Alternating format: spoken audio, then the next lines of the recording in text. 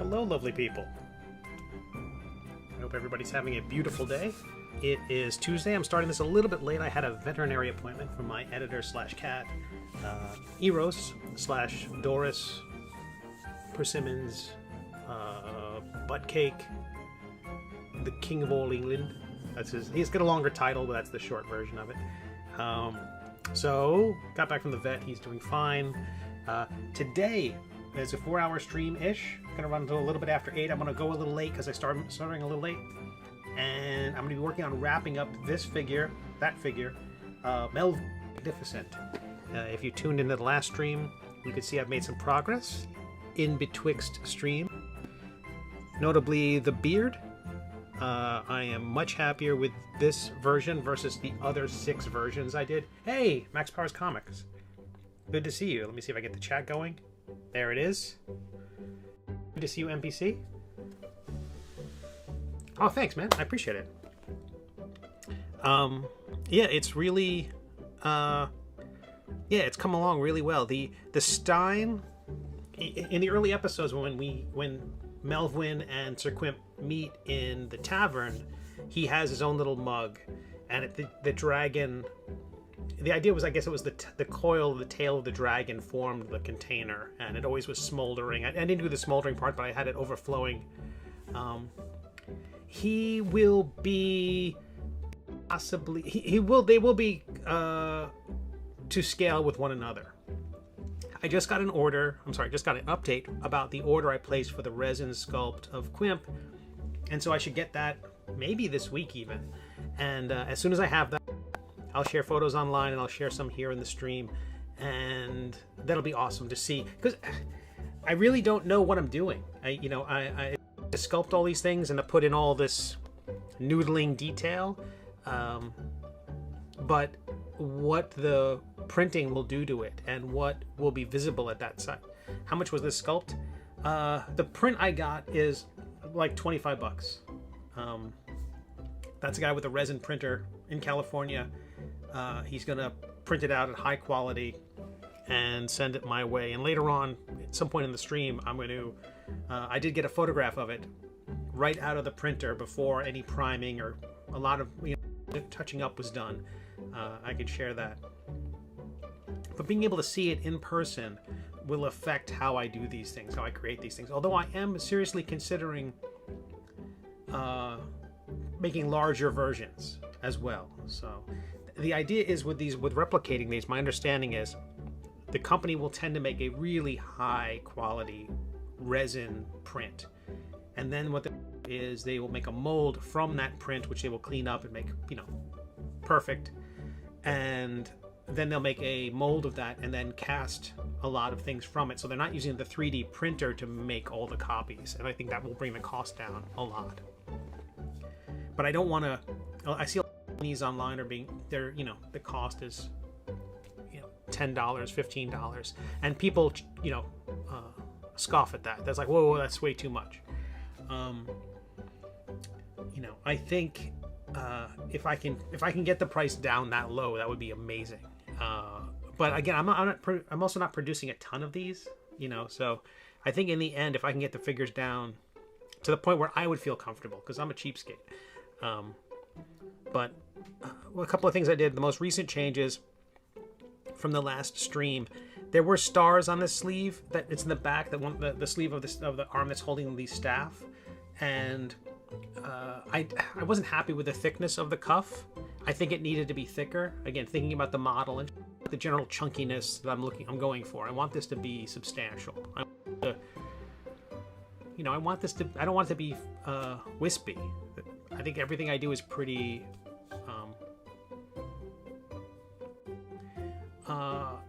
No, it's not for the. That's not for the 3D sculpt. It's for the 3D print. No. To make this. If I'm following correctly, Max Powers Comic writes $15 for a 3D sculpt. $15 for the print is what I've seen in some cases. But I'm paying $25. But I see what you're saying. So if someone get a 3D sculpture, not the sculpting process, I blame the English language. Yeah, if I can get the price down to that, I'd like people to be able to get a set of them, 4 or 5 figures for, you know, as a set, and it not being a nosebleed price. I think that would be a lot of fun. I've got thoughts about how I would break the set up to make it so that there's always interesting characters in each one. Gotcha. It took me a second. I'm sorry. This isn't the network's fault. This is my brain. I just got back from the vet's office with my cat, and he's doing great. Anywho, so this is how the sculpture's coming along so far. Since the last episode, I brought one leg forward as if he's taking a step forward. Originally, his feet were planted evenly. I brought in the mug, which I designed separately. Added some suds coming out of it. I want to add a few drips during the stream today. A little bit of spillage on the ground. The staff is done-ish. I lowered the candle. I don't think I did the candle as part of the stream. The wick has to be thick, just to make sure that it would hold together. And so today, I'm going to be adding stars to the cuffs, adding some more drippy bits to the mug. Not too many, because I don't want to make the 3D printers. Let me see if I can... Where's my screen? Oh, Tazari. Hey, how are you? Oh, thanks, man. Thanks, Tazari. I really appreciate it. I keep saying thanks, man. I'm just so enthusiastic. I really appreciate it. Yeah, it took a few more takes for me to get it to the place where I like it. I still think I might tweak just little things, but this is 95% of the way there. But I told myself I'm not going to keep noodling the beard when I have so much other stuff to do. So in today's stream, I'm going to, and the head is tilted. That's a big thing. Just like in the comic strip itself, I'm a big fan of making sure that figures are, things aren't at right angles. You always want to tilt something a little bit if you can. I want to tilt something a little bit. That's why the mug is dipping forward and it's off to the side. The mug in my initial sketch was a little bit higher, but it was blocking all that stuff I put on the beard. I'm like, I want people to see the beard. So I brought the mug down and I made it larger. Again, thinking about the 3D printers, the poor 3D printers. And instead of having that little kind of bunching up of the end of the sock, the little booty, I felt like I wanted to do more of showing the toes through the sock. So kind of have the big toe poking up. Don Martin from the Mad magazine cartoonist would do that a lot. So he's got to get his bracelets added. I'm going to add the stars, add some drips to the mug, add an ankle because there's feet there, but there's no. Let me see if I can turn off the robe. Oh, there's a lot of stuff here. Where are you? Did I call you robe or did I call you robes? Oop. Robes. So I never drew the legs. I just drew the boots. Or the little socks.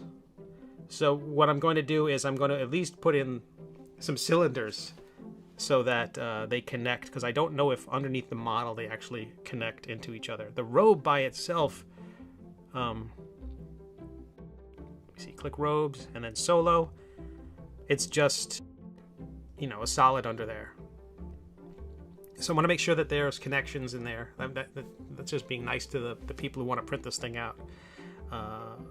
Probably thicker calves than in the comic strip. I give him kind of very spindly chicken legs in the comic. Where are we? Yeah, and I think I've got a little to-do list, but let's get cracking. I'm going to switch my goggles. I'm going to... My cat is doing much better. He's gained some weight, which is great. I hope as soon as it got a little chilly here in Florida, okay, why is it not connecting? As soon as it got a little chilly here in Florida, they stopped moving and they just started eating so much. And it doesn't get too chilly, but they hang out by the window, it gets cold. As soon as it drops to like below 70 degrees and they can feel the gust of cold, they stop moving and start eating and gaining weight and not shedding and hunkering down for winter. All 3 weeks of it. Okay, so let me open up my to-do list. Where are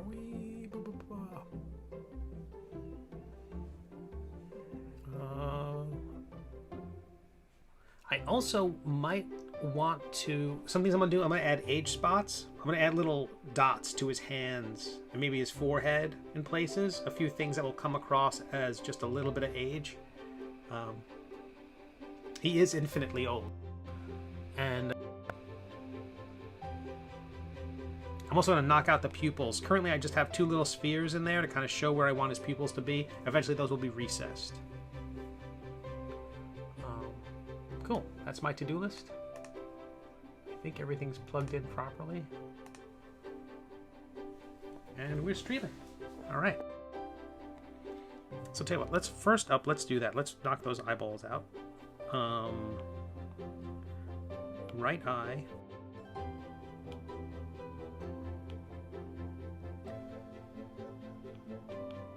That sphere, which you turn it invisible, so when you have both objects selected, then you can, whoa, that resolution's crazy high. Doesn't need that. And then once one is turned invisible, when you voxel merge them, it will remove that. It'll knock it out. Okay, left eye will do the same. Bring that resolution way down. Good. So now we have our pupils, and they're not sticking out. I think I like that. I could always rotate the eyes if I need to. Where are we now? Let me hide my reference material. Go back to the list of items.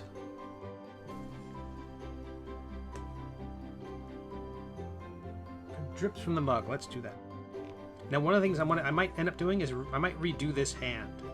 It bothers me. It's hard to tell. The program doesn't really add true shadows. It simulates shadows a little bit, but it doesn't show legitimate, as far as I can tell, this program doesn't show legitimate shadows. Like, here's the light source. It just mimics that effect.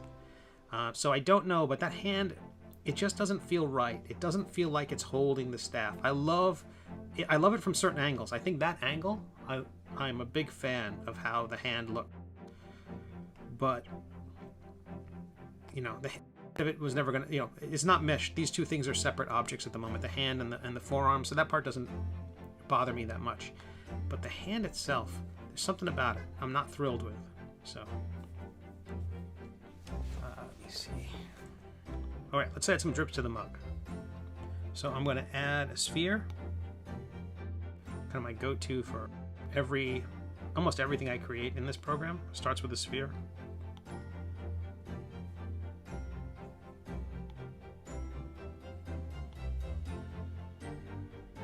And I want to add 1 or 2 drops to the side of the wing, and then one kind of hanging off the side of the mug, kind of pointing in the general direction of the spill that's on the ground. And just a reminder to everybody, I don't know what I'm doing. Right, so I'm going to validate that shape. Autosave, which means I get to drink my coffee.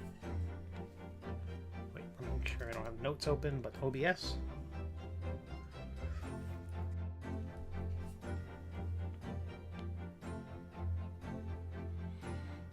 I'm going to validate that shape.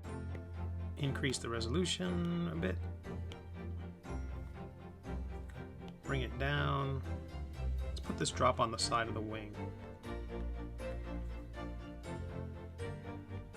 So I'm going to taper it a bit. It's a very large brush. I don't know what I was working on before. Oh, I did start noodling around with working on a model of the little baby dragons. The thinking there is that, well, that drip could be rounder at the bottom. The idea is that, whoops.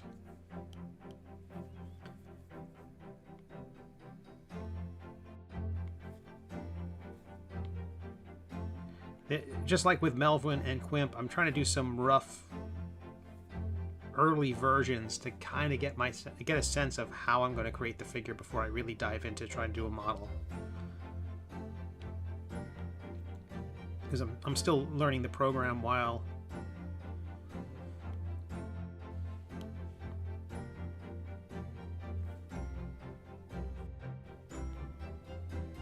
trying to create something that people would actually like, and maybe even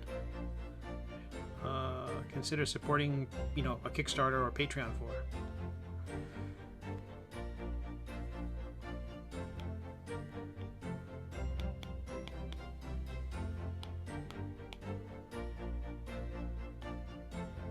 I just duplicated it a little bit larger.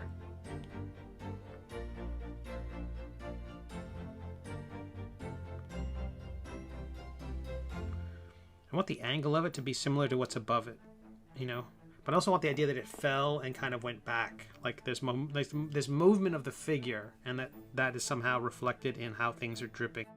And also trying to take into the fact that, that gravity is affecting the wing. The geometry of the wing will affect how things pour off of it.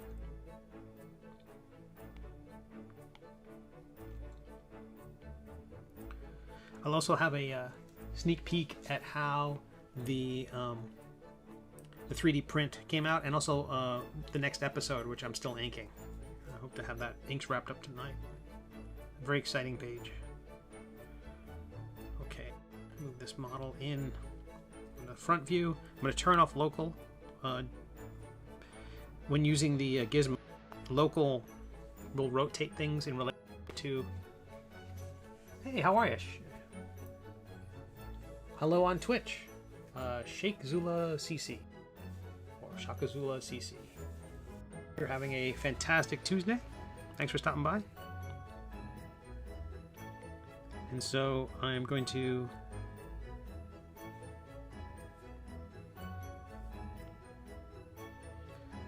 have these sticking out. I want there just to... I don't want it to be entirely flat with the thing, although at the size this thing's going to print, I'm not that super concerned about it. I might have it overlap the leg a little bit too.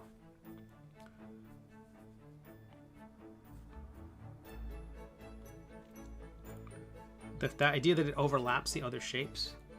Good mug, and I like the scaling. Oh, thanks so much. I'll go back to the main view.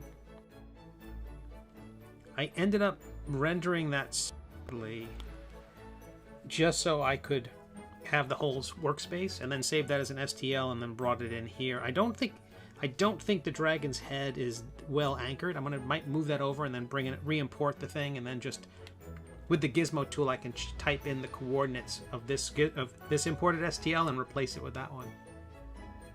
Oh, you've read it. That's fantastic. I hope you liked it. So yeah, this was the mug that Melvwyn is drinking out of when they meet up at My Prancing Pony in Gaff.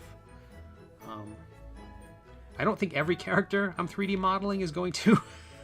I don't think every character is going to have like have some food with them. But I thought it was important that Quimp and... It's in character for Quimp and Melvwyn. The 3D model I did of Quimp is... Let me see. He's still here. There he is. He has the magic cake that he gets from Melvwyn.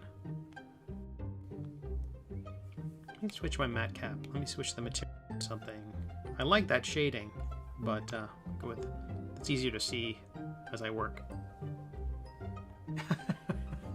I'm so glad. I'm so glad you liked it. So Quimp's got the cake that he got from Melvwyn, and now I'm working on rendering him. And these are going to be hopefully slightly larger miniatures, and then some minis that like Dungeons and Dragons scale minis, not dragon scale, Dungeons and Dragons appropriately scaled minis. Okay, I like those drops. I think I messed up that drip on the side of the mug though. It's kind of skewed. Tweak that. I wanted the flow of it to follow the momentum of the mug moving forward. I want to kind of splash back, but I'm afraid that I lost something with the roundness there.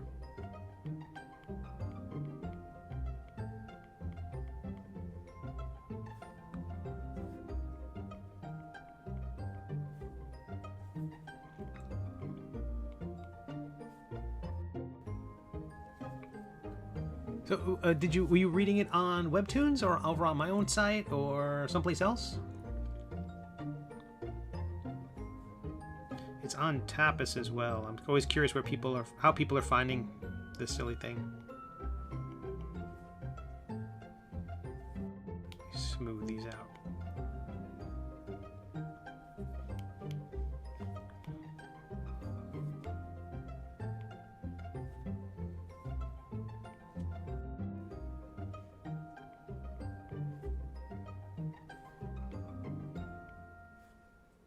I'm going to turn off some of this post-processing.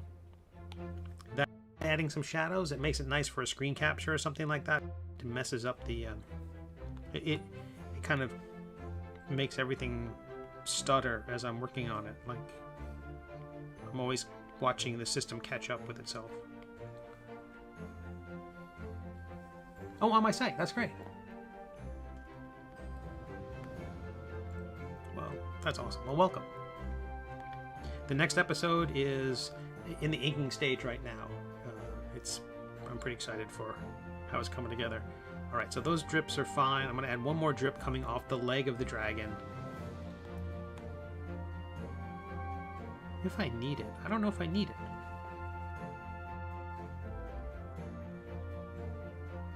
I don't know. I think those two are enough. I think any more than that, I'm really overselling it.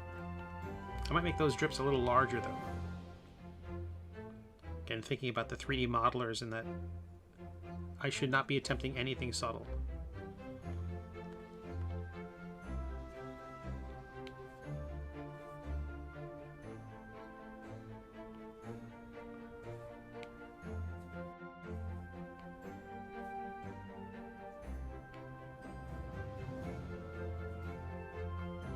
Okay, let's go back to view. Let's do something simple and put his bracelets in. I think I'm still going to redo that hand. I'm not sold on it. I came to a raid and I remember seeing it before. Decided to give it a read. Oh, that's awesome.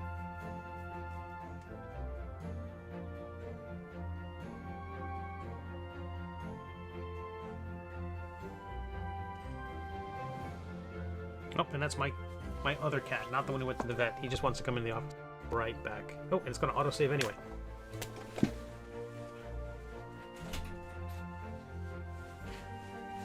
Okay, so we might get a visit from a cat. Hey, buddy. I gotta work. I gotta work. No, I gotta work. You can sit. He has his own chair. I don't know why he wants to be he has his own chair and he has his own work to do.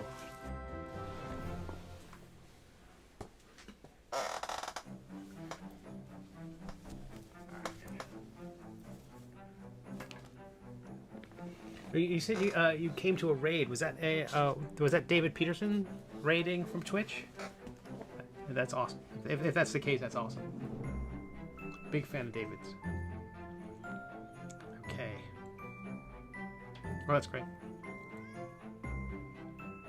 So I'm going to create a new primitive, which will be a simple. I'm going to do a cylinder. I was going to do they have a torus shape, which might do the trick, but I cook up something myself.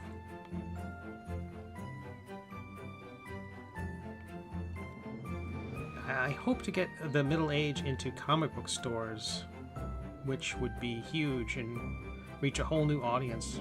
I've always loved what David's done, and like Stan Sakai and a lot of creators who have. I'm going to change it to local. They've really found an audience among comic readers. And again, for work that is not typical of comics. Not American comics are kind of, they have some certain lineages of, Jack Kirby and Wally Wood and Hal Foster, and that it's a very naturalistic's the wrong word because of Kirby, but it's got a style, and what Stan Sakai and David have managed to do in that space with a very unique, very personal style. Very impressive, and it gives me hope that, not that I'm of the caliber, not that I'm of the caliber of those guys. And again, the idea that the lesson that you can do something different doesn't mean everything different can work. You know what I mean? There's no selling that my silly stuff would ever take off in that field, and I wouldn't presume. But I am hopeful.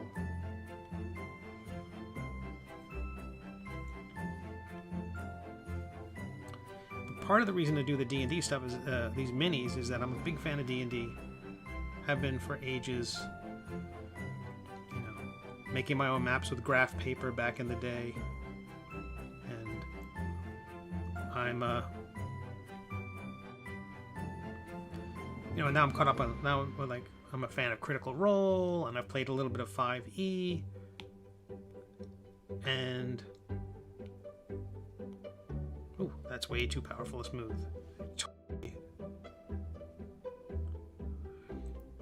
Ruined it. Now if I make this, if I slender this thing up by smoothing it too much and making it kind of a rubber band, then I'm going to thicken it up by using like an extrusion of some kind, just to make, again, it has to be chunky because that's the look I'm going for. And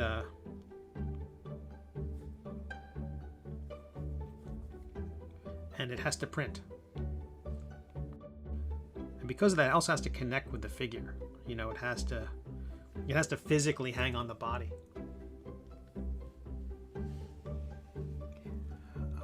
I hope I'm saying, well, Sheikh Zula CC writes, hopefully I'm saying that correctly. Things are changing with style slowly outside the classic comic industry. Not that there's anything wrong with it, but I think you are finding your audience, and I like your style. Oh, that's so nice. That's so nice. I'm optimistic. Yeah, I think that's true. The audience of comic readers is changing. It's much more diverse. It's, you know, and with that increased diversity comes a diversity of content and a diversity of style and diversity of tastes, and it's not all the same thing. So fingers crossed.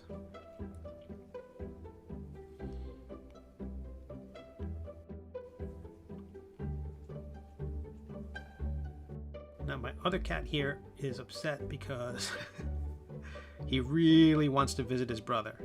And I want his brother, who just got back from the vet's office, to have some quiet time and relax. And he also smells like a vet's office, so this other cat will want to sniff and snoot every square micron of the other cat.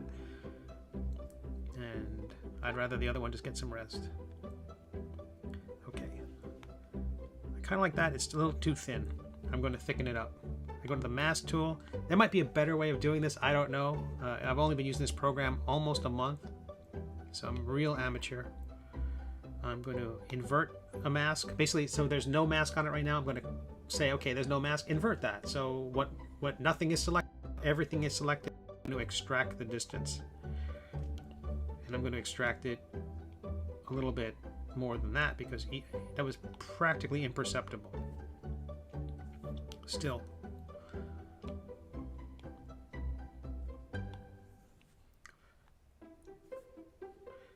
No, we want chunk. We want chunky. Jeez Louise, that is anemic. Do I have the right thing selected? There we go. Talking. Okay, so I'm going to select the cylinder, and that when you do that extraction, it creates a new mesh. If anyone's interested in how this program works, it creates a new mesh, but leaves the original thing intact.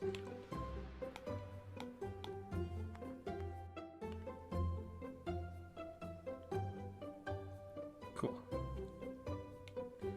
Turn the smoothing down a touch.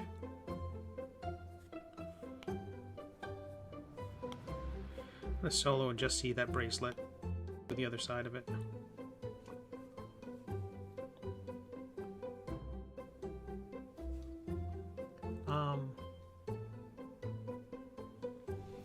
You said you wanted it to look like it came out of a piping bag, and that stuck with me. Oh, excellent. Yeah, very much so. Yeah, the whole idea that it would just, you know, feel constructed. You know, it is constructed, so I know part of it is to create something fake that feels real, or something phony that feels true. Certain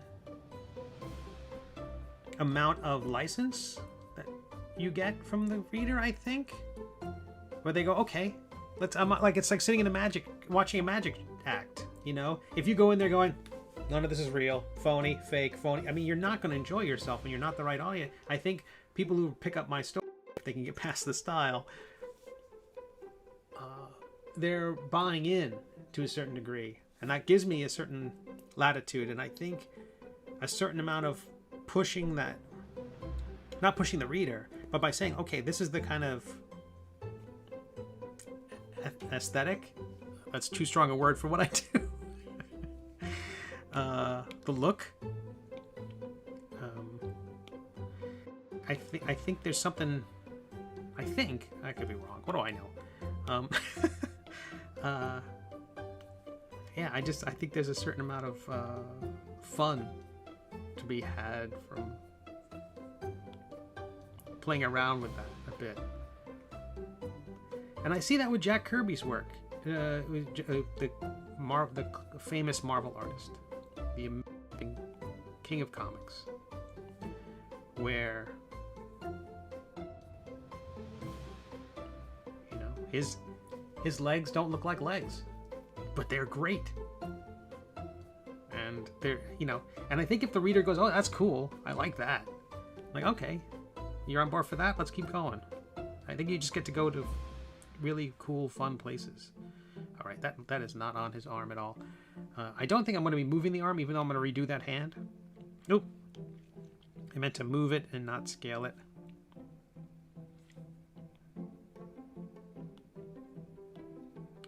Just want it to feel like it's hanging on his arm. But I don't want both of them in the same angle. And I'm going to rotate them because I want the... It's so tricky working on these angles. I want there to be the feel of momentum. Like that arm is moving forward and pulling the staff and moving forward. I hope you don't mind, but I've used your art as an example to some of my students on what shape design is and how to... Oh, that's... I'm honored. Hopefully it's not the cautionary tale. This is what you don't want to do.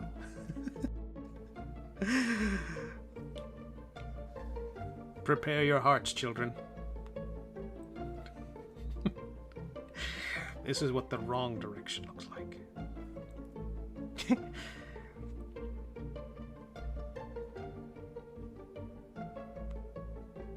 But that's very kind. Thank you. And that's also like such a big part of, you know, the idea of making a character who you can tell the silhouette, no matter which, you know. Oh heavens! You know, that you can tell their silhouette apart. I love those contests. Like they'll put like a grid of 40 characters and ask people to identify it. And like the people who do badly are still able to get like 80% of them. They don't know some newer characters, but they can tell who SpongeBob is. They can tell who Mickey Mouse is. They can tell, and I love that. It's such a, yeah. It's so telling.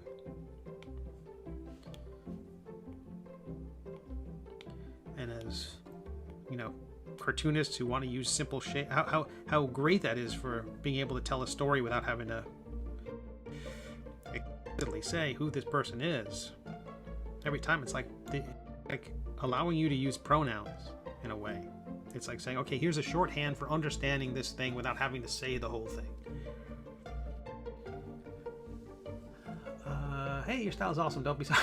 You're very nice. You're very nice. No, I'm keeping myself humble, because if I don't, then I'll just become a crazed egomaniac.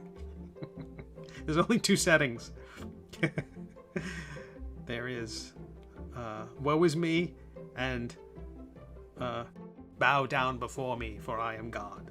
So I think I'm much better. I think we're all better off if I'm woe is me.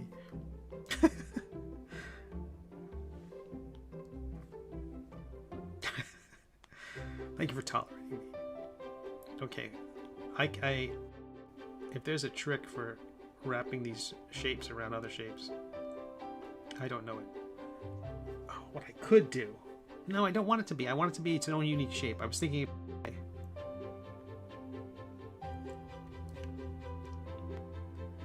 think they've gotten too large. That's my problem. Doodle these little things for a day and a half.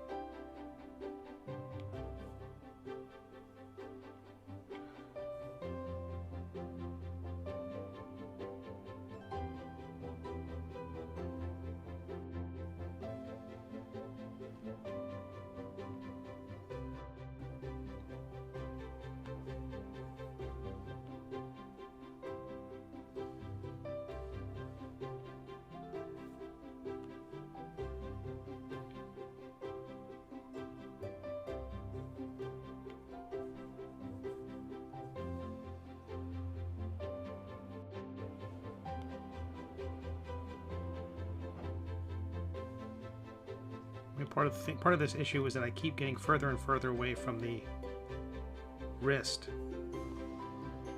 and the more I do that, the less it was going to keep sliding down his arm until it was hanging from his elbow at the rate I was going.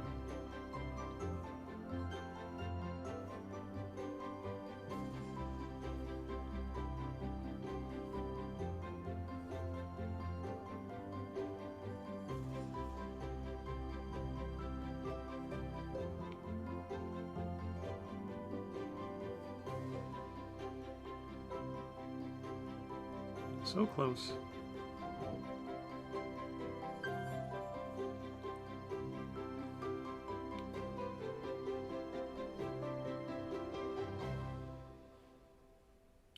The other one's just about right on two sides, so I'm just going to use the drag tool to... Well, no, I'm going to reduce its size a bit, because anything that's within the range of that outer red ring will be affected by it. Like it's more powerful toward the center, but it's so further out, it will influence it like gravity, and it'll start messing up parts of the shape that I don't want to affect. I don't want to tuck it. I don't want to pull it into the arm. You know what I mean?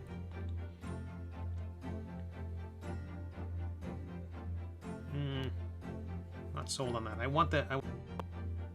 As great as it is, the way it's sitting on one part of the arm. No, you don't tell. I'm just going to drag the whole thing. Let's see what happens. These are loose, fun, bangle type things that just hang from his arm. I'm assuming they have sort of magical significance. I've never really explained it. And the looser I make them, the more fun I make them, the cooler they'll be. So I should stop worrying so much and embrace it. Yeah, as soon as it bent, it was better. As soon as it bent, it was much better.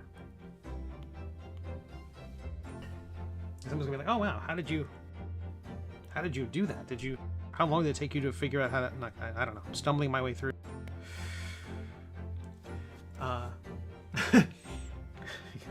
Spit out my drink. He's rocking friendship bracelets, and it's either you're an ego monster or so humble because you don't want to be. Yeah.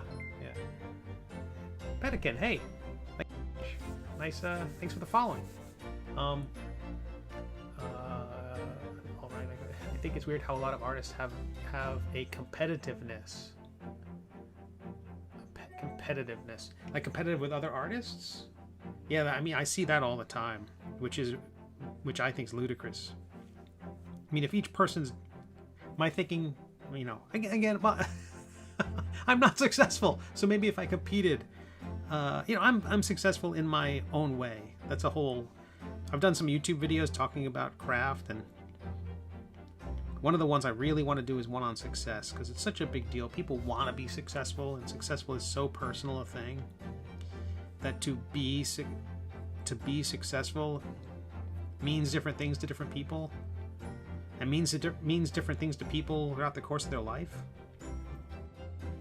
But almost always, as soon as you're successful, whatever, as soon as you've set that goal for yourself, you get there, you suddenly, you're either done when, you know, and I guess you hang up your pencil,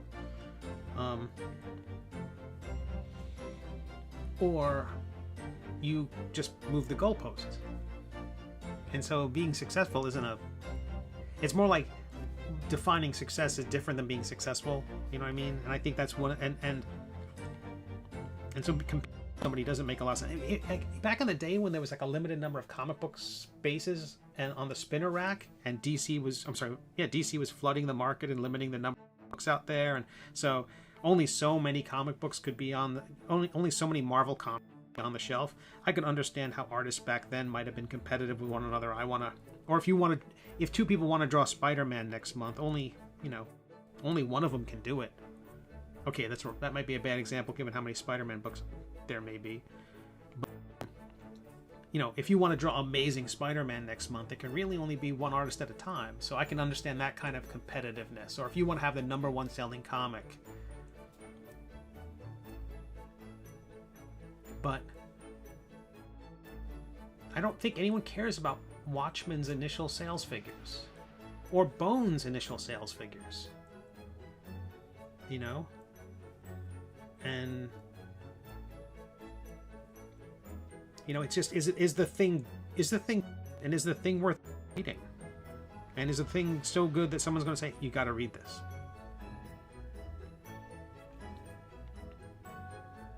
And so competing in that way doesn't make any sense. And then competing with other artists, I have many friends who do comics. I don't feel competitive with them because they don't do what I do and I don't do what they do. We might even be trying to do roughly the same thing. A friend of mine, John Gallagher, he had a comic called Buzzboy, and I was doing one called Astounding Space Thrills, and the protagonists were largely cut from the same action figure type cloth. They had a logo, they had a leathery type jacket, they had spiky hair. I mean, it's a trope. But what he did and what I did was different. So even if someone was like, I only want to get one leather-clad, spiky-haired hero this month, I guess we'd be competing. But if someone can't tell our work apart, then I don't know. You're only competing if people can't tell your work apart. And then what does that mean? I don't know. I'm rambling. I get the want to be the best. Yeah, I guess the best you, right? And also awards mess that up too. Or like in January there's a ton of the best of 2021, and I would check those lists and see, did anyone mention me? No, it's okay. I didn't shine out of a trillion webtoons that came out last year.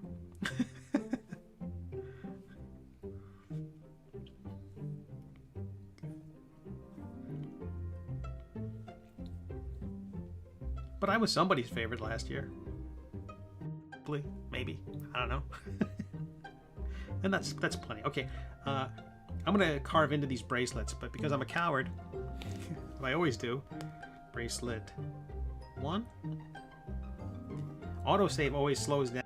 Autosave happens and then the countdown hits, and then whatever you're doing just pauses.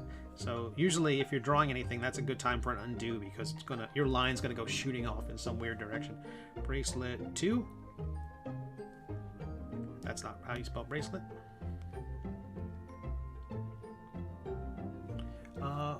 All right, I think we got some folks on. Let me share something. I'm going to show you the 3D. Let me save this where I'm at. I'm going to come back and I'm going to add some texture to those bracelets. But I'm going to open up Procreate, where I've imported photographs of the 3D model that they produced of Quimp, based on let me show you the model. This is the STL.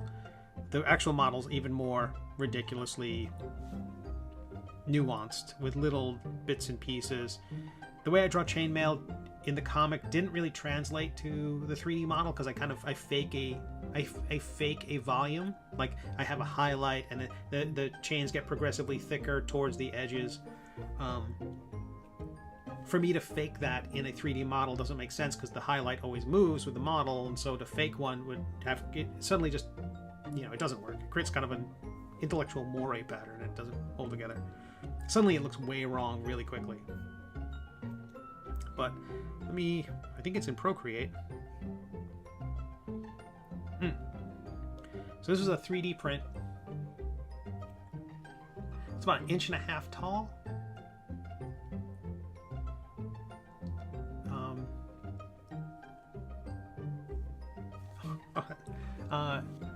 Shakesula CC says, I miss the original webcomics boards. I totally agree.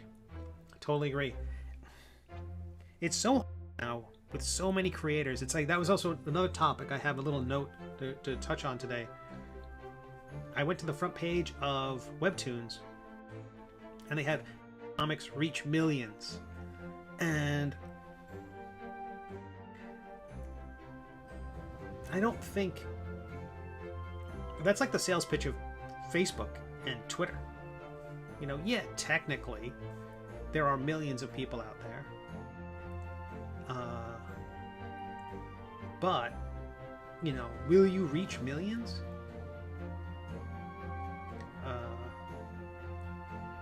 I don't know. And there's also a thing where once you're buried into the WEBTOON system, if you're not updating regularly, you just don't get put in front of people. And so it's not like YouTube. People are still discovering my YouTube videos, even though I haven't updated one in 4 or 5 months, because the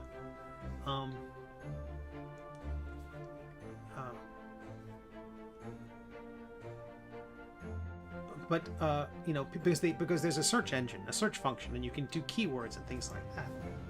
It was like that doesn't seem to be the case with WEBTOONs. There isn't really like, people are. It's like going to a bookstore and trying to, what's the search term? Unless you know the author, you're going to go right to the genre section and start looking at covers. So, I don't know. It seems like a big promise that I'm not entirely sure. And that's the reverse of the piece. Again, it's only 1.5 inches tall, but I'm super curious to see what's going to happen. The fletching on the arrows, of course, was going to fall apart, but I don't mind that so much. These were orcish arrows, so.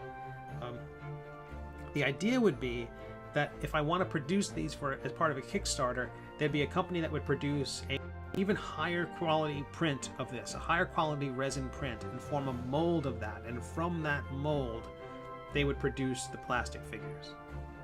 But the idea that someone printed their 3D printer themselves, I'm dazzled that it came out this good. I think the eyeballs are there. The mouth is there for sure. I keep trying to rotate the figure, but it's not working.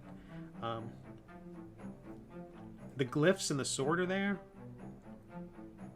It came out way better than I would have thought. Tazari writes, the chainmail came out great in the print. The face suffered a bit more. Yep. Still so great. Oh, I appreciate it. And so I think this is like, again, 1.5 inches tall. If I do a 3-inch tall figure, 4-inch tall figure, it should look fantastic.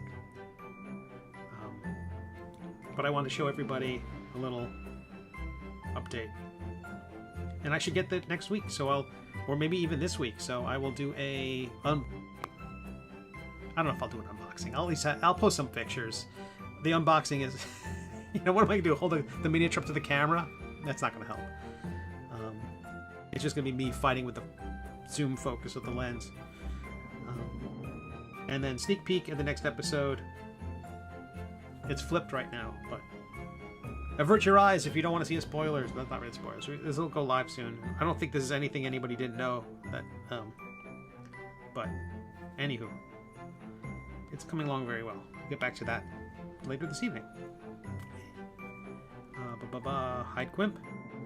And the autosave timer in this thing, if your program's open in the background, I think the timer keeps going. Sheikh Zula CC on Twitch says, I don't like WEBTOONs because there's a house style. I get that. Yeah. There is definitely a style, a popular style.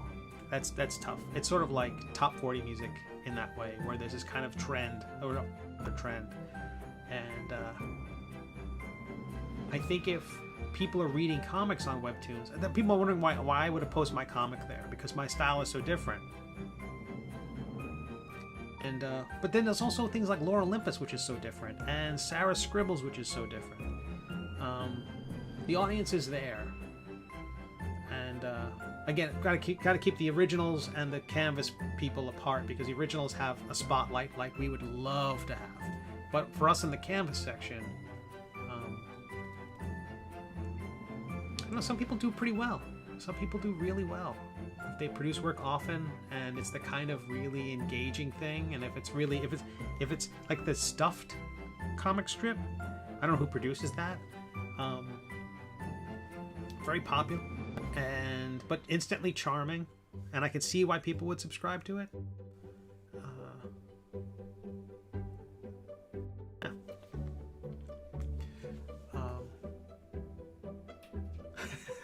David says, I have opinions. Read that as I could rant. Could you now? Could you? Have we queued you up for a topic? I'll tune in tomorrow night at 4 if you just want to let loose.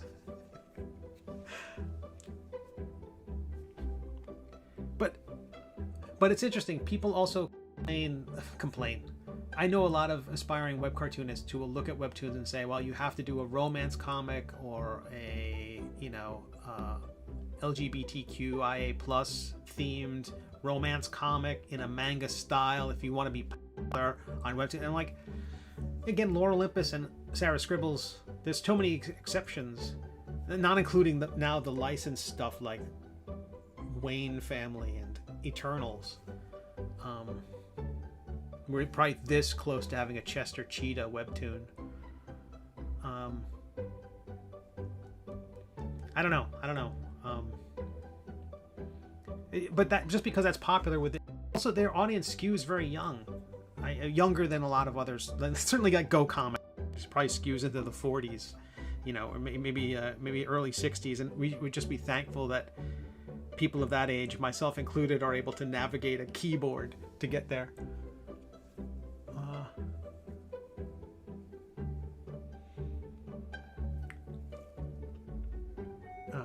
Don't tempt me. My complaints are all valid and balanced. I'm excited for them.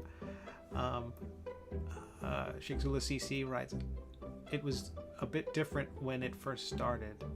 When Webtoon started, webcomics.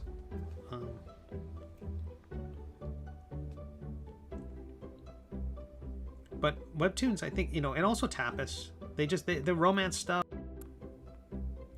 super popular. I can't blame it.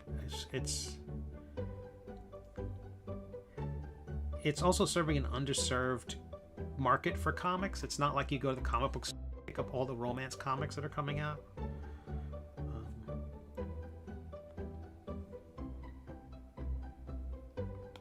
Comics, at least alternative comics, have a pretty good history of serving underrepresented communities.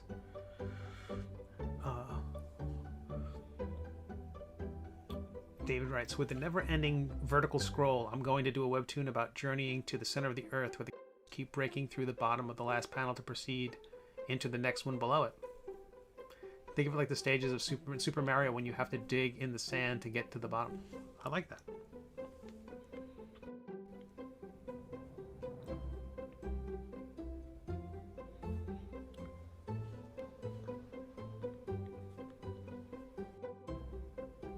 Yeah, the thing I don't like about that format is I miss the horizontal panel. I miss a,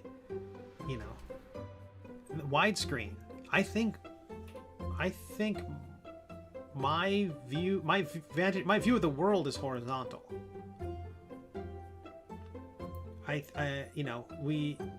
So to force it into that narrow, everything into that narrow band. I don't know. The nature of the device. If we all have square devices in the next 5 years, what does that do to all the content that was produced just for that format? Yeah, I still like going there. I mean, I'll still read my work for them because that's where millions are. But I don't know. So I'm going to take with a very small brush on the mask tool, and I'm going to just put a texture on this bracelet. I don't entirely know what I'm doing.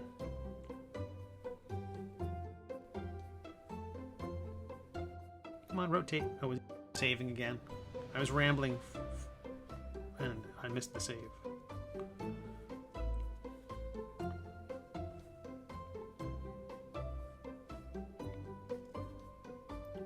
Let me try something.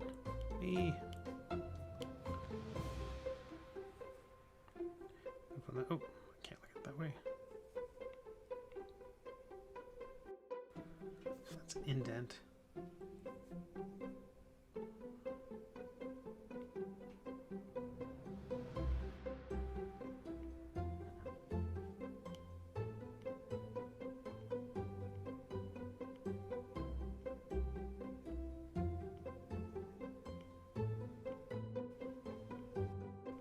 I'm just going to do this a little bit and see if it's anything like what I'm imagining. If it's going to create kind of a lacing effect.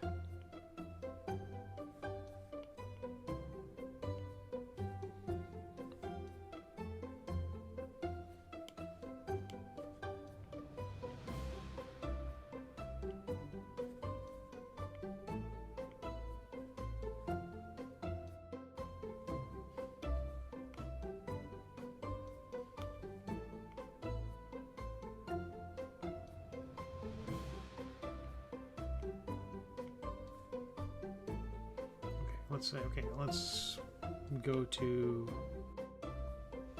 invert it, bring the shape down a little bit, extract it.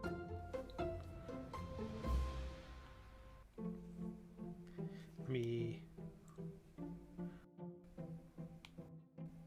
bring the depth down just a little. No, yeah, let's bring it down just a little bit. Extract it. I'll increase the resolution. This is probably way too small. If I make it chunkier, that might solve the problem. Or I'll abandon this altogether. Turn off symmetry, because that's an issue. Go to view. Huh. I don't hate that. Oh, hey, we got some spam. Let me delete that from the YouTubes. Block user on YouTube. And add to block list on Restream. David, my webtoon ends not when they get to the center, but when they pass it and come out the other side. A variety of panel shapes impact is one of the many problems. Those vertical school phones that flip open to squares mess me up. yeah, I get that too. Yeah.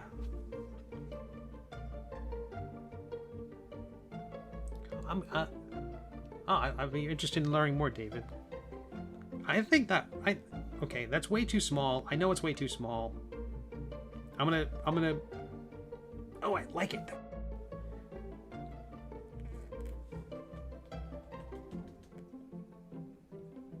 Okay, I'll make it a little chunkier. Go to mask, undo. But maybe if I make it chunkier, maybe it won't fit on the figure. Like there won't be enough real estate to do it. Okay, let's just stick with it. And if people can't see it on the tiny print, a refund. I don't know. I will. I won't worry about it. But it might look great on the larger version of the figure.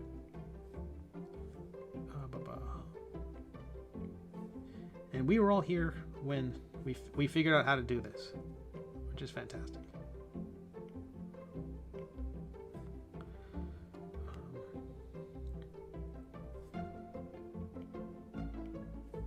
So with the top view, just keep plugging away.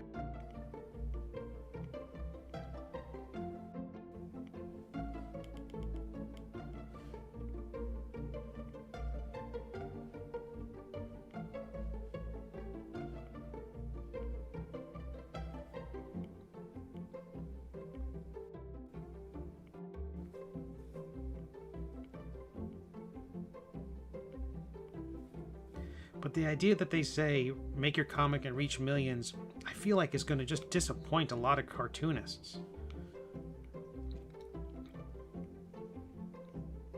And I don't know how they solve the problem. I mean, they have editorial picks where they'll say, here are the, you know, they create themed selections of like, here are 12 sci-fi adventure stories, sort of like Star Wars. I think they say something like that, or sci-fi adventure without, you know, talking about, without name dropping anybody else's IP. And I think that's a good idea. I think that's probably a good way to sort content. But the whole idea that people think they're going to upload their comic and reach millions is very, is just asking for heartbreak.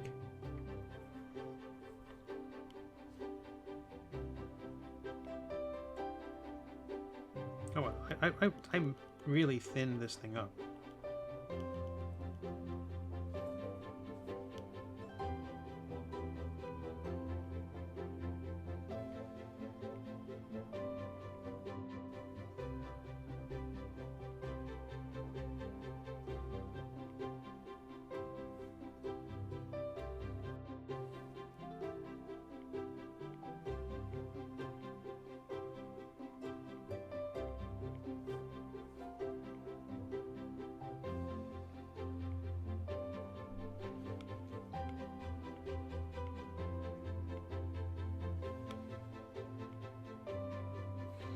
Well, the good news about this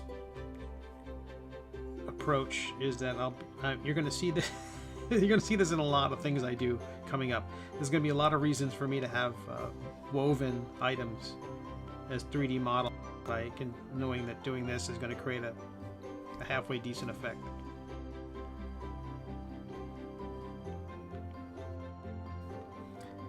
I'm going to smooth the shape out when I'm done. I don't mind these being chunky because, or you know, if they're off a little bit, no one's going to see that. It's never going to come out. And, you know, worst case scenario, it looks roughly hewn basket or roughly hewn bracelet. Like, okay, that's okay.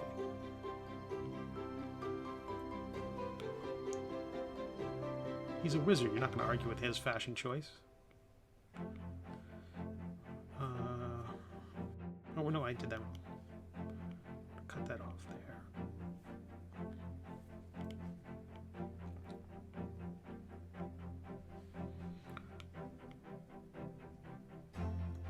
In terms of consuming content, I watched an episode of the first season of Raised by Wolves because HBO yelling at me to watch it.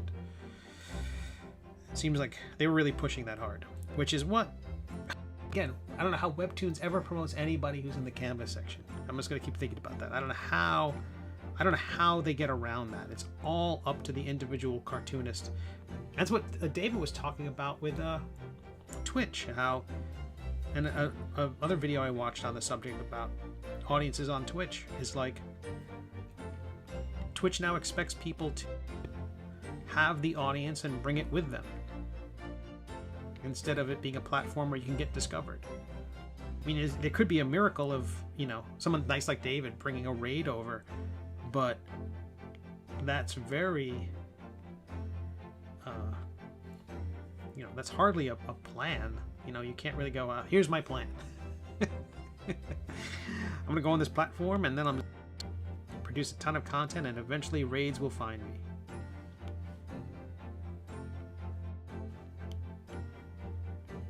That or it's just because I'm here, this is now officially, I've killed the service. Steve's here, the party's over, everyone shut down, turn off the lights.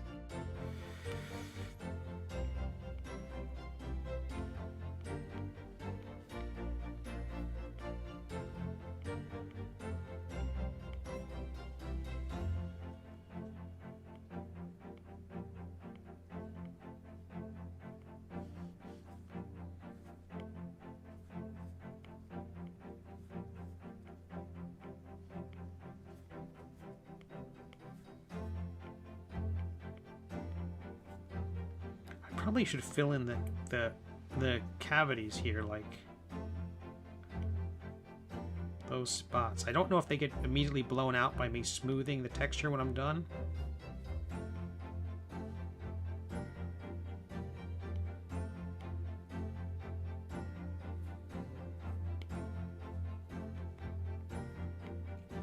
But if everything's reversed, then the positive should pop out.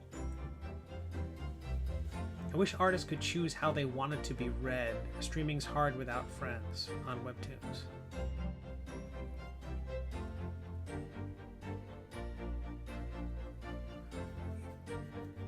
Yeah, I get that.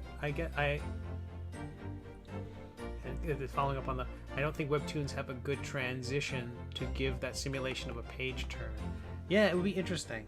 And there's also certain other features they haven't really rolled out. You think they would have, which would including animated GIFs of, you know, they've if you are one of their original series, you can include a touch of animation or audio files in your comic, but not if not in the canvas section. But I mean, I don't know. For all I know, that's a bandwidth saving feature.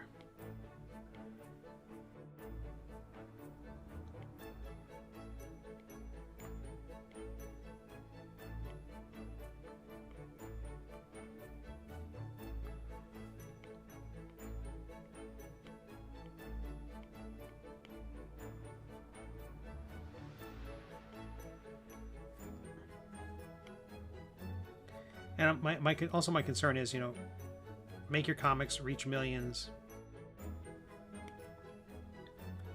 Part of it is that there's a ton of creators out there who are going to create content, put it on Webtoons, in the hopes of reaching all those people. And who's, you know, and in the end, who's really reaping those benefits?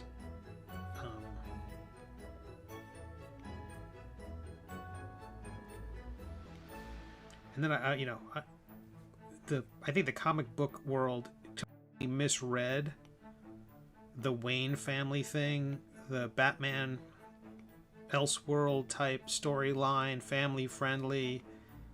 I don't know. It has readers. I saw somebody at a comic convention I did, and they came up and said, I mentioned Webtoons. I said, oh yeah, I read Wayne family, whatever it is there. I'm like, okay, so it's gonna have readers. That's awesome. But I don't think anyone's going to read a Webtoon and then go immediately to the comic book store and say, I want to read more of this story. And not like that story's there to be read. I don't think anyone's going to make the transition from a family-friendly comic about a Elseworlds type frat house, or I don't know what it is, or a boarding school, or whatever the heck it is. I haven't read it. I don't know what it is. It looks like it's very light, very friendly. But there isn't a comic book to support that. You know, there's no, I like this, I'd like to get more of it. Well, just sit here in front of Webtoons and keep reading. So it's a good idea to leverage those existing brands to bring people to Webtoons maybe people have never read Webtoons before. But now, you know, if those creators go there and say, oh, that's great, I should create my own comic and post it here. You know, the monetization options don't really turn on until you have a lot of subscribers and a lot of monthly page views. So people who put their work there hoping to reach millions may not, but they are, you know, those, all told, those comics will get millions and millions and millions of views, even if each one of them only gets 10. And all those views are not monetized by anyone except Webtoons.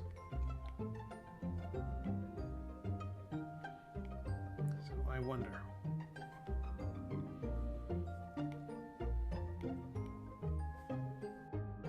But as the original series goes, all the creators I've talked to have their series there. It hasn't been all fantastic, but it's been really fantastic.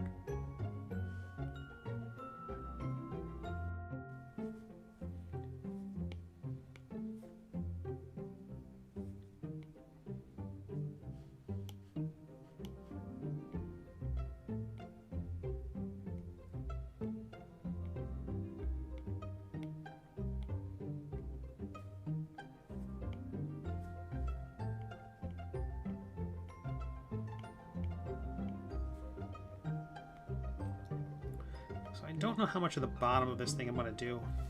It will likely be somewhat visible from the figure, so I'm going to kind of go around the curve there.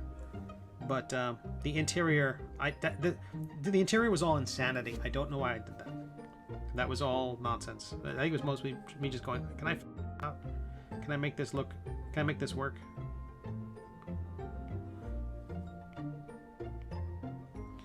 But now I need to go back and add a herringbone texture to all of Quimp's.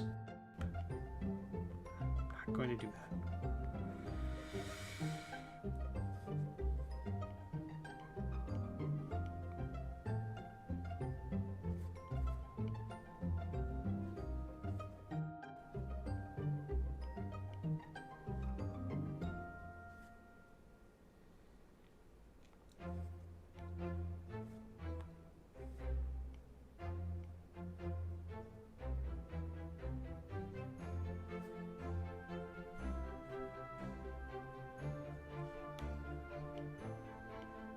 Nope, auto-saving again. Hello, Art by Kanchan. Thanks for stopping by. Is a bracelet, a very tiny bracelet, and I don't know why I'm doing this. It started off as a simple pattern, now it's going to be like, is this going to make any sense at all? And now I'm going too far with it. So, the die is cast, I'm going to finish it, and then I'm going to make the second one just kind of a simple loopy, you know, maybe make it like beads, like a string of beads or something like that. But so far, here's how it's all coming together.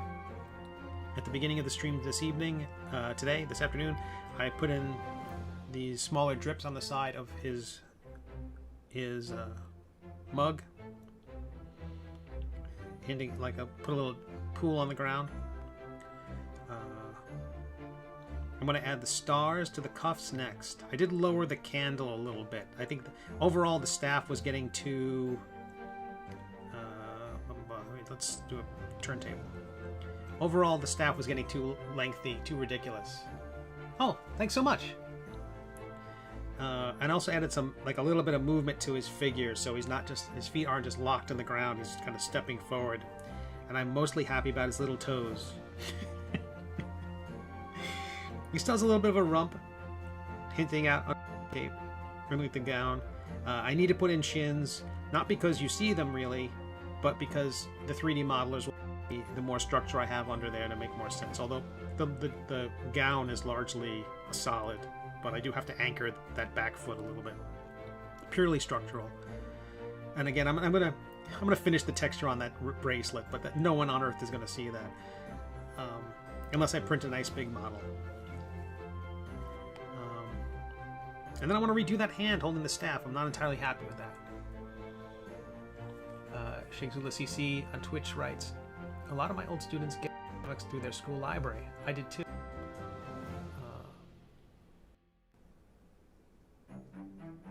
There Be Giants, Mouse Guard, Bone.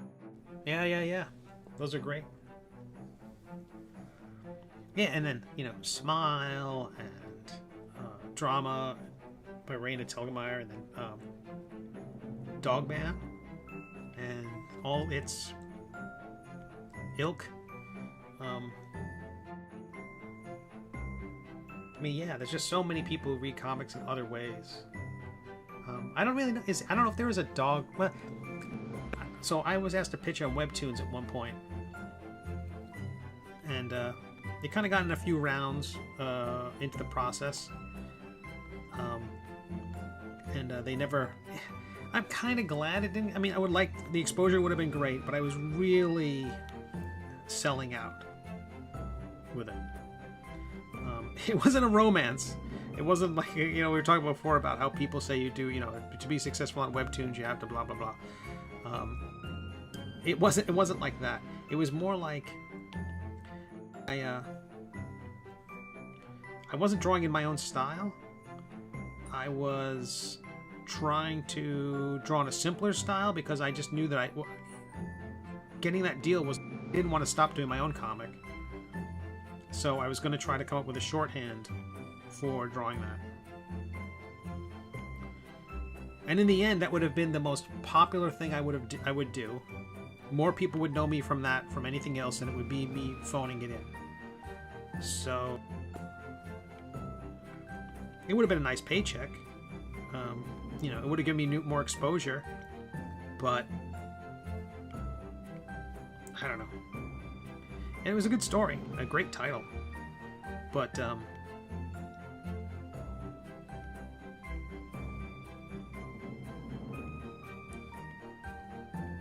those are skills I need to work up to. Like maybe that is a story that I can tell someday, but I don't have the skills yet to do it right. So I shouldn't phone it in.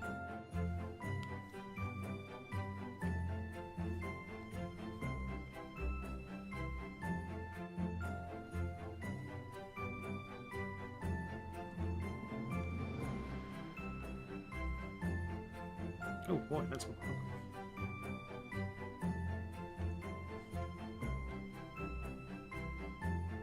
I do not know what's happening there. That is all kinds of wrong.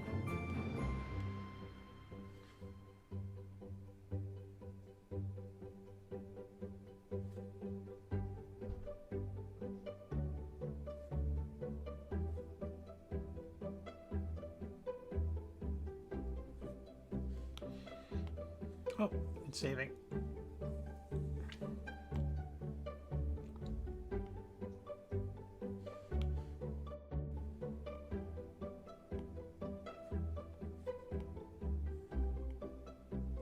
And so what was interesting, what I found out when I was pitching, was that one of the projects I did ages ago was called Bloop. It was a little space monkey story.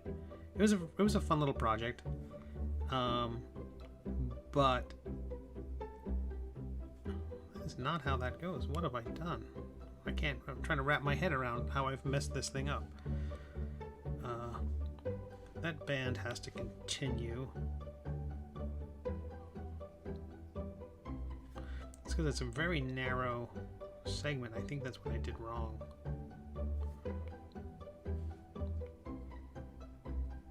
Tell you what, this is where the whole thing ties off. We're just gonna have that go all the way around.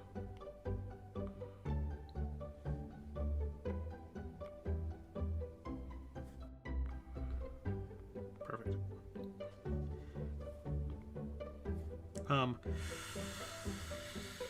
But they didn't want to do anything for kids. They didn't want to aim any projects at kids, which I thought was really interesting. They were specifically aiming at like a teen audience and older, which is like the opposite of the graphic novel. Not including, like, you know,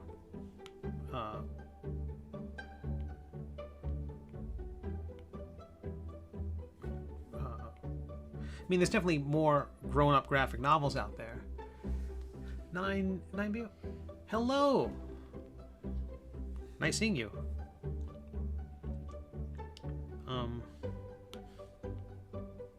But WEBTOONs was not interested in kids comics, which I thought was really interesting.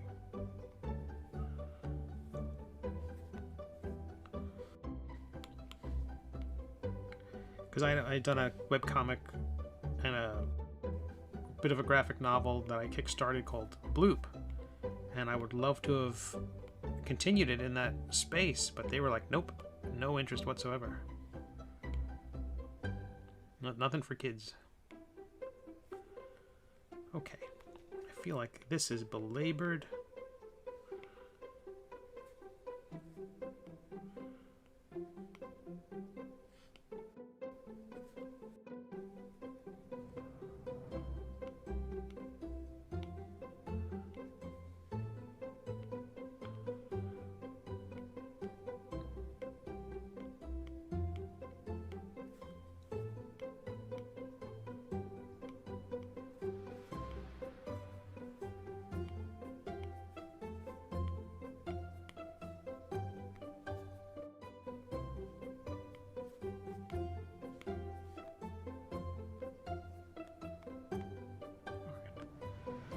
Almost there.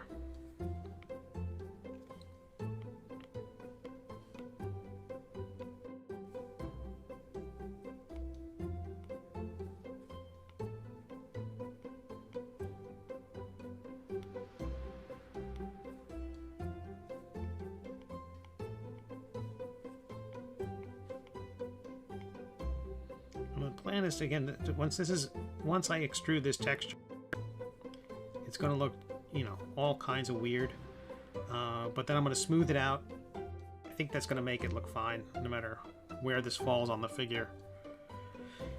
Okay, so we invert it, so all the negatives become positive and vice versa, and then we're going to extrude that, say, right there. Let's go a little bit chunkier.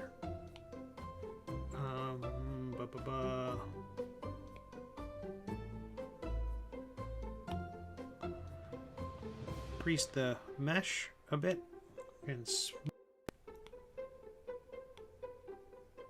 that will soften the edges quite a bit,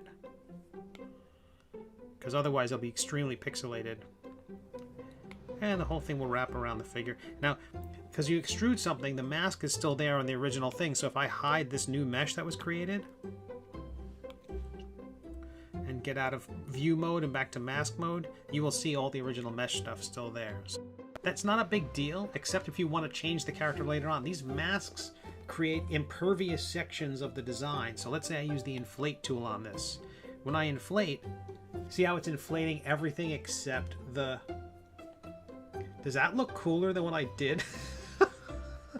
Have I just changed how this bracelet's going to look, and everyone's going to be like, oh, you genius. No, I swear I'm a dummy. I could go the other way around and extrude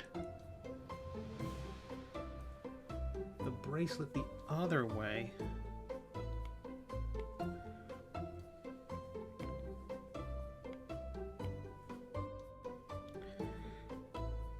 There's his chunky bracelet.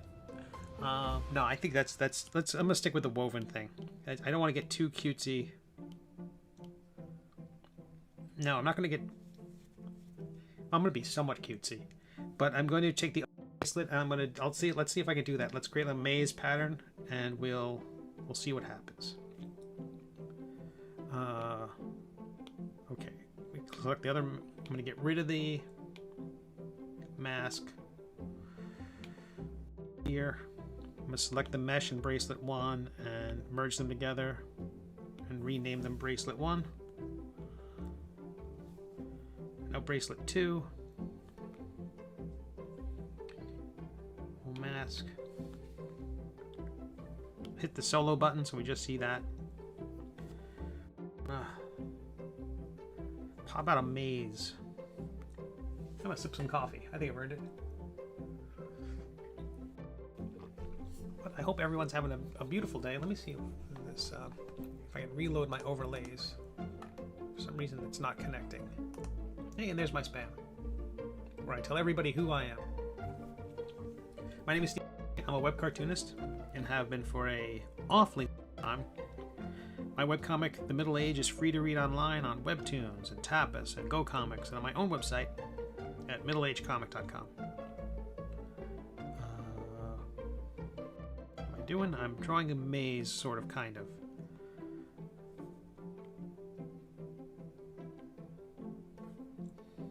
Actually, tell you what, I'm not going to do that. I'm not going to do the geometric. I'm going to stick with something because I think that's better for the wizard.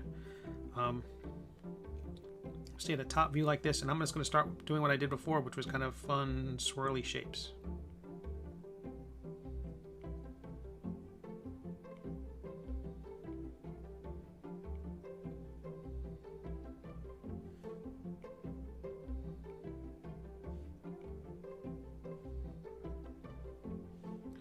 My webcomic has been going on for a little over 5 years and has been lucky enough to get a couple of Eisner nominations, a couple of Ringo nominations, even a National Cartoonist Society Award nomination. So definitely the most well-received thing I've ever done. But I've been doing webcomics for...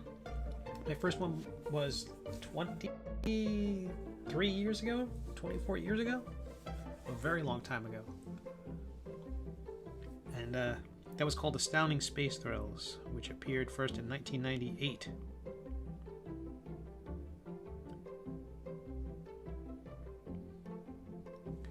Today's my day, and I only got one paper to write. So it shakes a lot. That's awesome. I hope if folks who are watching, I hope you are getting work done while here. I never want to distract anybody from being creative.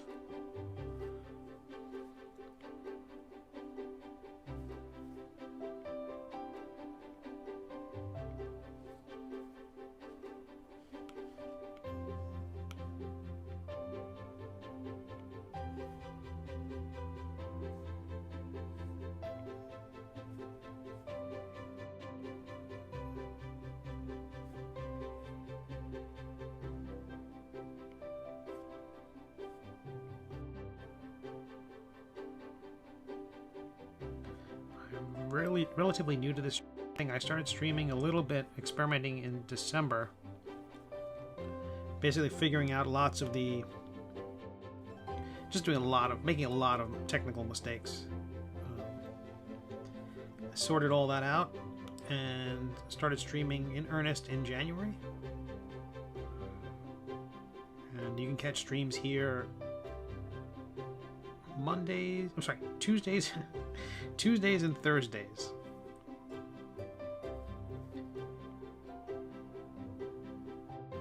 From 8 p.m. East Coast time in the US.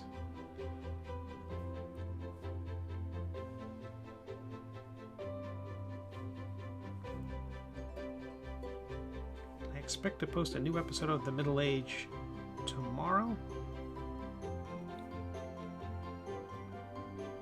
Gave folks a sneak peek of the next episode, which is in the inking stage right now.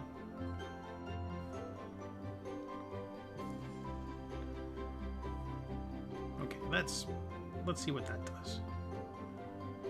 First I'm going to extrude just that, and then I'm going to invert it and extrude the opposite. Let's see what happens. Actually, tell you what, I'm going to just invert it to begin with. Let's see what happens. Oh, autosave again. Telling me to okay.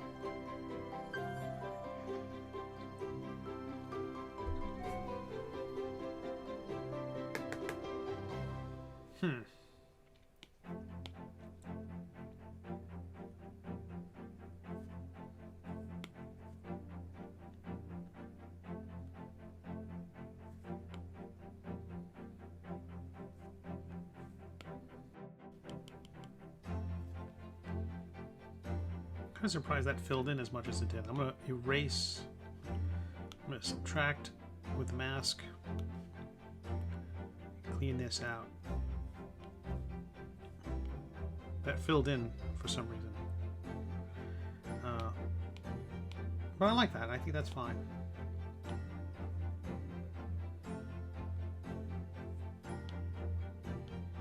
And no one on Earth will see.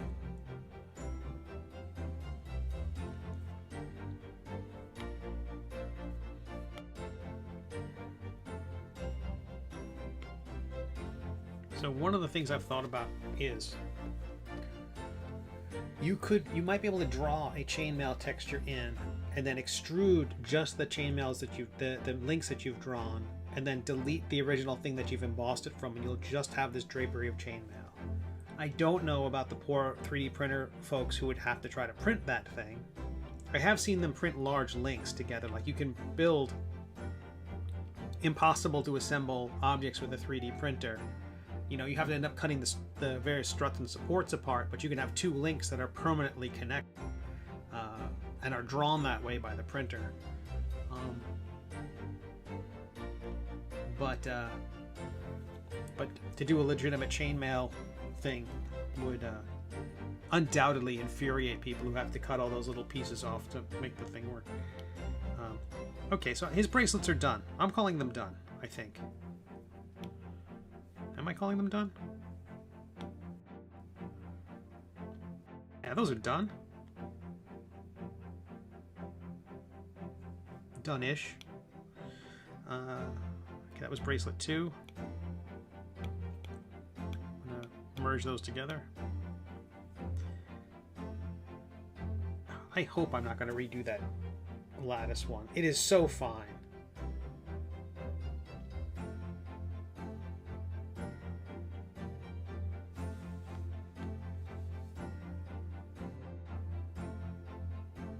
And I don't like how the other one just flopped together like that. What is going on with that? Why is it doing that?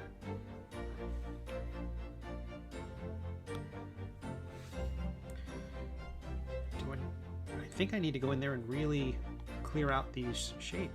There must be some sort of light dusting of another color on there or something that filled it in.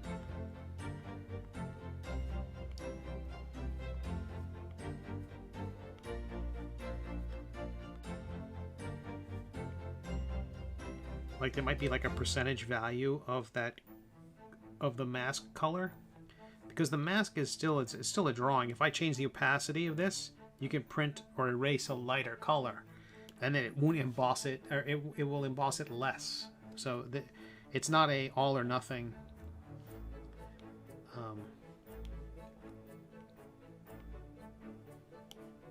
prospect. You can actually, work in some subtleties. Now the actual act of embossing the thing tends to be pretty crude, but the source material for it, in my experience, again, I wouldn't call myself an expert in this program by any stretch. Basically, all you see for these two figures is my level of expertise. I know how to make the thing you're seeing. And maybe two other things which were left on the cutting room floor. Okay, let me try to extrude that.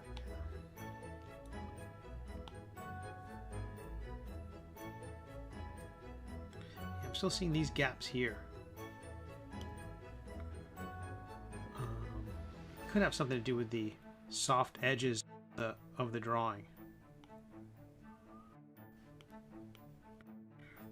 Or I bet the wire is more coarse there, like the mesh, the number of facets and points in that section.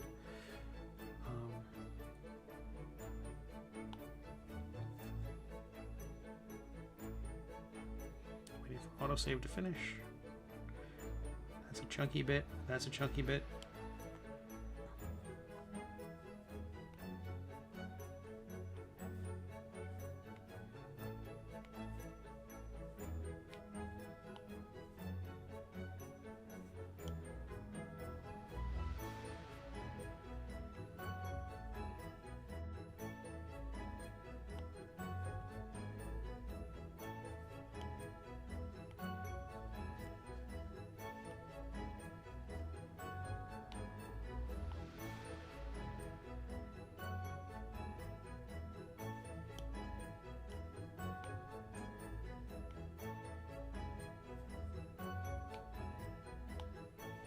Because if there isn't the hole there, then it'll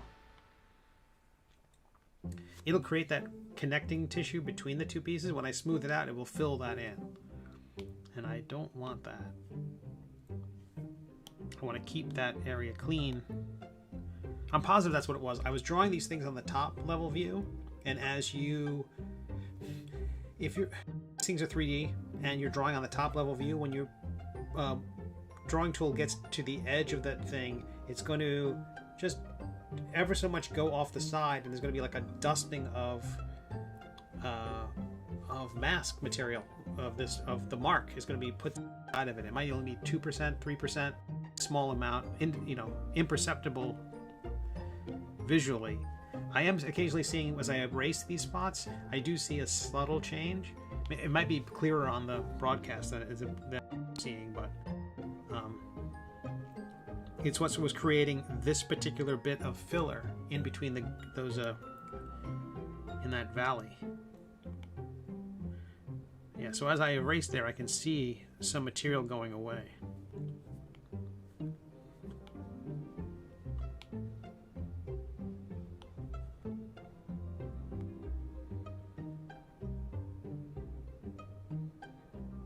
My goodness, I will try to catch it all.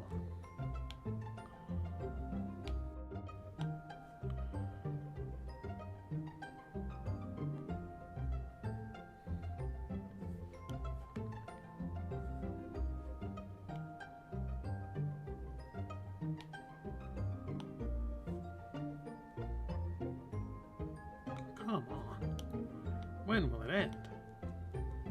Here we go. That's it.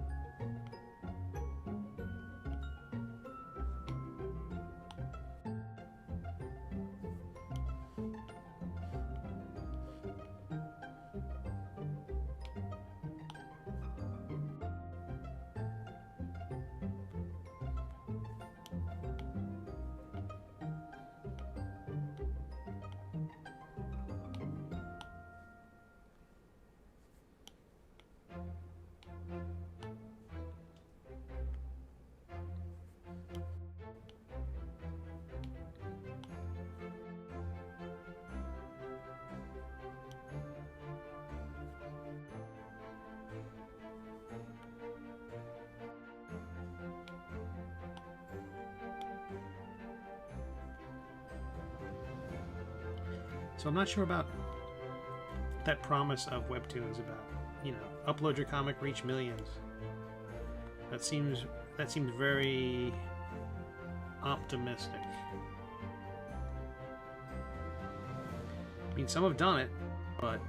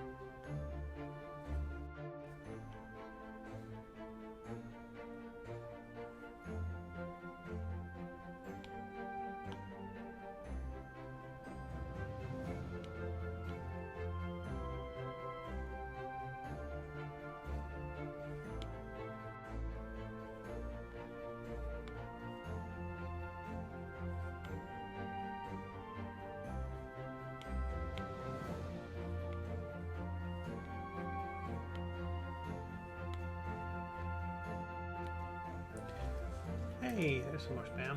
Let me get rid of you.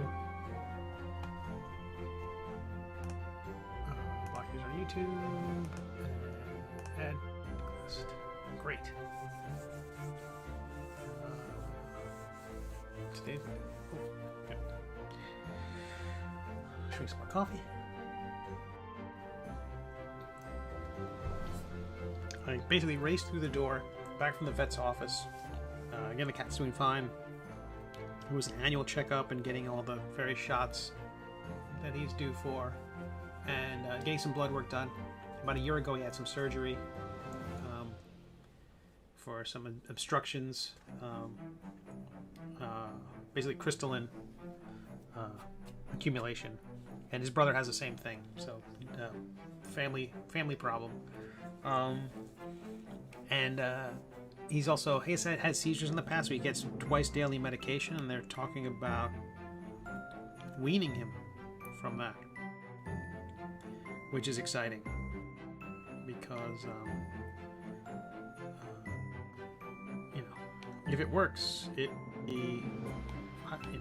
I have been prohibited in terms of travel because he has twice a day he has to get his medication, and it is a something that has to be planned for. Everything has to be planned for. So we get that down to once a day, maybe even a day. Like if his seizures were idiopathic, which is, you know, very expensive insurance talk for we don't know. And so there's no indication of what made the little guy so sick. Okay, so we've added drip to the mug. We have his bracelets, overworked those to tears, and I'm going to add some stars and moon to his sleeve.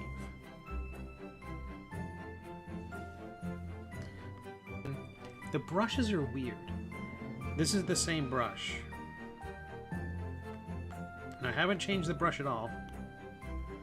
So it's relative to the size at which you have zoomed in.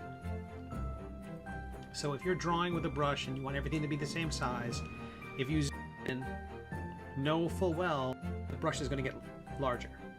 I'm sorry, smaller. And if you zoom out, the market leaves will get, if you zoom out, will get larger, and if you zoom in, the mark will get smaller. I know. So, it's confusing. But find a comfortable vantage point, a comfortable altitude for the brush to leave the marks you want. Now what it's not really good at is making nice sharp corners. I really want these stars to have sharp corners, so I'm going to go back and just clean up the edges.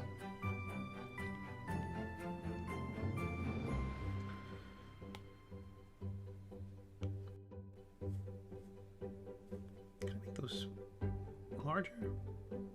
I can make that larger.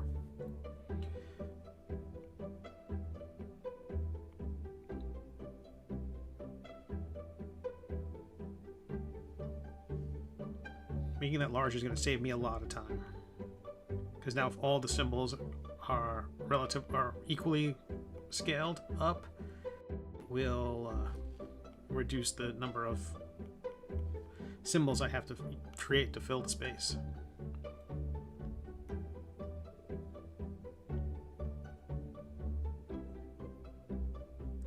There might be a few early episodes of Melvwyn, early drawings of him, or episodes he's featured, where his hat and robes have other symbols, like in addition to the stars and moons. Like there might be Saturns and things like that, but those are different now in the story because of magic. And there's a whole subplot explaining why his costume changed, not because I got lazy. Okay, that might be the case. I actually have an item on my to-do list is justifying why the runes on the sword appear and disappear during the story. And it's truthfully depending on the amount of time I have. If I have extra time, if I have another spare hour, I will draw runes on the sword. So there isn't a narrative reason for it, but that doesn't mean there can't be. So, and the story's not over yet, and there's a lot more story to tell. So, if I concoct a reason, it could indicate how much the emotional state of the sword. The sword in the comic is sentient, so, and it's generally very agitated. So, it's possible that it could have to do with how hungry the sword is. The sword slurps blood.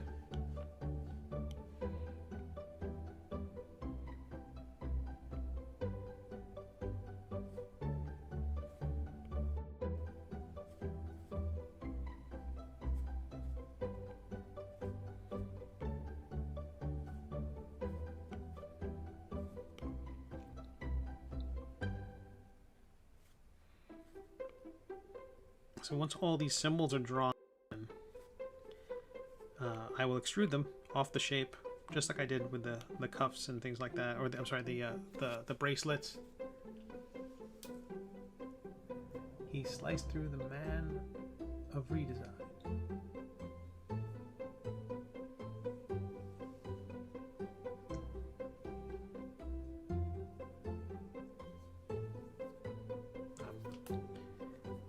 Trying to define the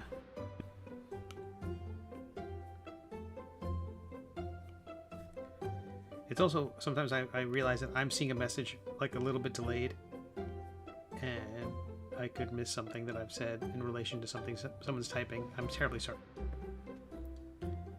I think that's another benefit of going just on Twitch, where things seem to have more instantaneous oh, no. Gotcha. Yeah, the sword has changed its look. I mentioned this before, but I wish I had thought to... you know, if you're going to tell a long-term story, and if you get in a world of magic, you can definitely build in some stuff like knowing that your art style is going to change over time and working that into the story in some fashion. Like the colors in the story have gotten brighter and brighter, and my line work's gotten more bold, and I'm certain I could justify that by after they get to the magic of the Dragonlands, that everything starts to change in that way. Just building your own evolution as a cartoonist into the narrative.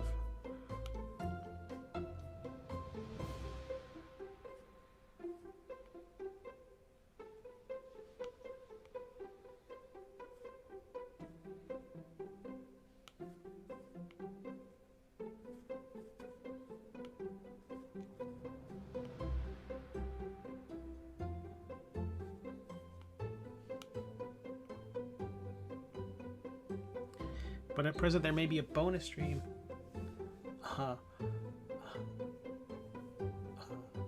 There might be a bonus stream tonight. I think the plan is to from 4 to I don't want to cross. I don't want to the David stream because actually the truth is I want to watch David stream. But I think tomorrow evening, maybe around 7:30ish, 7:30ish.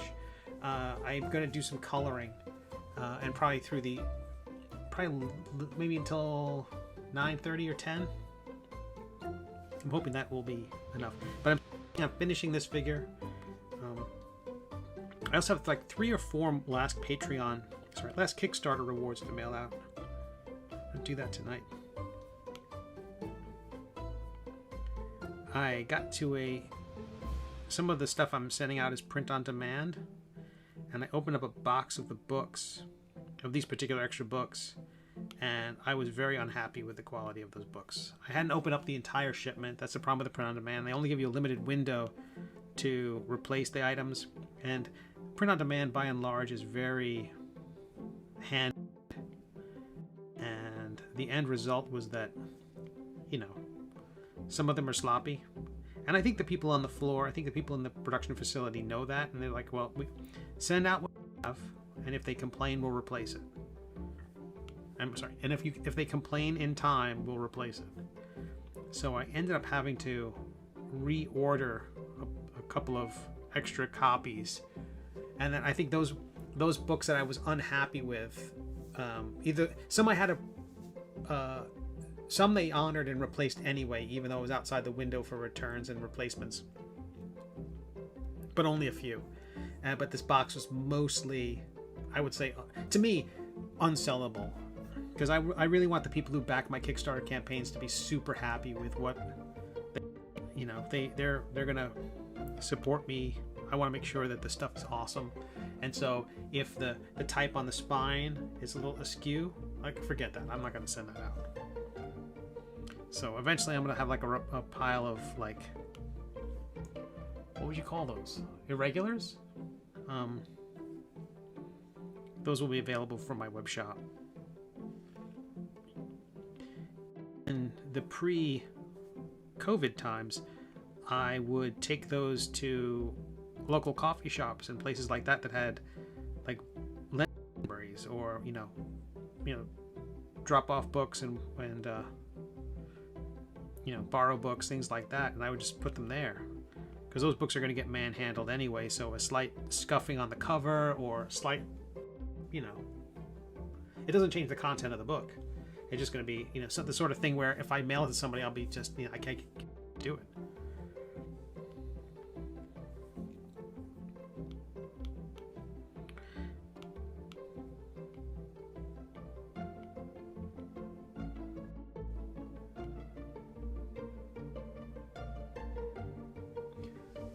She wants to upgrade her color palette, but doesn't want it to jar her viewers too hard.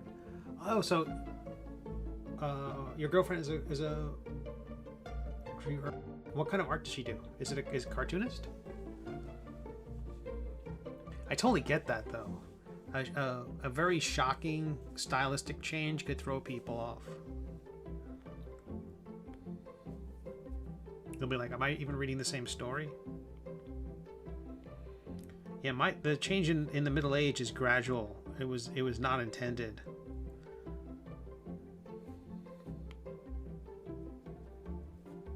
Just a game of telephone with myself. occasionally I'll be coloring something, and instead of going back to an original, I got this thing done before I had any kind of model sheet, so I didn't really have like this is the color of his face, this is the color of his cape, this is the color of his tunic and his tabard. So a lot of it became opening up the previous document, sampling the color. And over the course of time, like those colors would get influenced by other colors around them, or I'd sample a little bit of this, or hit it with a splash of blue or a splash of green, and those colors would just start. And so slowly the colors were going to change. So even if I sampled with an eyedropper every single episode, that was still like a game of telephone that slowly shifted in one way and slowly changed, and looks quite a bit different now.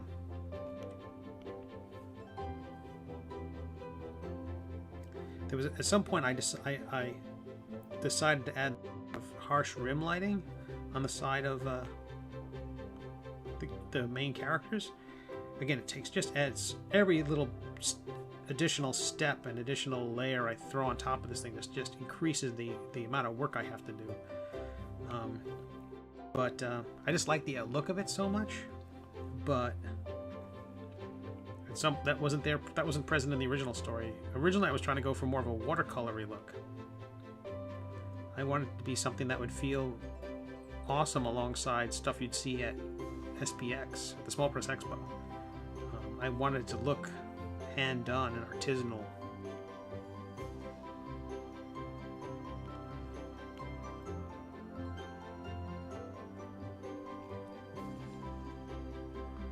Now everybody assumes everything's computerized,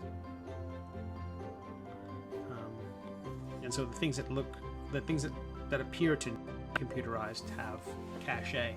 It's like the opposite of every 80s sci-fi movie where it's like, this movie has 55 spec scenes. And it's like they're bragging about this has got 3D software being used.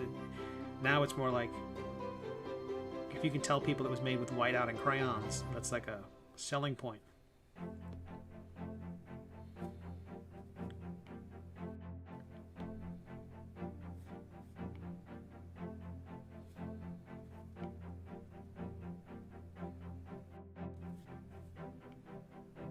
And of course, I still wouldn't, even if it were a selling point, I still wouldn't make it. I'd still be spending all my time going, okay, how can I simulate whiteout and crayons? Because I want my undo. Oh, so her comic is on WEBTOONs. Realistic anatomy with cartoon expressions. Oh, that's interesting. Realistic anatomy with cartoon expressions. That's interesting. Like anthropomorphic? I often think of anthropomorphic comics, or a ton of them have very naturalistic. They have like human bodies with secondary animal features, like cat heads and tails, and their hands might have a little tufts of fur on that. They don't really have claws, or much like the tabaxi in D&D, Cation in Star Trek. MRES, was that the name? Lieutenant MRES in the animated series.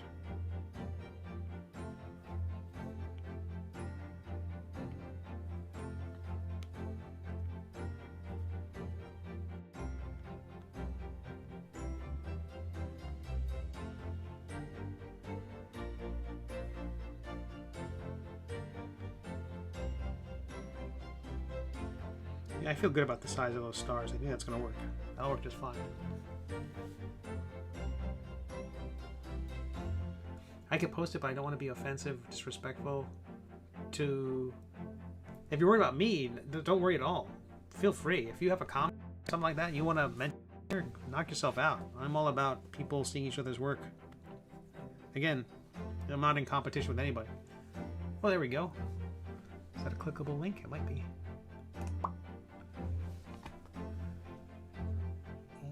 Oh, of course. I don't know why it does that. Sometimes the links just take you right to... You see the WEBTOON page start to load, and then it takes you to their homepage, and you gotta click it again. Oh, I like that title. I like the thumbnail art, the series thumbnail. Morality?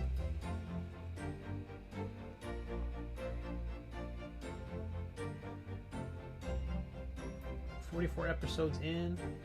It's got 163 subscribers. Nice review rate. That's nice. First episode.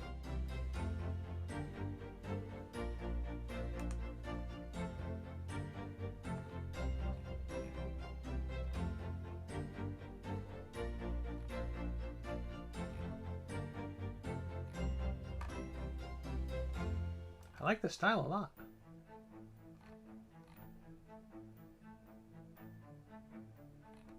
And the combination of, looks like some fonts but and some hand lettering.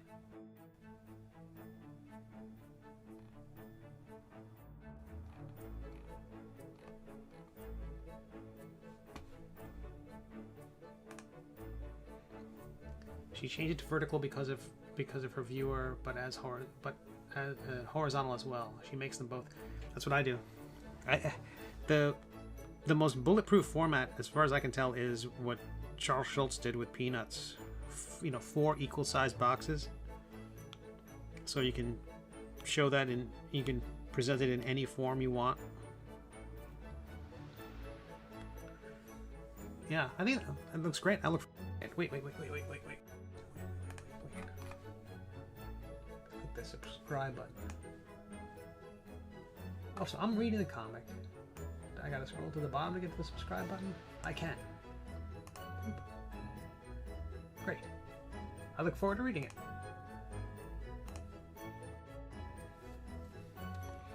Alright, beautiful people. I'm gonna take a quick break, a 5-minute break. I'm gonna check out my cats, and then I will come back to continue work on this figure. I've got these stars und moons to put on these 2 sleeves and extrude those. Then on the list is, what is on the list? I gotta draw some ankles in. Bracelets are done. Trips from the mug are done. I'm putting some spots. And I'm gonna redo that hand. That hand that's staring at us right now.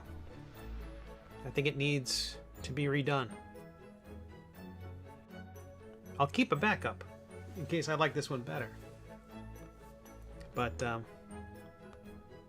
alright folks, I will see you back here in 5 minutes.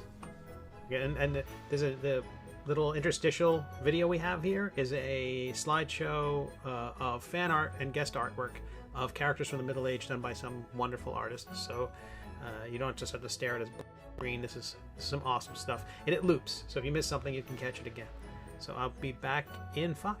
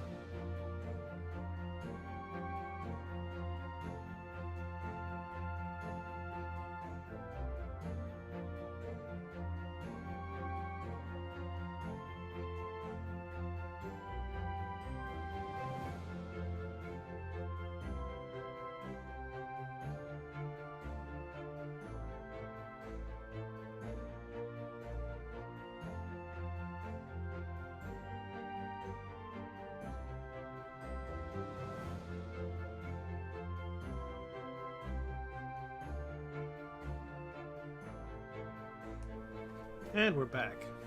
I love that piece by Jeff D. Jeff D was one of the illustrators whose name I knew. He was one of the artists in the original Dungeons and Dragons books. Not the original, but he was a very young person. I think the original artists of D&D were very similar to the EC Comics artists who did science fiction and horror stories for the EC Comics publisher. The publisher EC Comics, where they were super young working on that stuff. And Jeff D was very young, and he signed every D. Him, Bill Willingham, Errol Otis, so many. I'm actually working on illustration now, in the very early sketching stages of it, where I'm going to color it. I'm going to attempt to finish it in a style similar to this named Errol Otis. If you've seen his work for Dungeons & Dragons, he's famous, some famous illustrations. Incredibly rich, almost blacklight color posters, almost blacklight poster art. It's like that kind of color palette of like vibrant green, purples, and day glow colors. With rendering, a color rendering that is very dissimilar from what I do. So I'm excited to try it. I'm super excited about these figures that I'm doing in Nomad Sculpt. There is a matte cap. Now, matte cap is the kind of rendering thing that's being applied to this figure. Right now you see that sphere. Imagine that sphere and the logic of lighting that sphere being applied to each and every individual object in the environment. So his mustache is mapped to look like that sphere. Each individual shape, if it's an individual shape, is being hit with that same kind of lighting. And so they have a matte cap which is kind of like cartoonish. I don't know if there's any use for this sort of thing, but I might find a way to take advantage of this. At some point, if there's a sculpture in the city of Melvwyn, I'm thinking it'll look just like that. I'd love to figure out a way to have this literally appear in the story. But let's stick to basics. I like this matte cap a lot. It's the default one inside Nomad Sculpt, and I notice it makes it very easy to see little imperfections, and you know, if you have a highlight on something, it's a wonderfully simple, basic fill. Because this isn't the color of the object, the color is a neutral color, so whatever you do with the matte cap will be applied to the neutral thing. You can color in Procreate, and at some point, you actually can export these things to a kind of a universal format and then bring that into Procreate, which is one of the drawing programs on the iPad. But you can within Nomad Sculpt. So if the bubbling green liquid, I could go in and make it green, and you could adjust the color. You could adjust the I think they call it metal. Metalness. You could is basically, and roughness, which is basically the shininess versus the matte, how matte something is. So you can color the figure, you can color your models that way. But given that I'm thinking about these things as miniatures for D&D, I don't want the color to inform what I'm seeing. It has to work as a single color thing, so that when someone gets it in that form and they're going to paint it themselves or leave it inert, in its default color, that that the rendering tells you what it is and not the color. Anywho, let's continue on with the stars and the moons. It is Tuesday evening, 6:30 on the East Coast. I hope wherever you are happy and healthy and warm. And there was one other thing that was on my mind.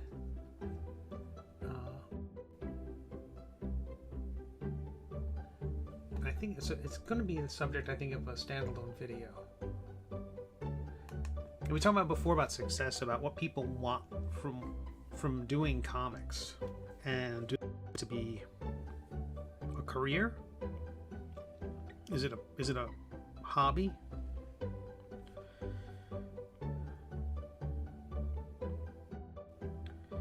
And I think success means that you can quit your day job. I think that is, until universal income is a thing, I think that is what everybody would like their comics to do. To replace their day job with doing comics. But just like the thing of webtoons, make your comic and reach millions, it's tough because there are so many cartoonists right now with the same plan.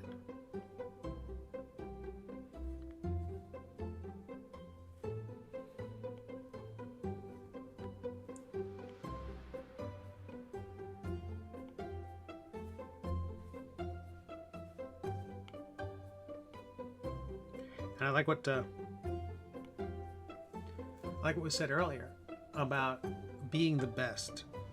And I like that in that it is, I don't like it in that it's this kind of 80s mantra of, gotta be the best, gotta be number one. I love the soundtrack to the movie Real Genius, but every song, nearly every song, is about how you have to rule the world.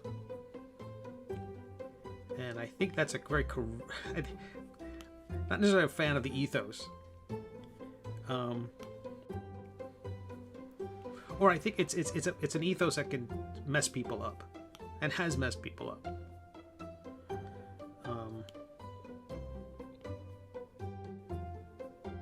But I like about it in terms of trying to succeed in a creative field in a capitalist environment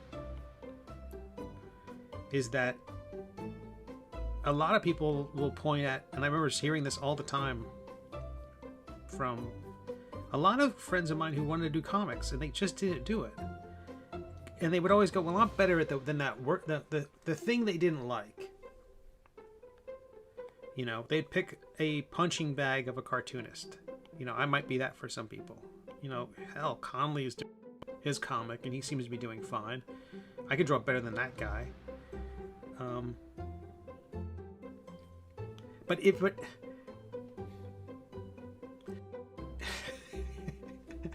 you're kind of saying you're the reason for your success is to say that you're been the worst person, which I don't think is I don't think that works on a resume.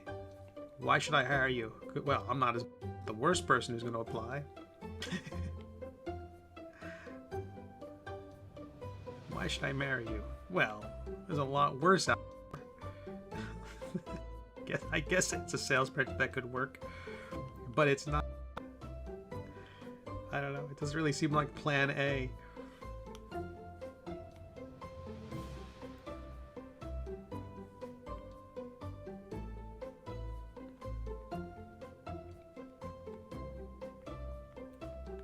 right.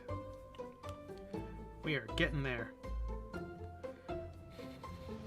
So part of this was like, hey, I should share how I'm working on this in this program called Nomad Sculpt. People seem really impressed with how it's coming together. I'm really appreciative of all the kind reactions. And like, I should show people how I do this stuff and how much, how you can do it. And I get into, okay, what you want to do is you want to draw 50 stars, all equally proportioned around a 3D object, which is a pain in the space. Like, I feel like, oh no. I'm not trying to diss anybody.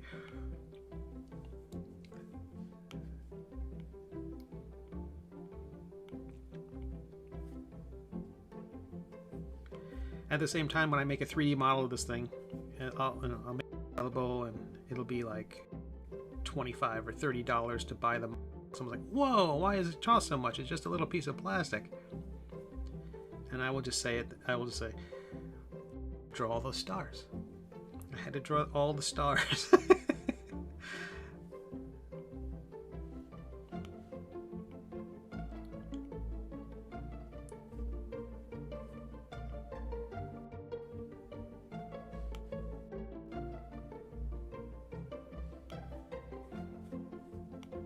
And watch, I get the model back and none of this comes out. That bracelet that I put all that weaving into will just come out looking like a flat piece of plastic. Those weaves are probably smaller than the fraction of a millimeter layer of a 3D model. So if you look at some of these extrusion printers when they make a 3D model, you can, if you look closely, you can easily see the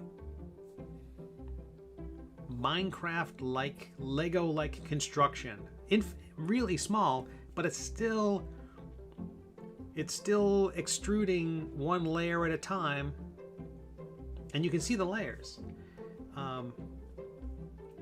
Because if the layers were any smaller, they would never set, or the nozzle would be too thin, or the nozzle would probably jam.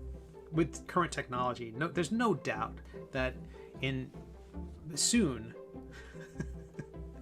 at the point where I'm too old to take advantage of it, there will be a simple, low-cost 3D printer that can just replicate whatever you create. So I do think having the skills seen here, skills in air quotes, the skills seen here will help, or can help, in the future. Because no matter what tool it is, and also like watching some streams of other artists, you watch what they do and those skills will translate,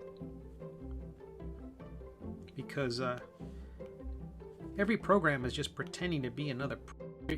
Photoshop, half of Photoshop is pretending to be the tools you have in your art drawer. Like there's a cutting tool, it's all pixels. What's cutting? There's an airbrush tool. An airbrush tool? There's no air.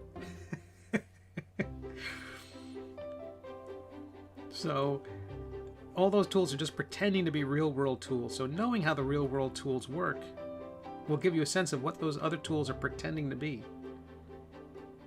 And super helpful. I didn't really appreciate those necessarily because the computer was... That's how old I am. Like desktop publishing was showing its promise at the time when I was in college. And we're still using ruling pans and cutting ruby lith. And I'm like, really?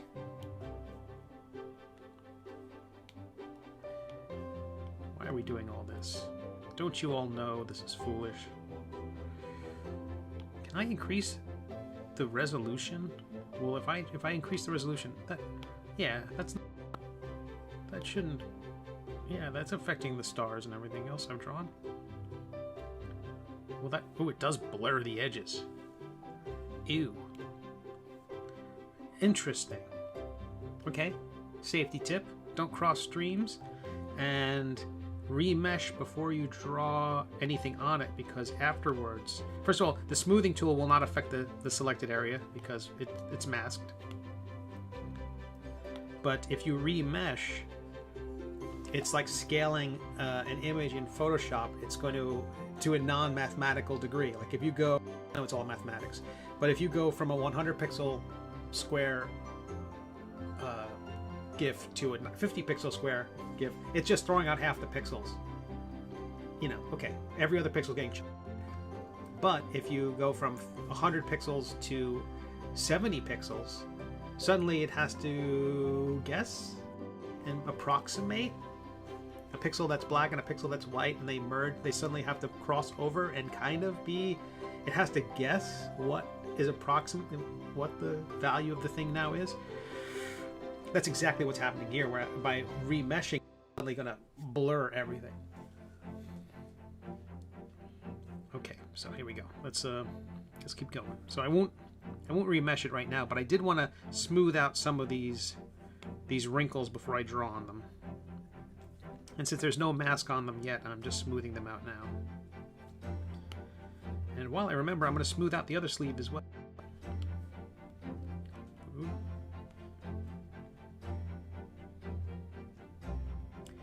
And what happened was, these were nice sized sleeves. The cuffs were fine. But then what I did was I extruded them out a little bit so that they would just be chunkier. I just like when everything. I'm not a big fan of subtlety in this. In anything. I invite you to read my comic.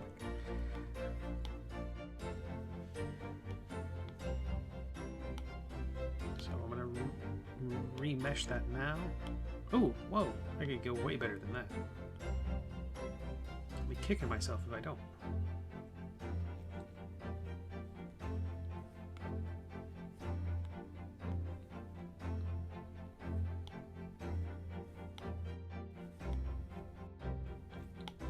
Cat is now the one who did not go to the vet.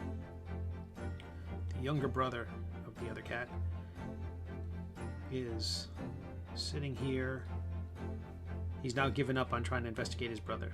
He wants to check up on him, make sure he's doing okay, bite his face. Sweet. Okay, let's get this cuff done. Now, what I may do, depending on time, once we get closer to like 7:20 and there's about an hour left, I'm going to start working on the other hand and just leave the stars and moons where they are and just worry about them. I can finish those up without everybody having to slog through me doing this.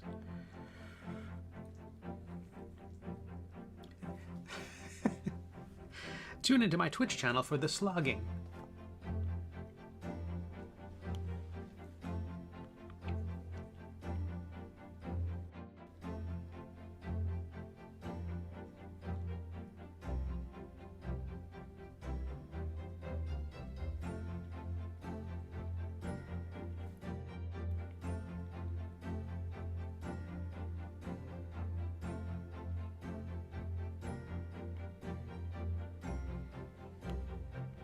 Every once in a while I make it too small.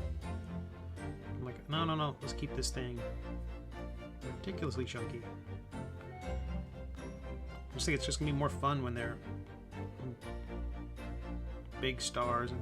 And I didn't do some sort of back with some coffee. Oh, excellent. That is wise. It's a good reminder. So the what was I gonna say? I was gonna do the stitching. In the comic, there's like little subtle stitching around each one of these symbols. Not all 100%, not around all of them, but occasionally I will just tick off a few lines to kind of show that these things are roughly sewn on. And I thought maybe there was a way to include that in the model. Hint at the stitching. And I worked on a couple of different ways of basically drawing it on the base, because currently there's the cuff, and I'm drawing these stars on the cuff. What I did was I duplicated the cuff, got rid of all the stars and stuff on it, drew all the tick marks where the stars and the moons would affix to it, and try to extrude those, right, as another extrusion that would overlap the stars and also stick out of the cuff. And the result was these kind of ledges that poked out, and if I softened them, they'd kind of melt, and they didn't come across as threads in any way. I've had some luck with some threads, but they have to be really hefty. I can show you an example. It was lacing that's on the side of Sir Quimp.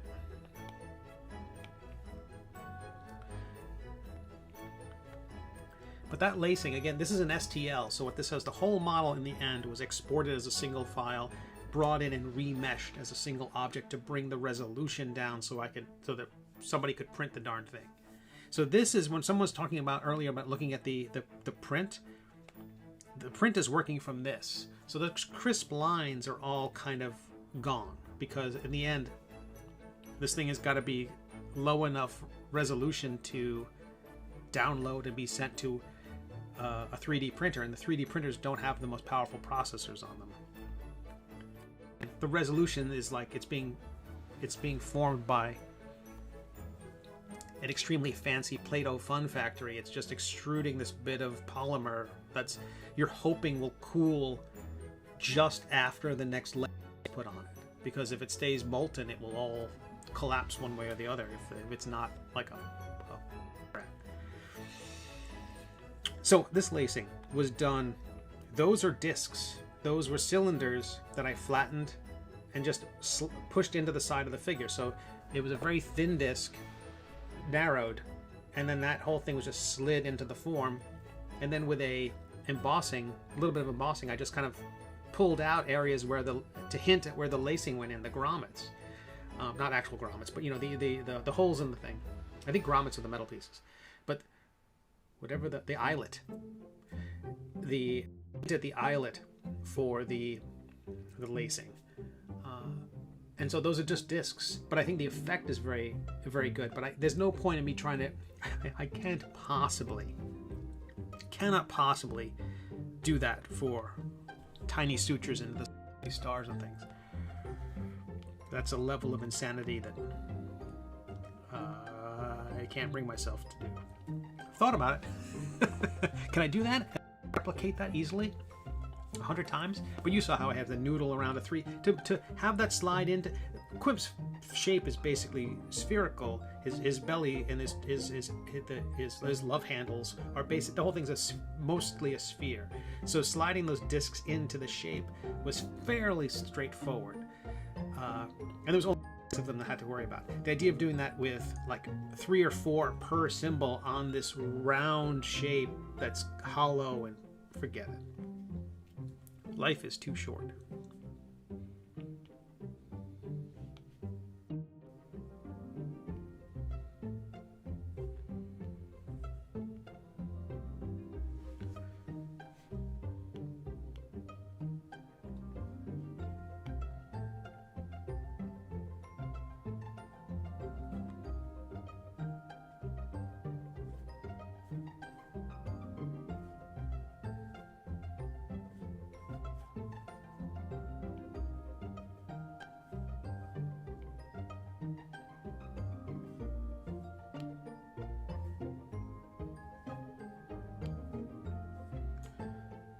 Just making sure that which side of the cuff I was looking at, because since this part gets tucked into the sleeve itself, I don't need to spend that much time on it.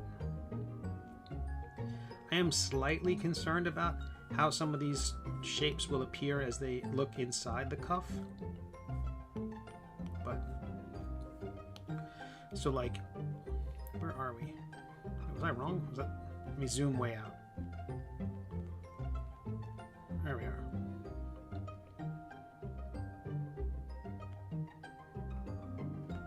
What the heck?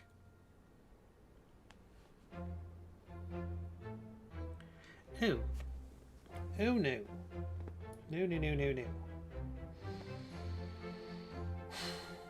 I have to carve out that shape. I want the cuff to... Because if that prints as is, it looks wrong.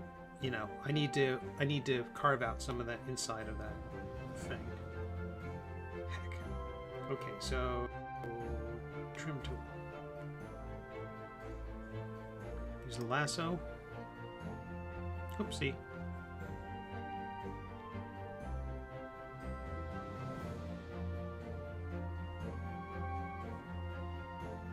Here we go. Better.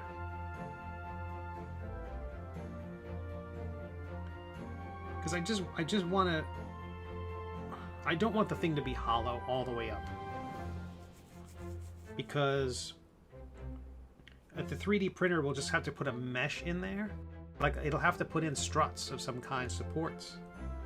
And nobody wants that.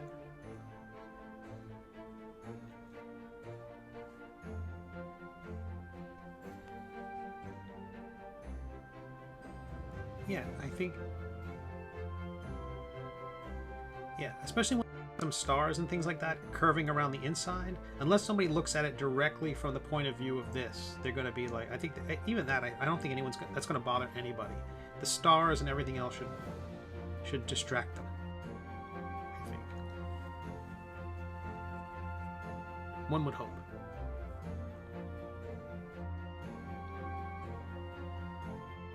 So, and that's what I was talking about right there, the stars appearing around the cuff. So I'm going to do that.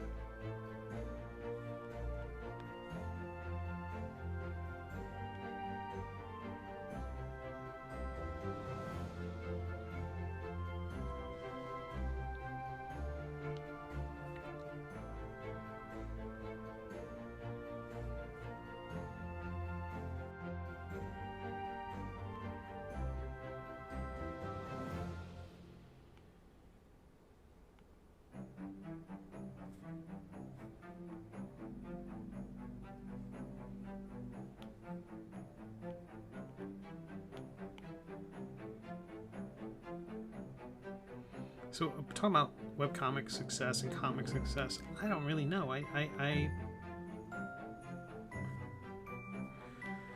It's all so personal. I think success is personal and failure is universal, maybe?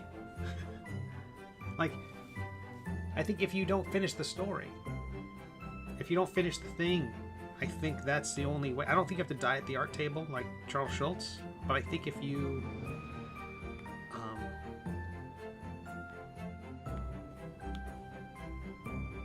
but I don't think anyone thinks Calvin and Hobbes failed because it ended. You know, I think if it ends on your terms, ends in a clear way.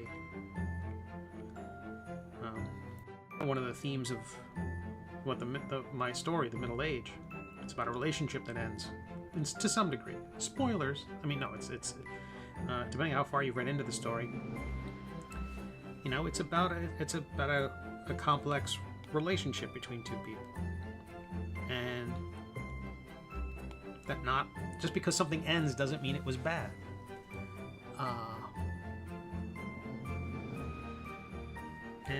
Only one of the lines is, you know, all your favorite stories have an ending. Doesn't mean they were bad. And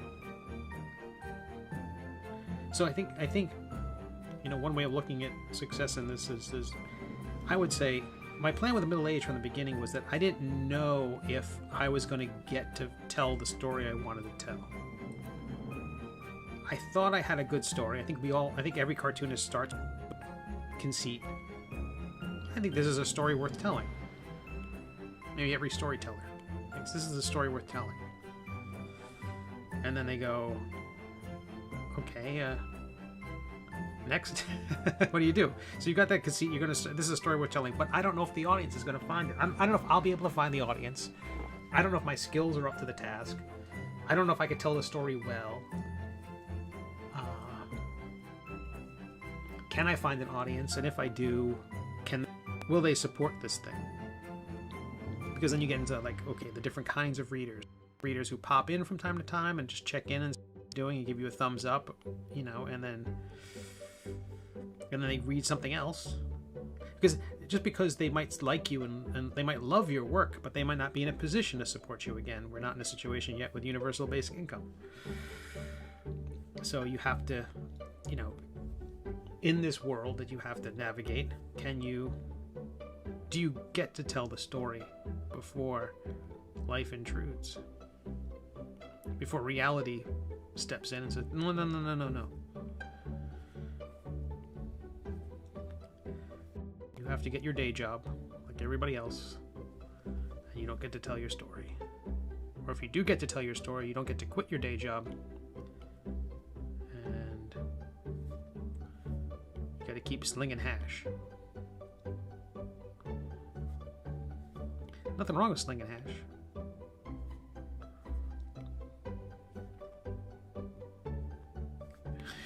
But there's just this connotation of, you know, they just the line, "Don't quit your day job, kid." It's solid advice. It's also like a kick in the hobgoblins. I think that's what the kids say.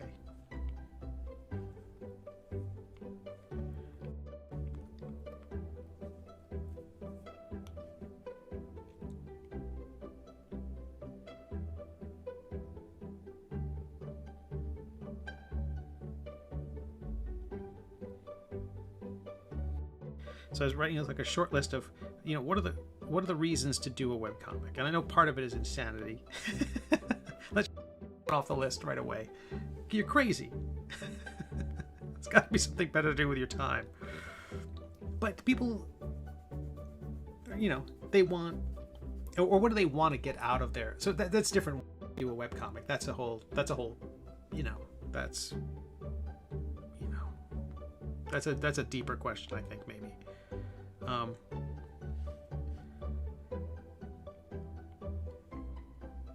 know, of all the storytelling mechanisms, people say, you know, well, this is the only one you get to micromanage the way you want to.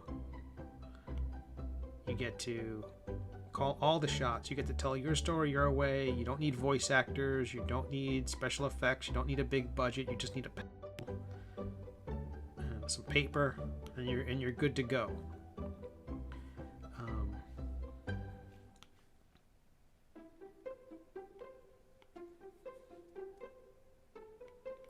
Pencil and paper, and suddenly you have a cast of thousands. Any setting you'd like, any environment you want to mention, short of copyright infringement.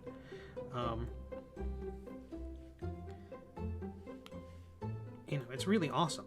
It's an amazing. But the people also talk about the virtues of audio drama. Someone's like, let's fill this, through an audio drama, fill this ocean tanker sized bathtub full of V, and they just have the gaffer make some sound effects that sound like that, and your mind is filling in all the blanks, and they extol the virtues of audio dramas, and I dig that. But playing up the quirks of a medium as a strength necessarily, I'm not entirely sure is the sales pitch for or necessarily why you'd pick that medium over another medium, because again, every medium is going to have its quirks and its strengths and its unique properties. So then it becomes a list making exercise. So why bother? Unless you're like Buzz. So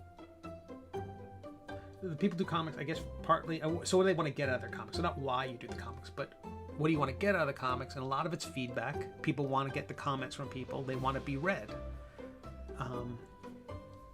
And I think that's a big thing. That's really big. It's one of the reasons why a lot of web cartoonists promote to other web cartoonists, which doesn't strike me as the most logical thing. Because, if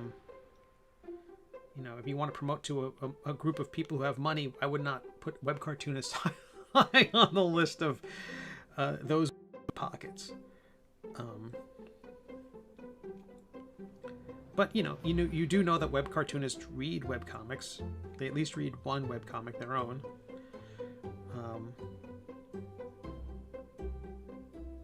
They're colleagues.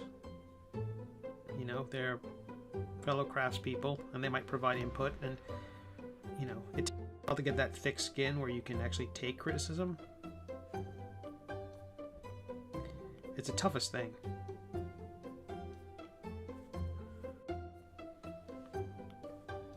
I think that's part of the reason why I'm very self-effacing about my work. I think it makes it easier to take criticism if I kind of protect myself in some way.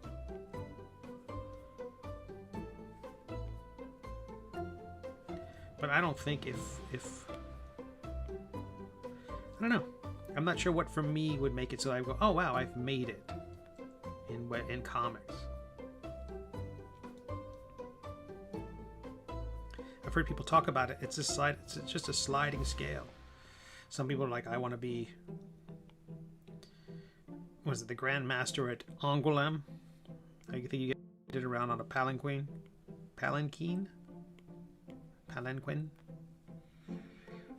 a litter. You get paraded around on a litter.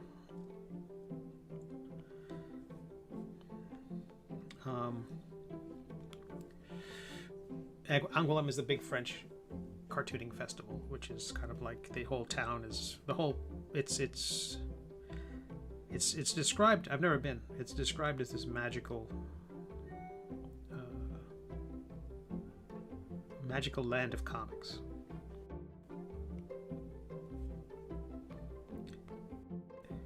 I don't know. People are like, there's plenty of cartoons who've produced gorgeous work, amazing work, have completed projects, and they're still at it. They're, I don't think Bill Watterson, he's not doing comics now. Did he scratch that itch?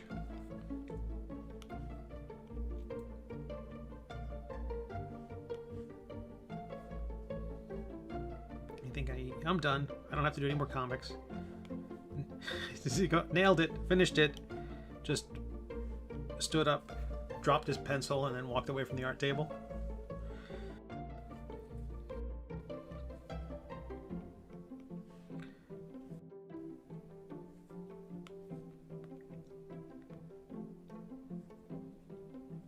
guess there's as many, you know, it'd be easy to say there's as many reasons to do comics as there are cartoonists. I don't think that's true.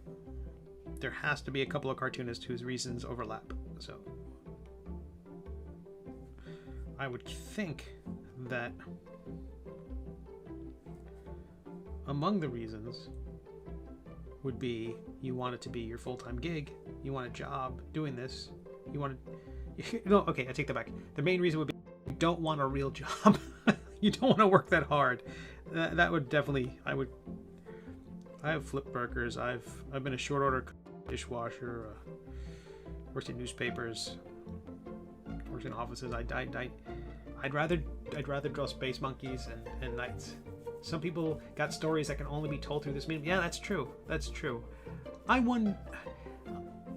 like that. I think that is the nicest possible reason, I think, to do a comic, is that it can only be done in this medium. I like doing things in my comic that couldn't be adapted to other medium. There's some jokes in the Middle Age where you just can't do it in any other medium.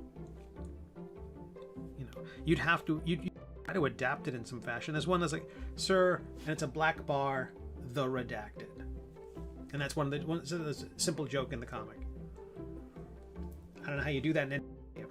You can't do it in prose. You can't do it in sculpture. You can't do it in song. You could name someone and bleep name a la Kill Bill. But the joke that joke only work in comics, and I love that stuff. The comic I did before the Middle Age was called Astounding Space Thrills, and one of the characters, his head is basically this lava lamp of stuff. And I thought, okay, we're doing that because you can't do it in any other medium. You could probably do it in animation, but doing stuff that you can only do in comics is awesome. And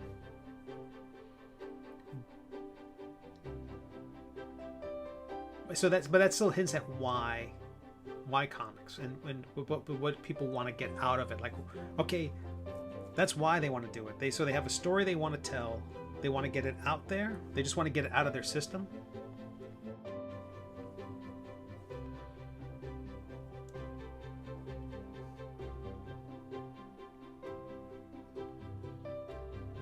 I thought for sure Twitter would reduce the number of cartoonists, and Instagram.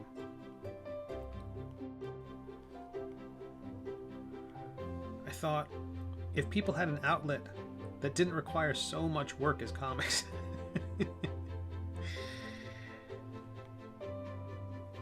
you know, I could post a picture of my cat and get way more likes than anything I draw. Short of someone else's IP. If I draw the Hulk or Spider-Man, I'll get a lot of likes.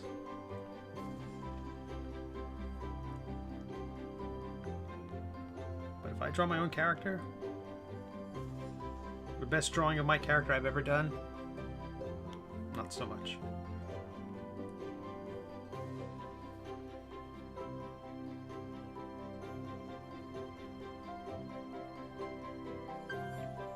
So then there's then you do it for validation.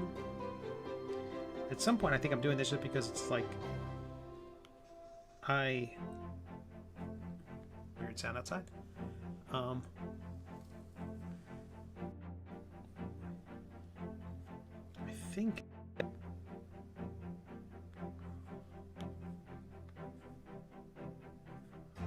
think I'm not good at anything else.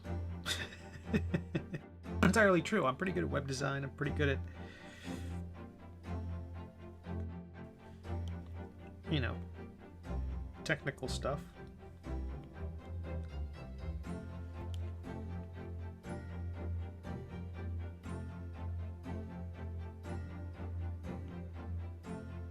I want the reason to be uplifting.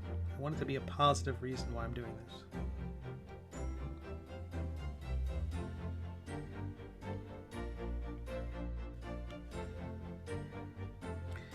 Come up with the best thing I can come up with is it makes me laugh.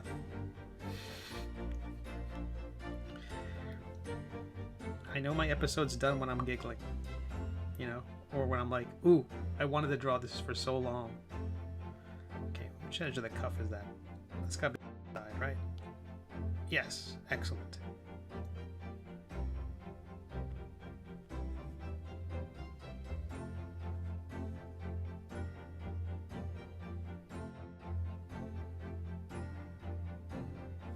Remember, I taught a college course, and I was asked, well, wait, you know, they said, do you want to teach this college course in Photoshop and then some web design classes? So I'll teach that. I also taught Flash, the Flash software. And why do you want to teach this? And I was like, blah, blah, blah, blah, blah. But I knew the reason was like more Seinfeldian. It was more spite, because someone said, you'll never be able to teach unless you have a bachelor's degree. There are some people who are cartooning for spite.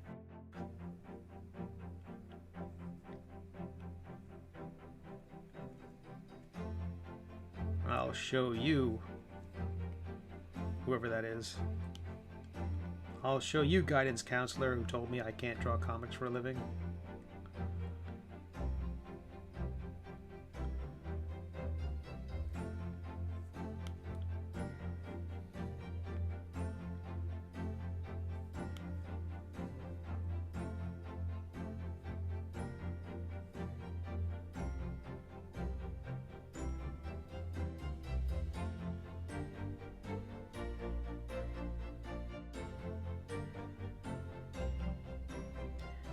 I just got into comics and I just loved it so much. I love the things I could do with it. I grew up without much money, and my mom was a statistical typist. Hey, this is more backstory of me than I think most people ever had. My mom was a statistical typist, so single mom, 2 brothers. You know, me and my brother, and she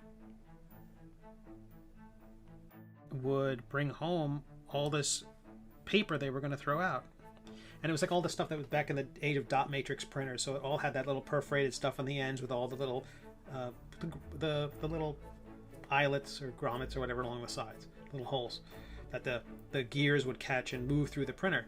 And if something went askew, or if the paper tore or something jammed, just all this leftover paper, and she'd bring that home. And so like it was the cheapest activity for the kids.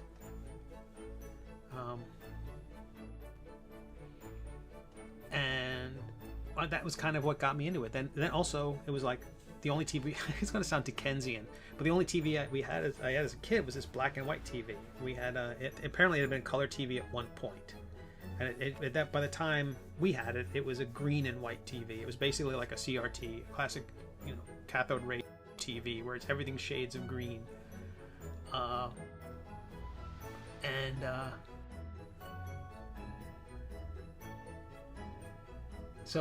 So TV was fine, but there was like, you know, limited channels. You know, I still grew up loving stuff like, you know, we got a color TV, I think, when I was like 11 or 12 or something like that, and time to watch cartoons that were really awesome. And Shiksola CC writes, it makes me have a more meaningful reason to do anything than most jobs. Yeah, that's probably true. That's probably true. And I'd like to think that's why most people make webcomics, is that they have something they want to do.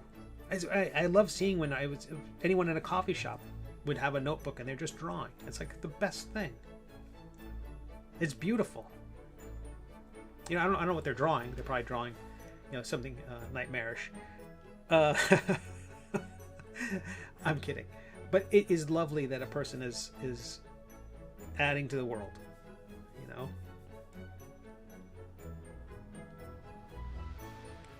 Anyway, but I think comics were great because it was like it was easy to find reprints of old comics. I love the stories. I love the adventures, the escapism.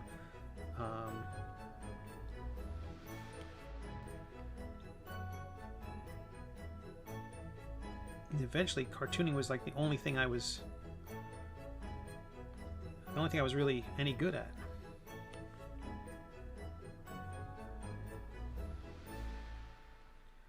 And so I leaned into it. And then as soon as I had a job which would pay me a living, I leaned out of it. I started working for newspapers, and for many years I didn't draw. And I regret that horribly, horribly.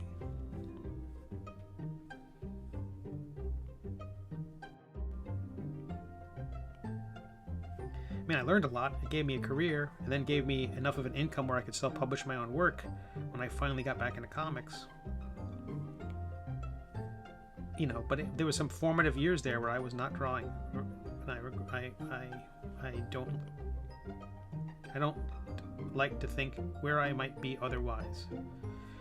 Skills might be if I hadn't walked away. I mean, I was still doing artwork, but not comics.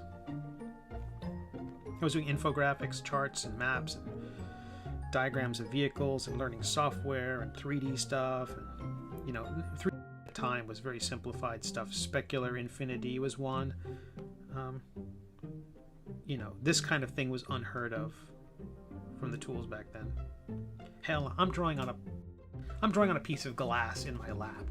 This is tech compared to the tech at the time. Okay, this cuff is almost done. I'm gonna finish this cuff, and then I'm gonna try to redo that hand.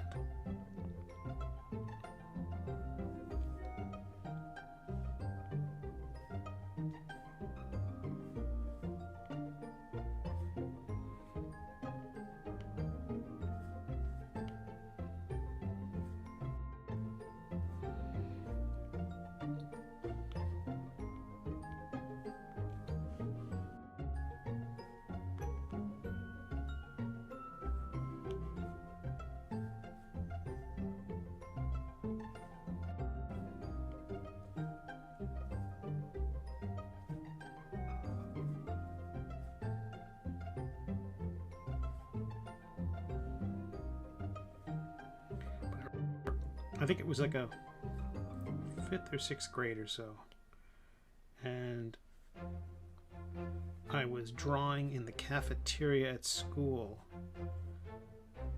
and I remember, I think a young lady came up to me, a fellow student, and really liked what I was drawing. I think that was enough for me to go, I want to be an artist forever.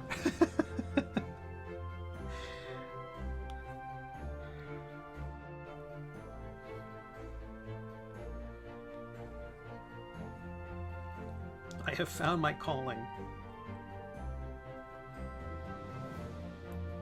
But I also want to live indoors and have hot meals.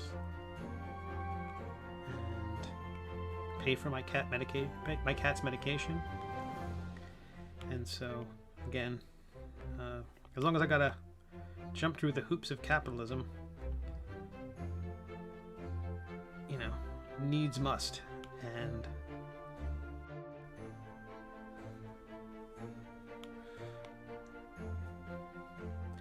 but that's the reason why I'm taking a break from comics, was that So occasionally you'll see a spot on the other side of something that you're drawing a mask on, and that's because actually I think the material is very thin there. Or on the off chance I was drawing like on this side of the shape, and it just curved around and hit the far side. So occasionally, especially when you're working on like a torus type shape like this, you will see occasional spots that come across from other parts of the object. It's just risks of this kind of stuff. I'm gonna put a star in. I'm gonna put a moon in that nook there. I think a star might be too complicated.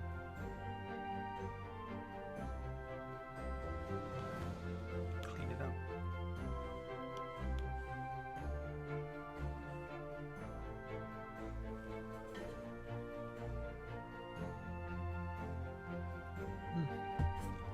Sweet.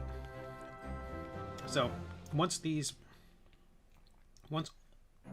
think I gotta do like one or two more, like one right there, a couple more inside that cuff to kind of hide the fact that I don't want the model to go. I don't have to do the inside of the sleeve, because again, no one wants to 3D print that,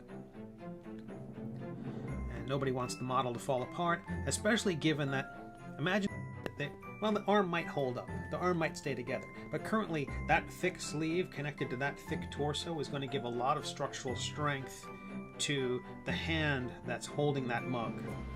I mean, I think if the whole thing's teetering on a simple limb, I'm afraid that I'm afraid it would snap. So I think having that solidity there is going to be awesome.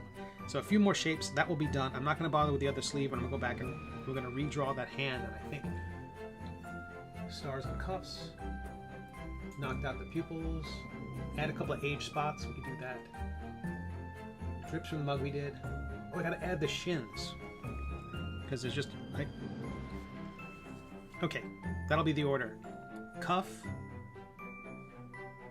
shins, hand, then age spots. And after the stream, a more dynamic pose. Hey, LJ. Oh yeah. From the last time we've seen him, the foot is basically where it was from the beginning. I just brought that out and then pushed the other foot back and then swept the robes, so he's kind of marching forward. And I brought the mug down from the initial reference, mostly because I was so happy with how the beard had come out. I didn't want to obscure it with the mug, and the mug ended up being so much cuter and larger that I kind of left it as is. I want it as large as possible, and his hand had to fit into the handle of the thing. Yeah, so many reasons stacked upon each other for how it's turning out. All right, so let's finish these stars. Let me hide the reference. Thank you. Who's here tonight? It is 7:20 East Coast time, and this will be going till about 8:20 or so. So if you haven't, please click the thumbs up or the bell, or hit the subscribe button or the follow button, or if there's a candle, light that. If there's a hoop to jump through, if you don't mind jumping through that hoop.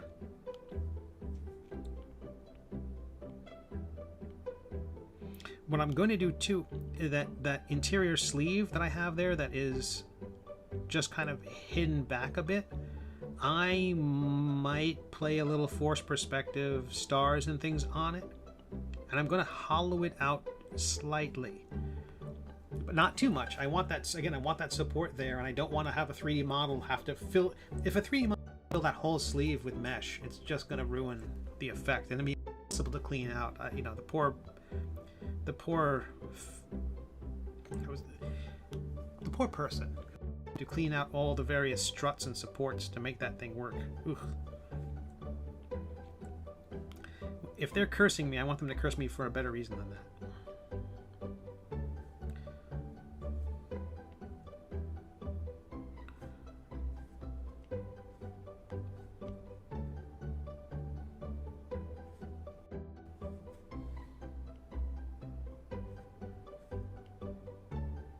I don't get too caught up the geometry of the things that wrap around, because I think no one's going to see them all at once, and I don't think,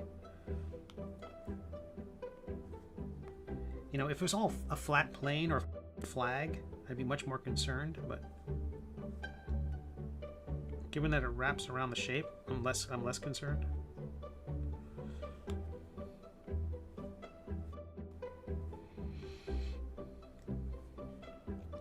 Again, my favorite, I'm not a 3D modeler, I am a cartoonist, and I'm using Nomad Sculpt on an iPad Pro. I just know these characters particularly well. They're my characters from my webcomic, The Middle Age.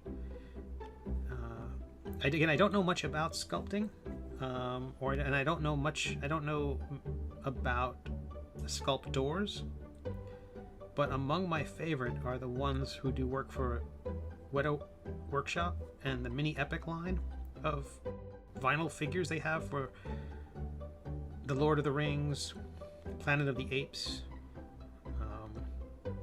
They've done some for other properties as well, but it's the Lord of the Rings ones that particularly speak to me. I love how chunky they are. And the other ones are the figures from Disney's Infinity, the Disney Infinity game that they came up with. And you might think, someone saw this figure of Mr. Incredible and thought, oh, they have the 3D models from the Pixar movies. They don't need a... But this is way off model. The shoulders are chunkier, the legs are smaller, head is pulled forward. I didn't realize how much Quimp kind of... I mean, he doesn't have the brow of Mr. Incredible, but generally speaking, he's probably the closest figure to Quimp in construction. It's very interesting. People also say Dilbert and then Patrick from SpongeBob. LJ asks, any inking or coloring? No. Okay, here's the only thing that was missed, and I think everyone might want to see this. There will be coloring tomorrow night. There's going to be a bonus stream tomorrow night, I think around 7 o'clock East Coast time, 7 till about 9:30, where I'm going to be coloring more. But okay, so I think that sleeve is good on stars and moons. That might be... Let me fix that. That's a little too... These ones are a little too snug. Mask. Unmask.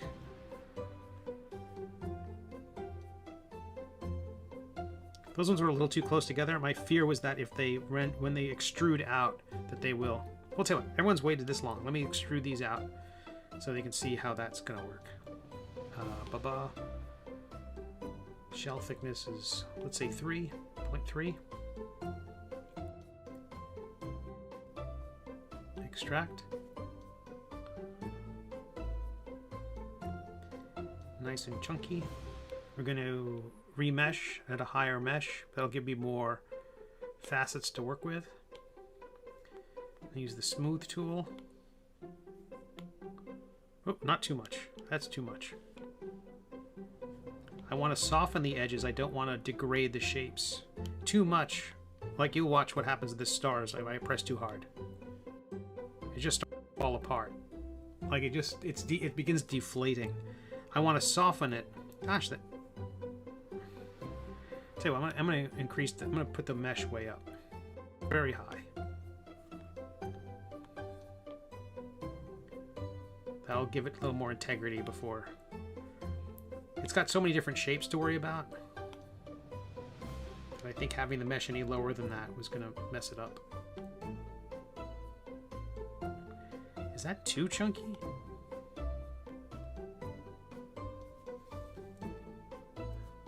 How's it compared to the hat? It is too chunky. Undo, undo, undo, undo, undo.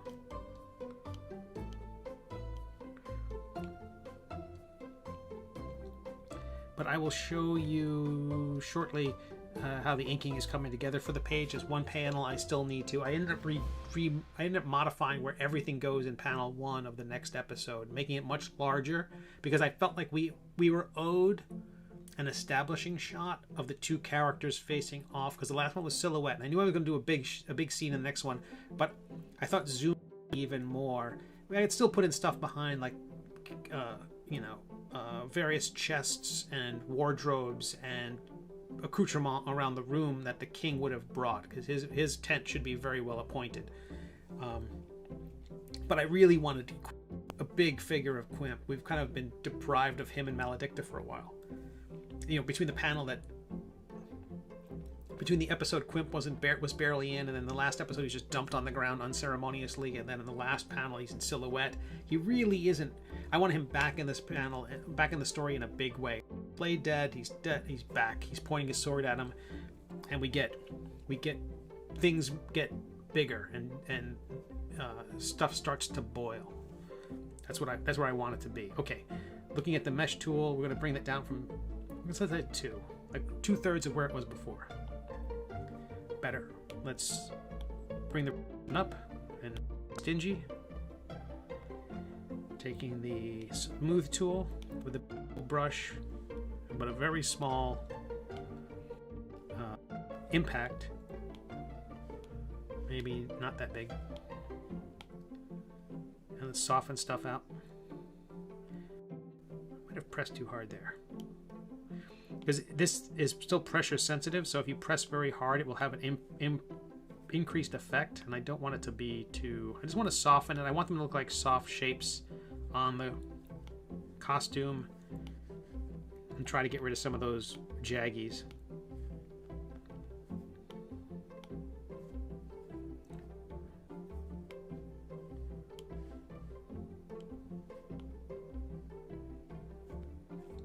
I also need to offload a lot of stuff from this iPad.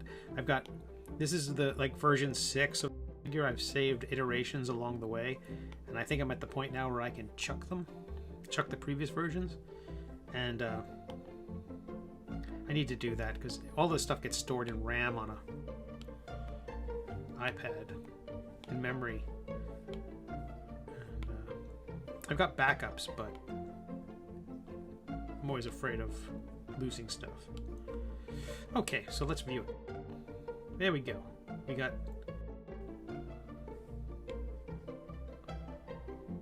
smooth one more time. I'm gonna go back and some more, but I'm not gonna get rid of the mask, so if I need to extrude those again, I can. But I think that's looking good. Oh, and that what I've talked about before. Let's just view that sleeve by itself. So that's what's underneath the cuff. I'm going to use the drag tool. Can we use the drag tool? Now I'm going to use the clay tool and subtract. I'm going to pull out material. Oh, whoa, too big a brush.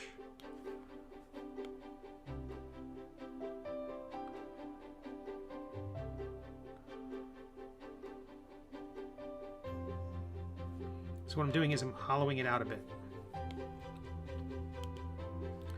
More at the bottom than at the top, because the top part will be obscured by the arm, and you don't need to sell the idea that it is hollow under there.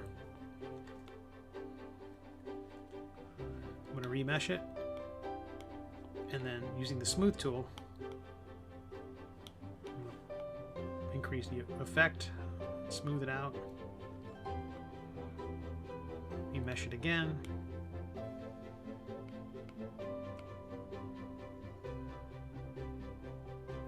Really pump up that smooth intensity now. I'm going to remesh it one last time, and using that smooth. Now, I don't pulled in a little bit on the edges because it's going to be inside the cuff anyway, and the cuff was extruded in all directions, so it will. So now what I can do is back inside this cuff, I can put a few more stars and make the ones toward the arm small, so we'll kind of do some forced perspective. I think that could be cool. Oh man, I think I need to do one more star inside that extruded area. Anyway, that's enough noodling for that. Let me show you what the inks for the upcoming episode, and then I will also show you the photograph of the print of Quimp. LJ asks, "Oh, when do you get your print of Quimp?" It is shipped today. I got a tracking number today. So I'm getting rid of this spam. Add it to the block list. Good, got rid of that. Okay, that is saved. So this is how the page is coming together. It's flopped right now. So I'm super happy with that dragon's pose, leaning on one arm. The king's gonna have his chair behind him, there's a lot of stuff behind him, but we got the conflict, we've got everything happening there, and then the kind of scene I think everybody wants after the king has been such a jerk. But here's the photographs of the figures. Oh, that's flopped. But that's about 1.5 inches tall. And there's going to be some. I think this is right out of the printer. I don't think it was primed, and it is going to be painted a single color as well. I think a silver or metal color, something like that. So it'll be just a simple figure. I'm trying to color it here. I'm not trying to paint it myself. But as a first model from a person with a resin printer who I don't know, just a vendor who said, yeah, I can print that cheap. And that's remarkable. I'm amazed that the scale chainmail armor looks as good as it does. I want to rotate it, I can't. They did send a back view as well, so the cuts in the cape look fine.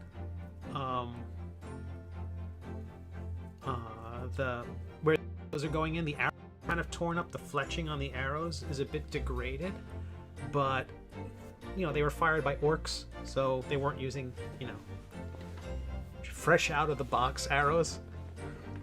They were probably using arrows that they've retrieved previously from the corpses of other victims. Yeah, I was really impressed. Again, I just went in to try to rotate the thing, because that's where my head's at. It's anchored properly. The base seems to have like there's a kind of a textury drippiness quality to it. I think that's just the nature of the material. I don't know if in the cleaning process, if that stuff goes away, will the base be smooth? I don't know. But just seeing this, being able to, when I have it in my hand, to know what is lost, and to know, oh, anything beyond this level of detail is going to get chucked.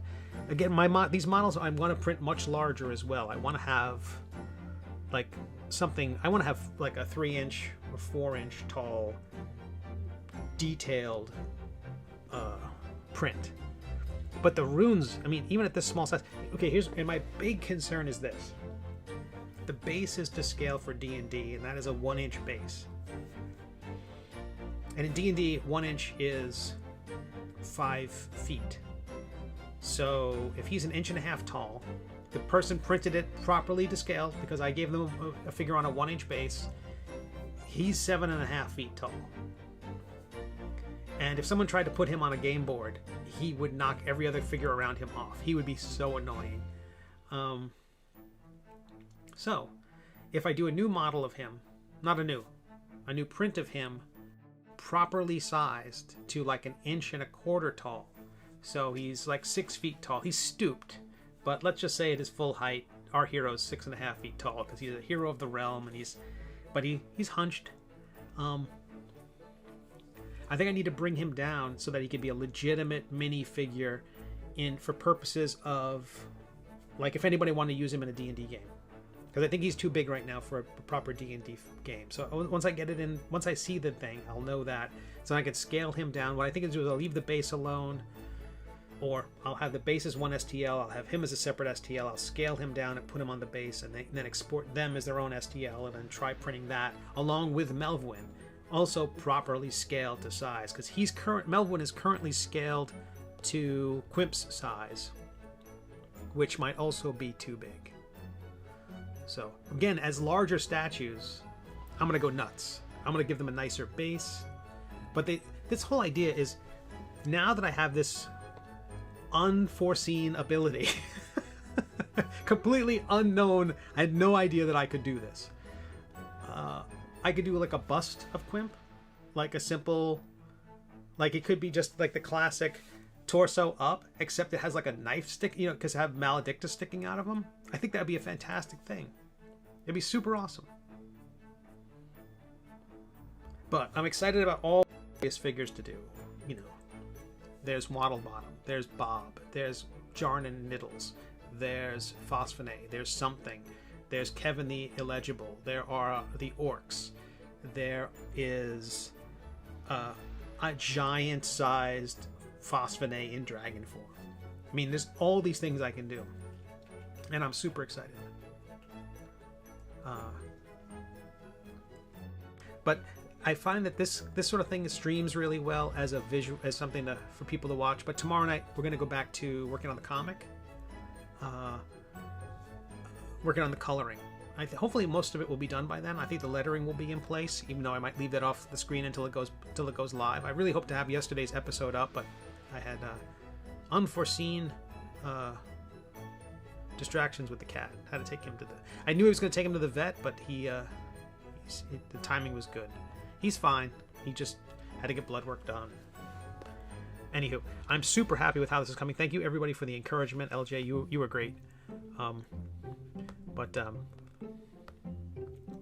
need to add age spots yet, but Yeah, that little indent of that sleeve, I need to do the same thing on the other sleeve as well.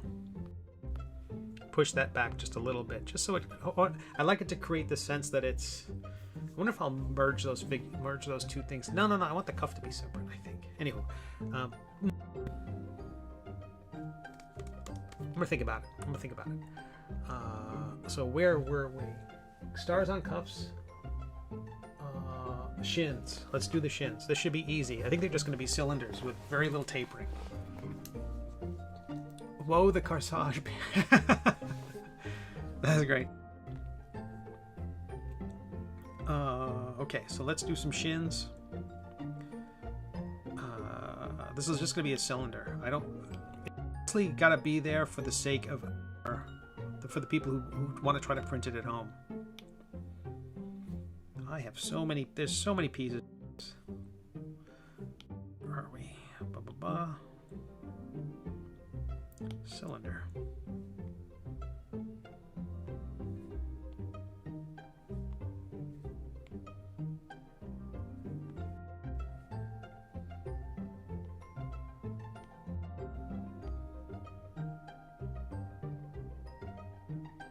I think that's all we need.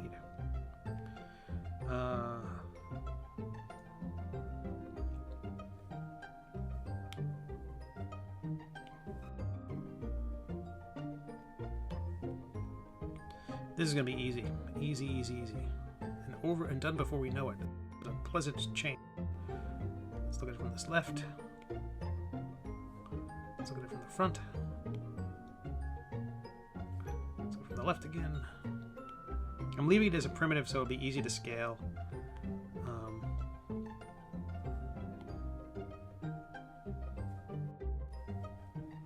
going to hide the robes.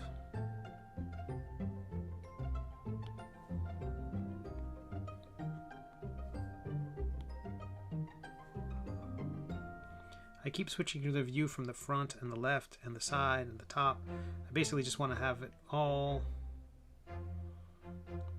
excellent. And I'm going to clone that. I'm going to clone that object so I have a second copy. I don't know if they call it cloning. Hey, Saint Nick, how are you? I'm going to hide that. No, I'm going to move that other leg out of the way for the moment. Validate. Get it from the left. Hide the right leg after I name it. Boop. And boop. Click the left leg.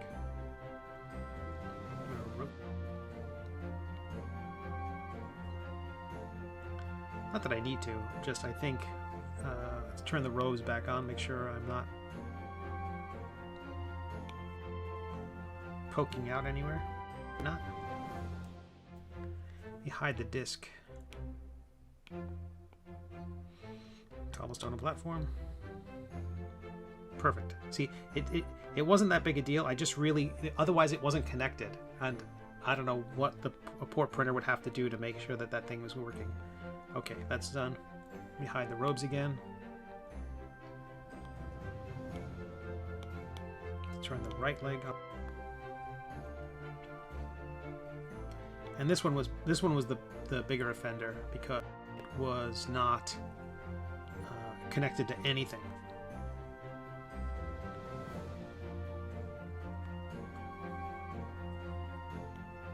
Originally in my design, you could see the legs, but I ended up making the robes more flowing. So usually when he's running and moving, you see his little legs, and they're very chickeny. They're really chicken legs with little sprigs of hair on them. I'm not doing any of that. I'm just leaving it. I might taper it a touch. Tiniest amount, just so if someone looks, they just don't see. I think your brain just immediately registers cylinder. Not your brain. Your brain's smarter than mine. My dumb brain. That's mask. I don't want masking. I want clay. I want clay. And I'm going to subtract some.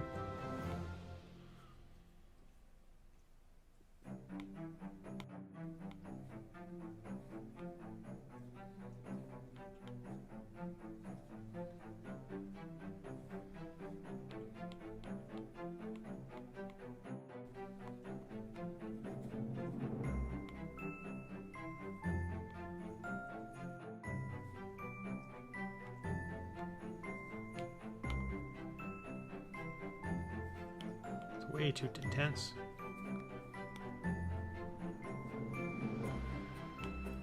We'll add some. He's been doing his leg exercises. He's got some calves. Okay, that's the other rod. Clay. We'll add some calf muscles. What the heck? Subtract. I'm gonna pull in some of that.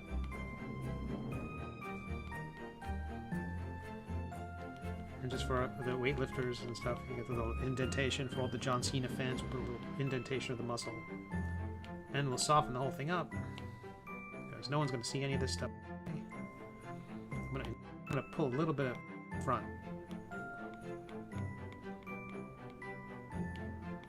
Tiniest amount.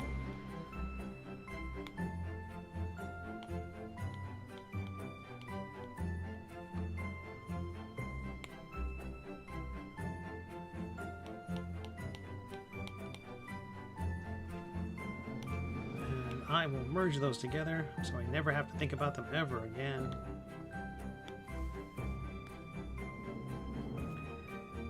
I really have to reorganize all these layers. They are not labeled. They are not organized. Usually I like to have everything top to bottom. Oh, he's got that sticking out. That kind of tells you how I messed up the shape of them. Tell you what, I was going to just cut that bit of the leg off, but I'm going to say no. Let's presume that that's right. I have to move that bit out just a touch. We'll provide I can't say verisimilitude, verisimilitude, very missilitude, very missile command. Is that how you say it? Look at that. Now there's a hint of a leg under there. Almost like we knew what we were doing.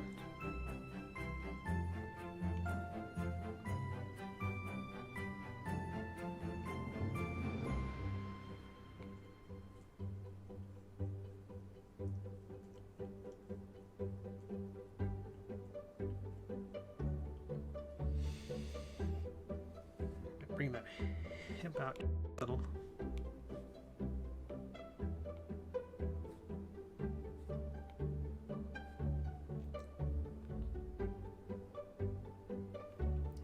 And it's done. Sweet. Check that off the list, everybody. Let me literally check that off the list. And I shall entertain you with a different matte cap. Let's go with that one. How does that look? Is that shiny?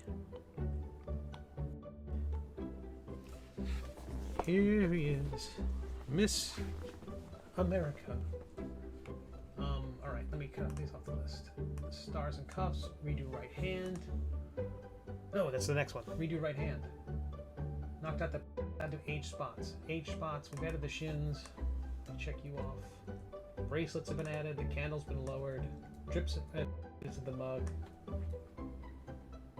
Tonight on the Academy Awards. An incredibly weird trophy to be giving people in the Hollywood. Who runs that? Who runs the Academy Awards? Is it just the Academy Awards? Stars on cuffs. Knocked out pupils. Okay, yes, we'll do the right hand. I can do the right hand. Okay. Try a different matte cap. Oh, look how pretty he is. That's just terrifying.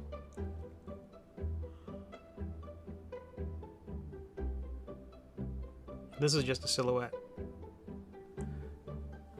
That's him using all his magical powers. And then this is the cartoon one. Allegedly. Alright. Let's redo that hand. Hands are the worst.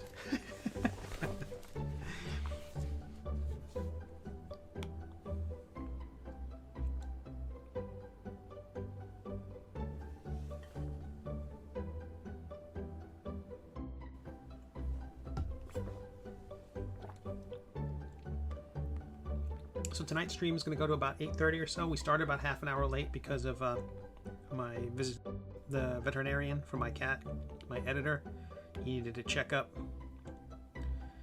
and you need to get some extra shots. He's an indoor cat, but he doesn't know that. Tell you what, I do like that hand to some degree. So I'm going to just hide it for now. Let's start with the sphere.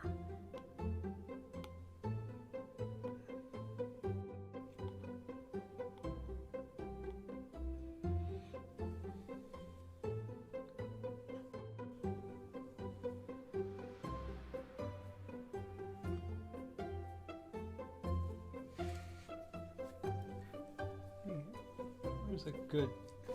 I don't have anything that's roughly... I don't have any stabs in this office. I'm kind of cartoonist am I that I don't have staves. So his hand should be standing there like this. How do I move my camera to be useful? So the idea would be all the knuckles would kind of hit at a diagonal. Let's put some weight on it. Maybe it's just not a dramatically, it's not a great angle to see the hand. Maybe he would be holding it more like sideways, like it's curling the wrist around. That's dramatic, but it's not really a walking pose. It's more of a, I'm standing there kind of holding the staff. That's kind of like you just have kind of this kind of wizard, it's kind of tucked into the arm. But I think if you're walking with it, your hand would be out. Maybe the thumb would be on top. How do I do this? Backwards. Maybe the thumb would be on top. And from the front view, you just see the knuckles. So the wrist is bent.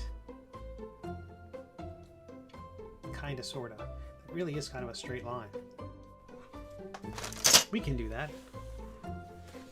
We can do that. Easy. We've already seen what the worst it is that could happen. The first 10 versions of this thing.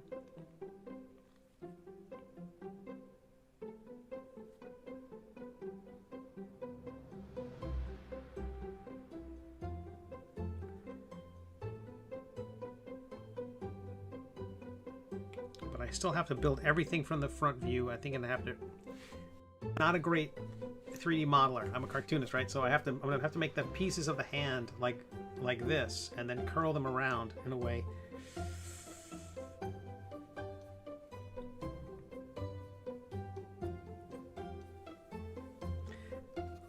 But all it has to do is match what I did with the left hand, which I do like, and it's mostly obscured by the mug. So let's bring that out and over.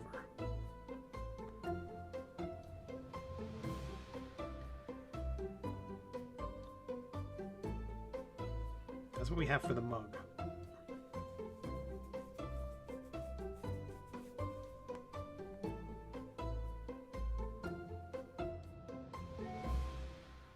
Let me be lazy for a moment here. Let's see how this works. With the gizmo chosen. I'm not saying this is what I'm doing. I'm not. I might, but I'm not saying it just yet.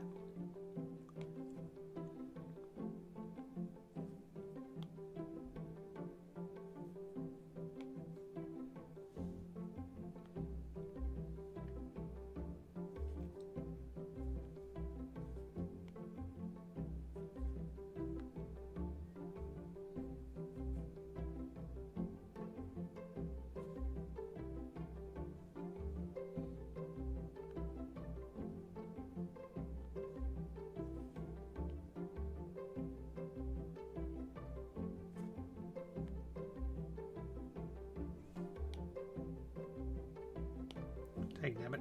I had perspective on this whole time.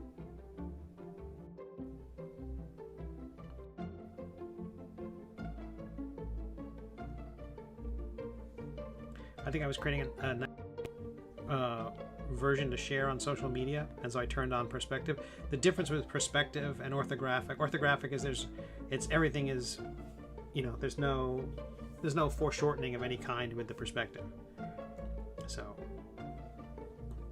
you turn on the perspective and suddenly things that are closer to you are much larger. It's always a little more dramatic.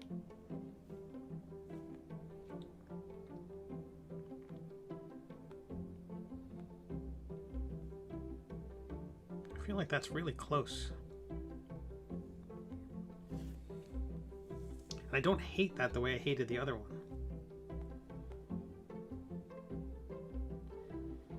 But it's not right.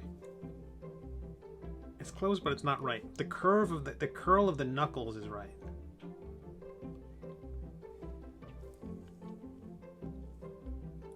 Like the idea that the index finger is just a little bit to the, you know, it's just a little bit to the outside of the next knuckle of the next knuckle of the next knuckle. I love that kind of line.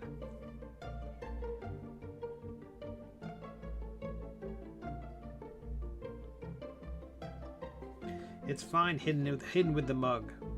All that stuff is obscured by the lizard. The lizard. I do need to put a fingernail on that finger. Let's do that while we're here.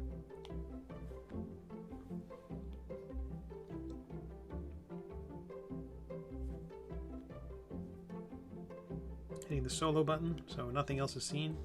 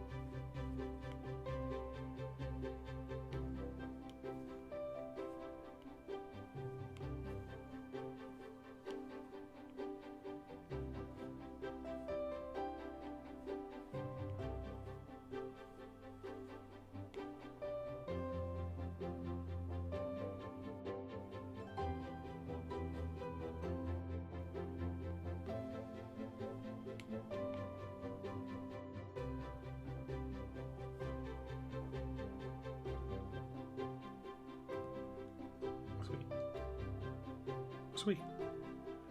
Almost like we intended.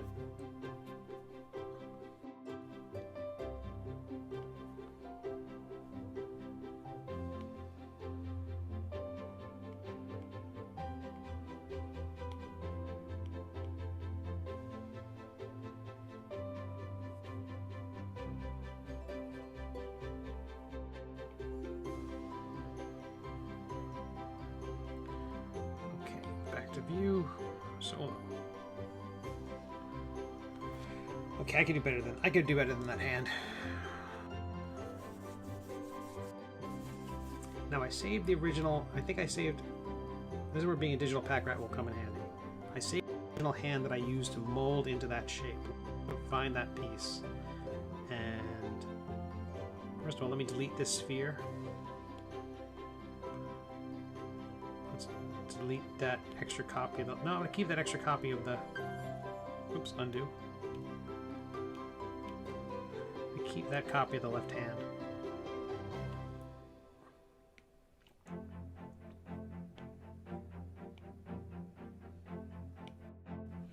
I'm going to hide that right hand. So I'm going to save the document where it is, and I'm going to open up a previous version of the file which has the hand still in various component pieces. That way I'm using the same model for both hands, and then I'm going to save that document. I'm going to do everything else. I'm going to save that document as a separate thing, as a separate file, and then import that document into this document. So that's how I can bring it in with all the pieces still in, without it being like an STL file. Open.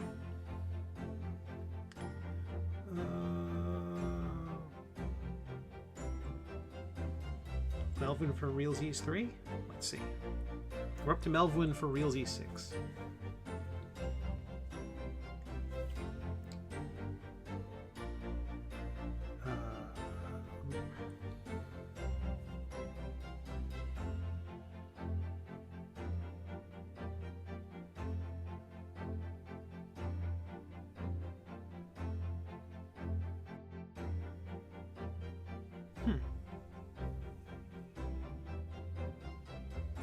It seems I didn't.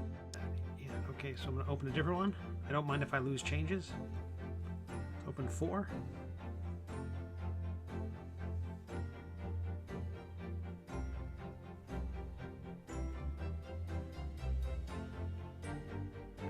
The very many beards.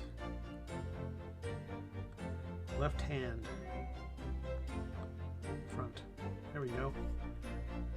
Is this separable? Separable.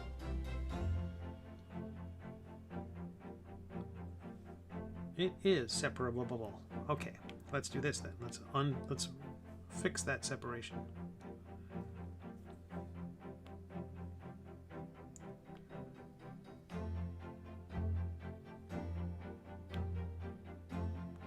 Save as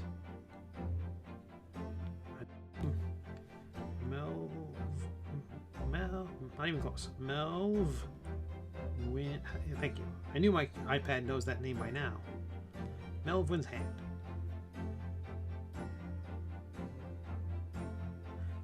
Melvwyn's hand.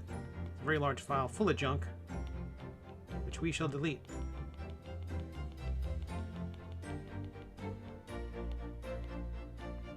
And while we're here, let's do some housekeeping. We're going to separate that thing. We got the pop. Fast. Index tip. Ooh, that's still. I'm going to break these into pieces. Index.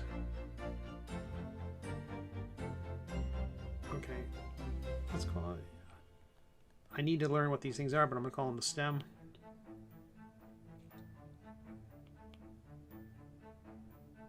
Oh, that's not the index. That's the middle.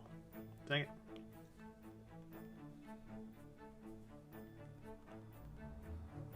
I get thrown off by the four-fingered hand. And the four-fingered hand is the reason for that is it's just more cartoony.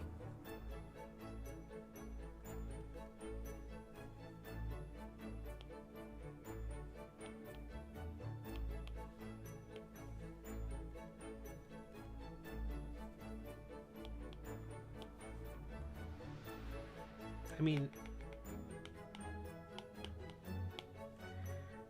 his head is shaped weird. There's so much about him that's weird. The idea that these guys have 4 fingers on each hand is like, I think, the least weird part of him.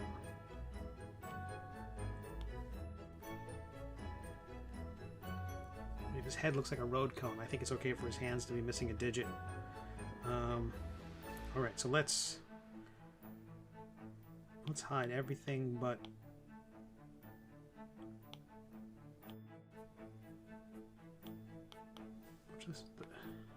okay. I think I want to look at this from the left. Now I'm going to do this manually. Pinky tip, pinky middle. Yeah, we're going to have something called middle. I'm okay with it.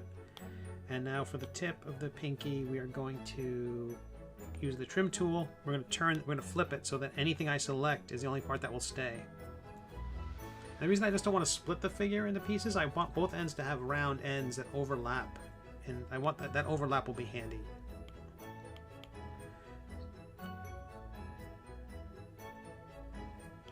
Maybe a little more than that. Definitely on the inside where the finger will crease. Great. Pinky's done. Let's do index.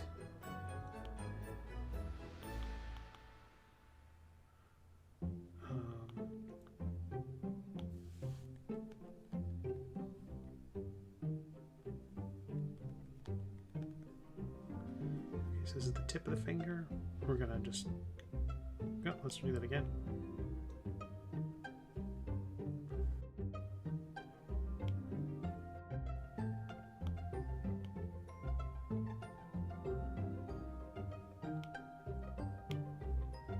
Okay, so we got the tip and the rest of it. Great, great, great, great.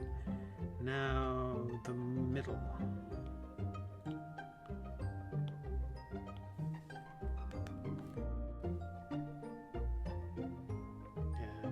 And as promised, here's the middle.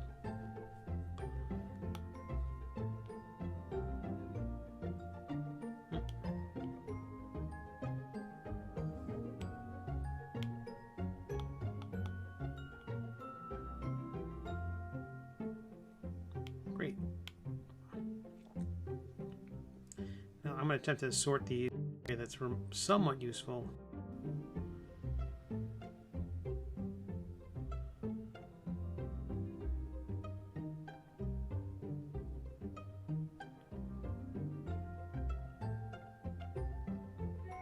So we're going to go pinky, middle, index, with palm,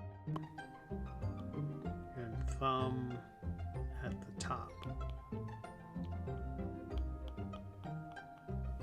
It's going to autosave, and I'm going to save this where it is.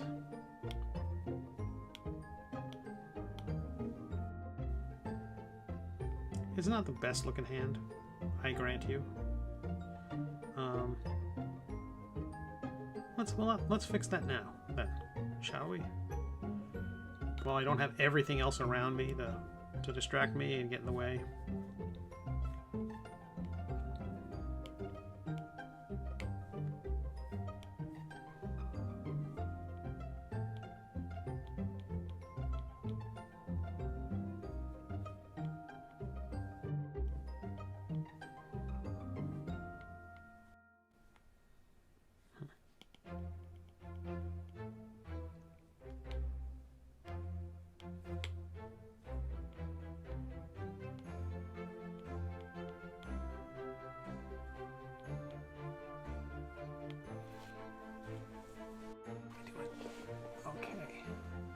It is about 8 o'clock on Tuesday. Thanks to everyone who is here. You're awesome. Hope you're having a beautiful Tuesday night. I am just going to keep working on this hand until about 8:20 or so, 8:30.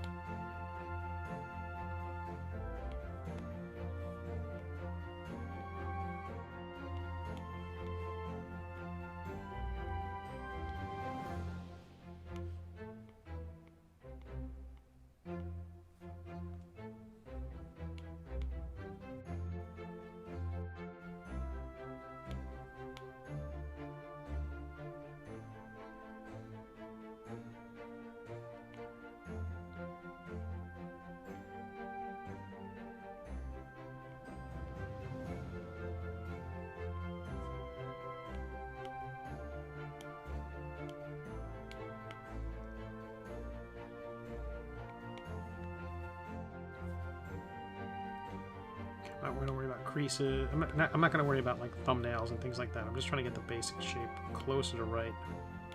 Remesh this. Oh my goodness, it's so small.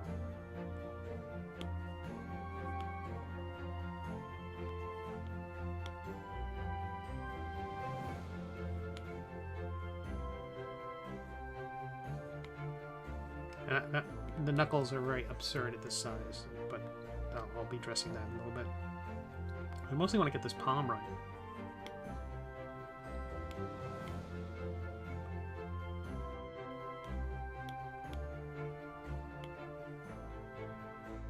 I think that's way off.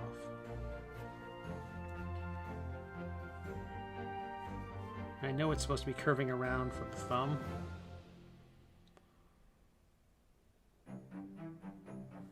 But still.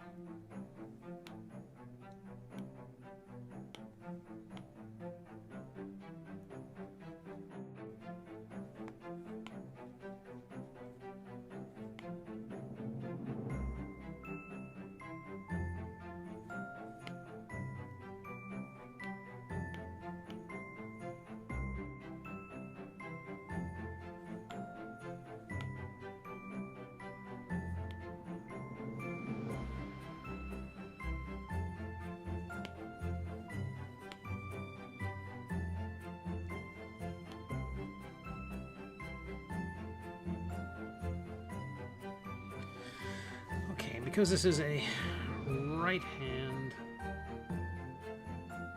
actually a left hand,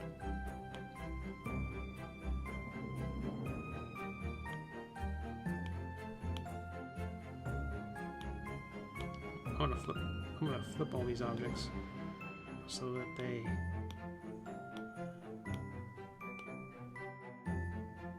will be facing the correct way. It's flipping it around the workspace's central axis, so it'll probably be over here. There we are.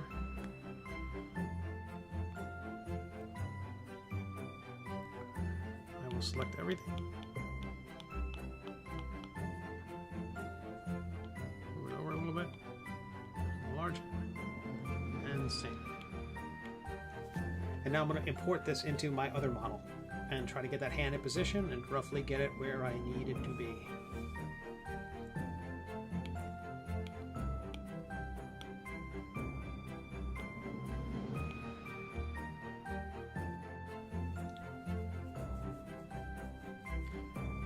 If you're watching this on YouTube or the Twitch, please consider hitting the thumbs up or the follow button or the like button or the whatever the magic button is. Okay, add to scene. Melvwyn's hand. Boom, there we are. Doesn't care about scale at all. Wait, is perspective on? No, ortho. Alright, so let me... Should have kept all the names, it did. All the pieces.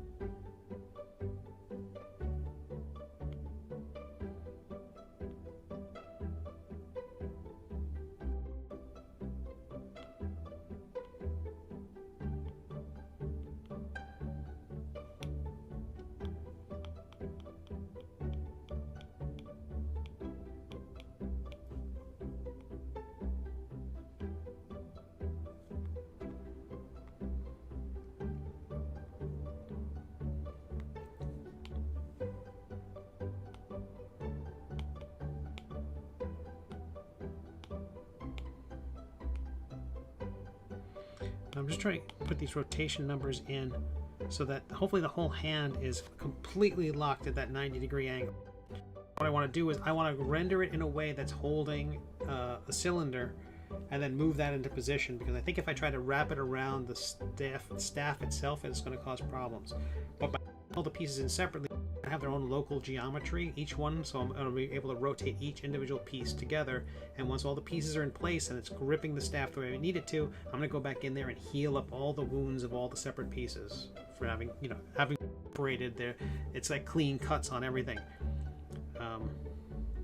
Whoa!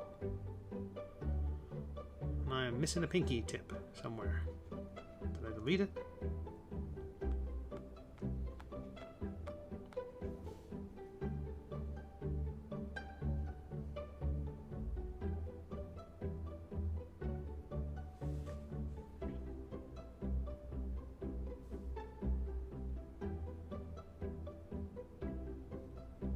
I think the pinky tip and the pinky are the same piece. The pinky middle.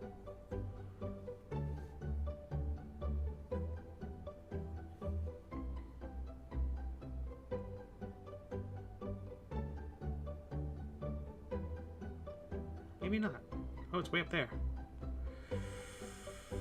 Oh, curse you, pinky tip.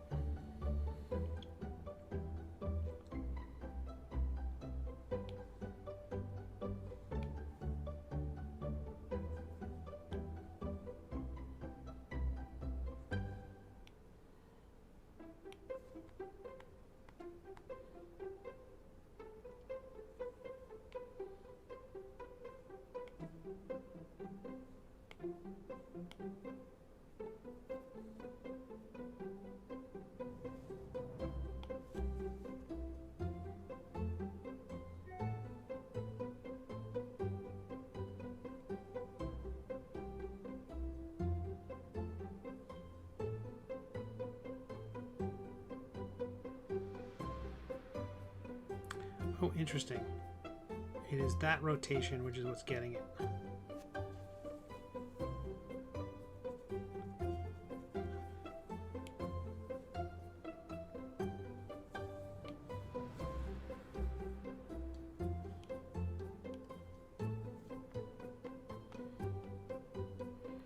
Tell you what, we'll leave that alone for now.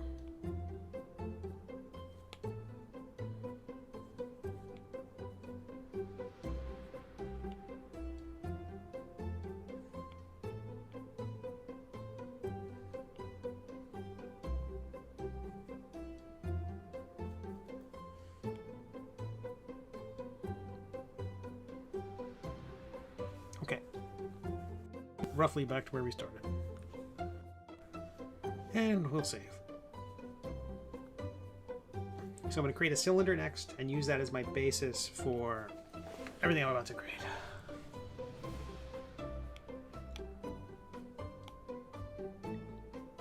Cylinders created. Looking at it from the left, I'm going to move it up. And I'm going to want to approximate the diameter of the staff. It's not bad.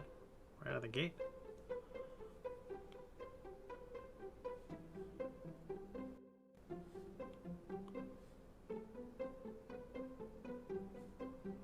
Yeah, it's fine.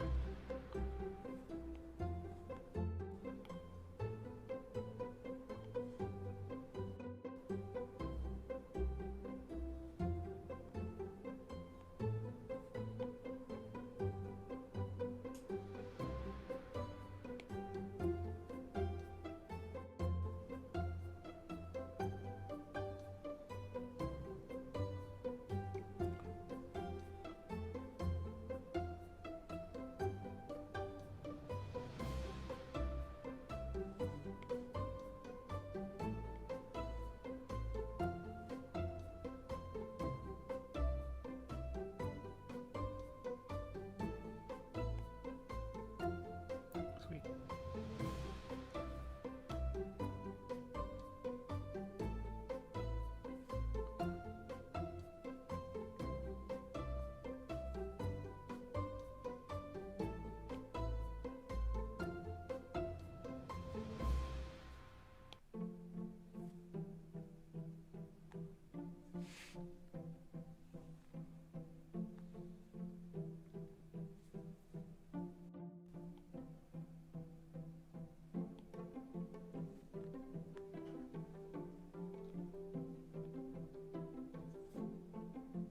Sweet. I think this is going to work.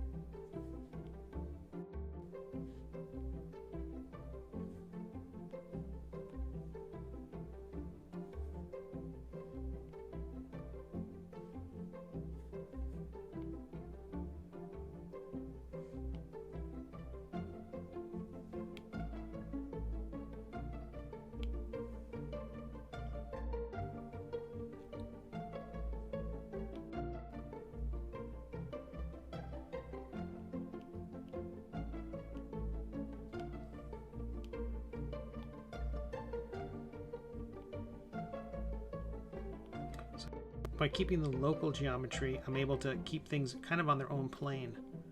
So I can rotate these things by just rotating the green and blue axes, as opposed to the red. Actually, no, I'm rotating red and just red. I'm just rotating red and then moving green and blue to move it into position. Because this is on its own turntable, so I can, no matter how I rotate that, I can slide it into position and it will line up with the rest of the hand. I just got to get that wrapped around the staff now. It's like the hand is so large. I wonder if I need to bring the whole, I'm going to bring the whole thing down a little bit. I don't think that's gonna ruin the effect.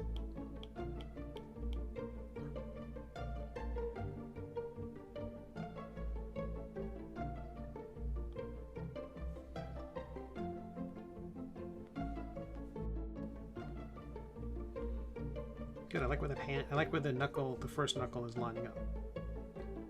Don't we worry about the. I feel like that's right. Looking at it straight. I wonder. I might rotate the staff forward just a more.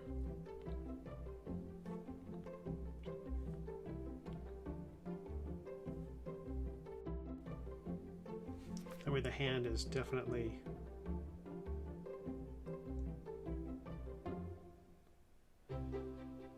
Leaning forward a bit. Yeah, I think that's good. Whew. All right, we're getting there. I had to redo right. I had to redo the toughest part of the. All artists are spend most of their careers trying to avoid drawing hands, and I'm going to 3D model one.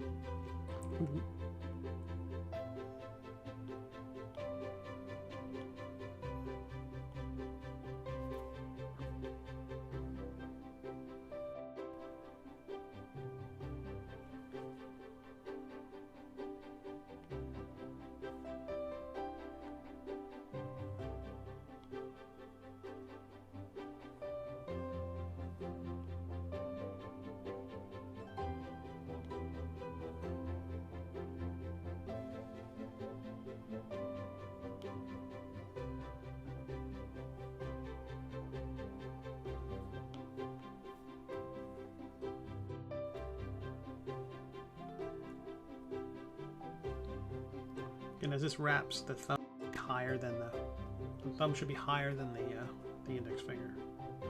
So I might scooch that whole thing up. Grab the thumb and the other part. Turn off local and just slide it up. You rotate the whole thing.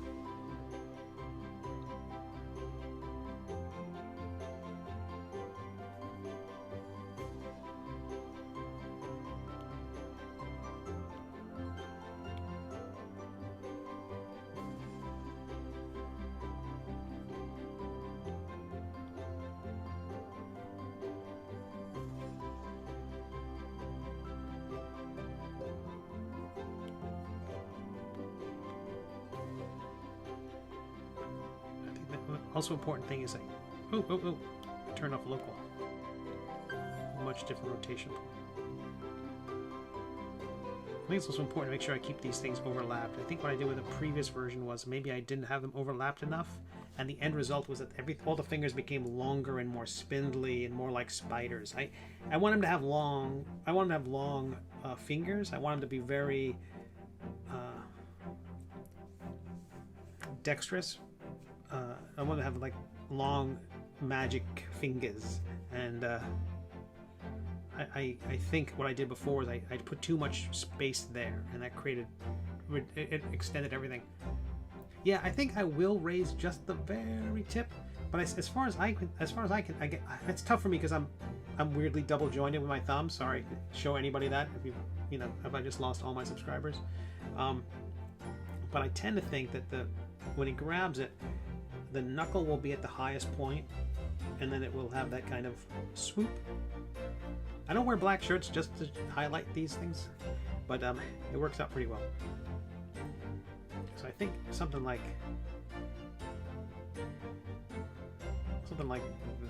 that effect. I keep wanting to rotate the thumb out, but even when rotating the thumb out doesn't change the top that much. You feel like it would, but it only once you get around the horn there does it seem to change much. I like that idea. I like the idea of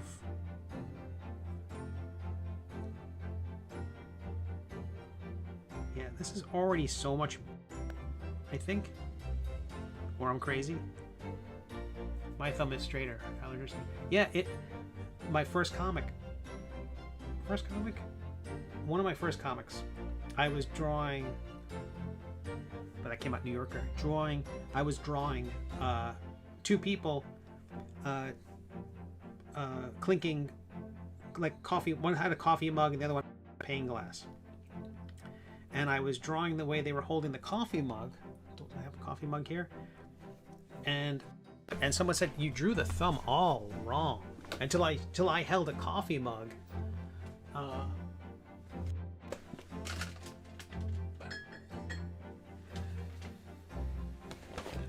An Edna mode coffee mug. I was basically holding the coffee mug the way I do, which would be with the thumb all bent like that. And it's like, apparently that's not how anybody does it. I mean, you know, this is a flagon. It was a coffee cup, so there wasn't the whole, you know. I should bring this to Ren Fair. This is very decorative. You know, I had the thumb bent like that, and so that's not how thumbs go. So apparently, I'm a weirdo. So apparently, I'm a weirdo, is what I'm saying. But yeah, this thumb for some reason and the thumb stem, I think I might have grouped them together at one point, and they lost their local geometry. So they are not rotating the way I would like them to rotate.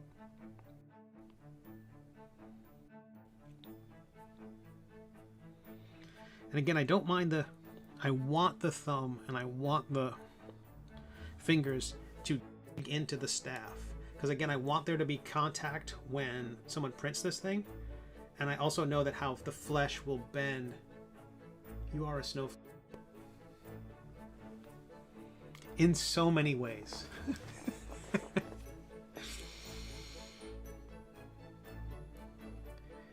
Okay.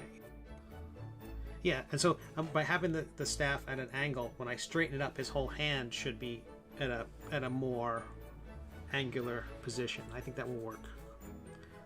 Or I'll do it again. I can re-import the hand now forever. Okay.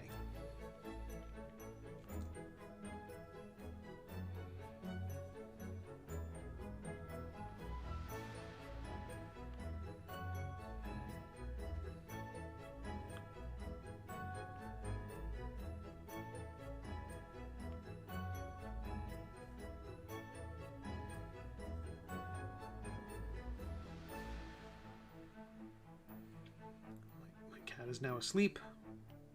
One of my cats is now asleep, keeping me company.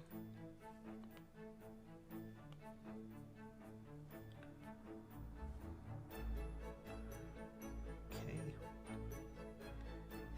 That's nestling right so far.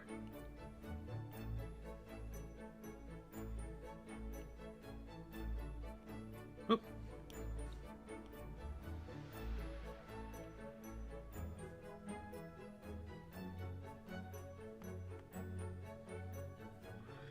That giant gizmo does get in the way sometimes.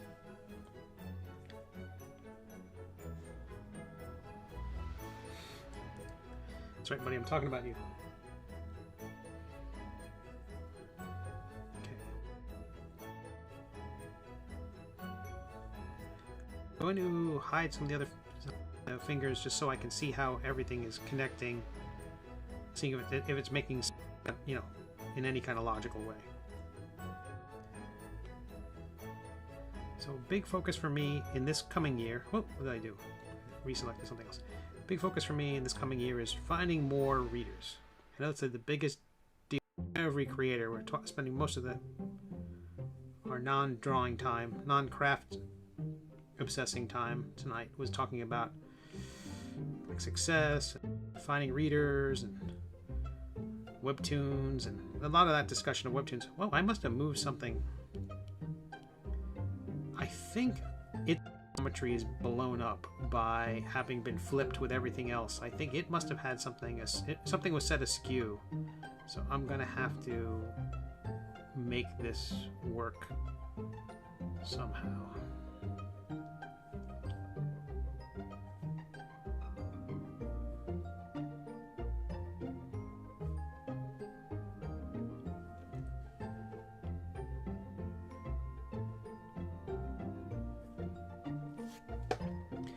do like, I did want the top finger to have a little more space between that itself and the other two.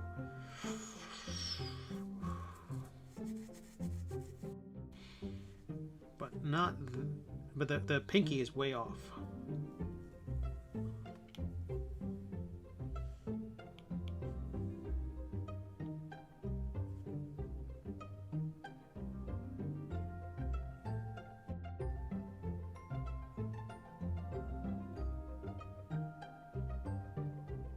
Although structurally it doesn't seem that far off.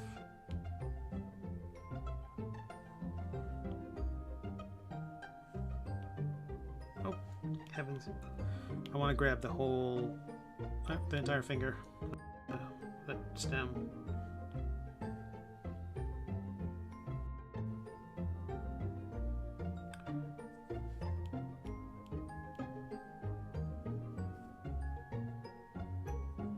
Pinky does not want to stay connected.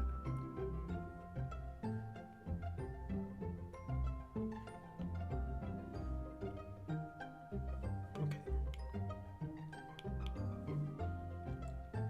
But it seems like if I group them up, if I make a simple merge, that Bob live stream will be a marathon.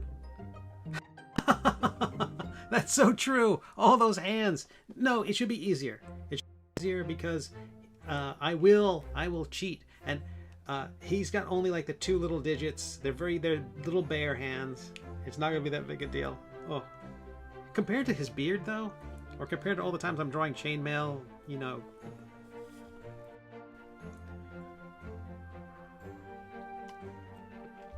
Right. So usually I like to have it out like a little dainty.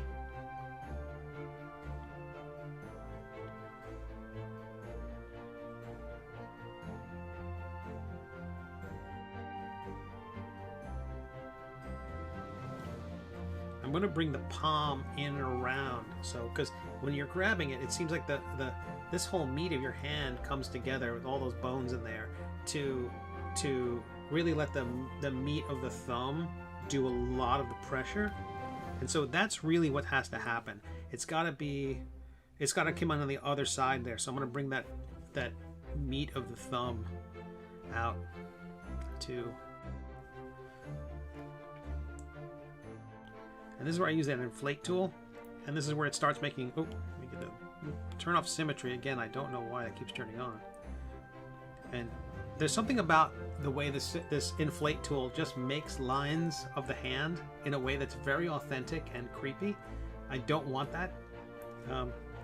It also does things like splitting the geometry. So if you smooth it later on, it can suddenly create kind of chasms, which I don't want. And I want the meat of the thumb, not the heel. Heel? Is that the heel? It's called the heel. I don't know what it is. I don't know.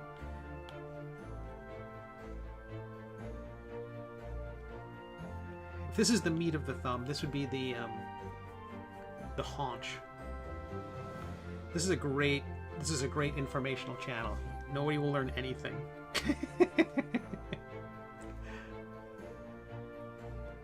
Was it? Are you saying yes, it is the haunch, or are you saying yes, it is the heel? I'm gonna assume it's the haunch, or the tenderloin of the hand.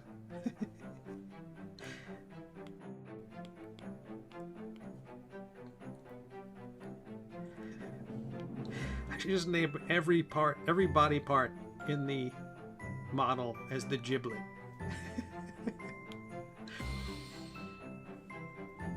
So the whole list is just giblet, giblet, giblet. Fairly certain there are some people who code or annotate their CSS in such a fashion. All right, let me hide the other giblets. You always know when it's getting toward the end of the stream when I'm getting this punchy. Okay. Try to look at the hand due north, like right down the barrel of that cylinder,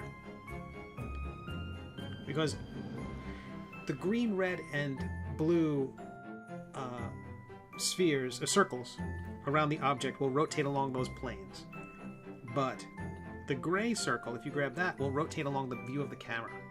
And so by trying to line the camera up in that way, and then using that beige interior dot to grab and slide around, I can hopefully move that into a position I don't hate.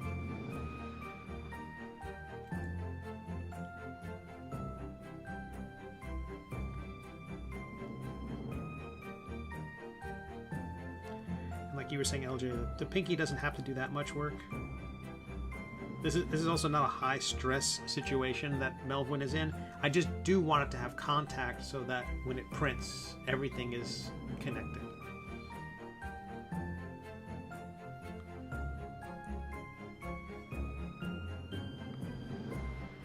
Middle looks good. I like that overlap a lot.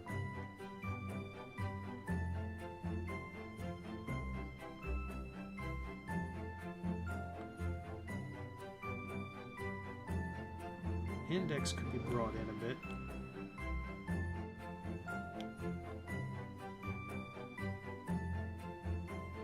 Now these are ones where I'm going to use the actual red, blue, and green to move everything around, because that's still, geometry is still great. It's still everything's rotating on the axes it's supposed to be rotating on.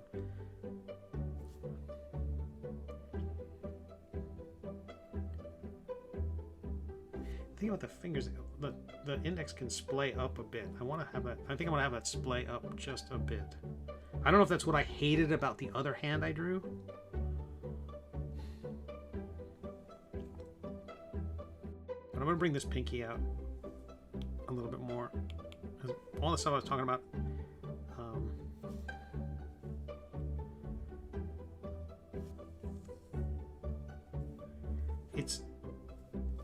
The knuckles aren't doing what I want.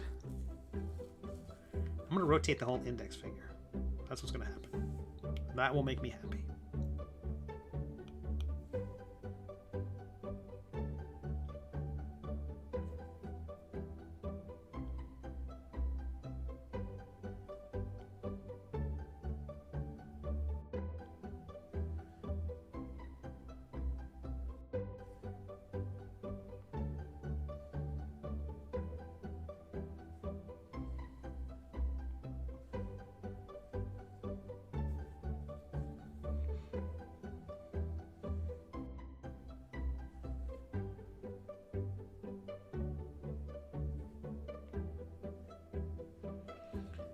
The index and see if index.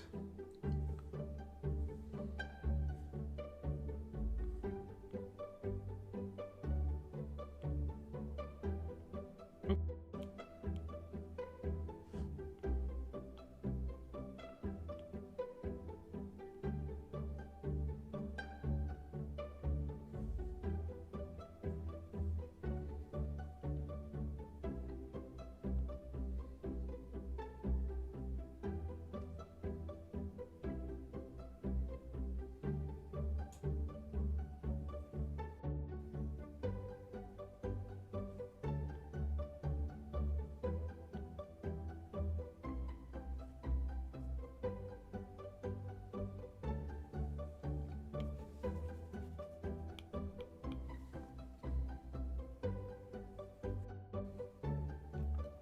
Okay, I like that better.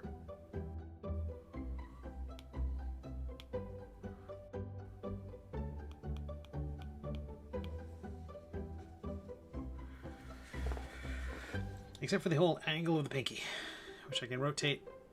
Again, that bit of the pinky that just went astray is causing all sorts of trouble.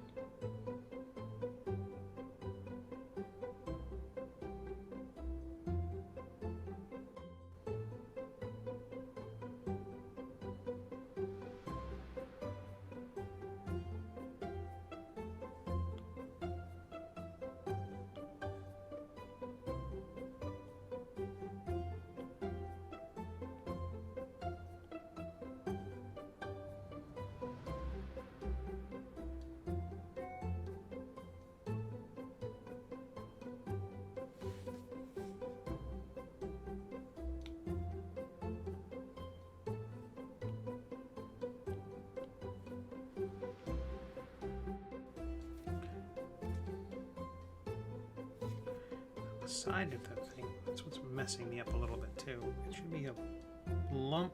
It should continue to go straight, curve down even.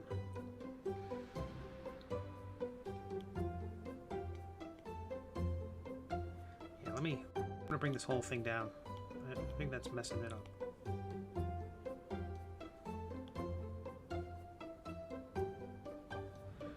Gizmo, local. Do Gizmo with both bits of the thumb. And turn off local.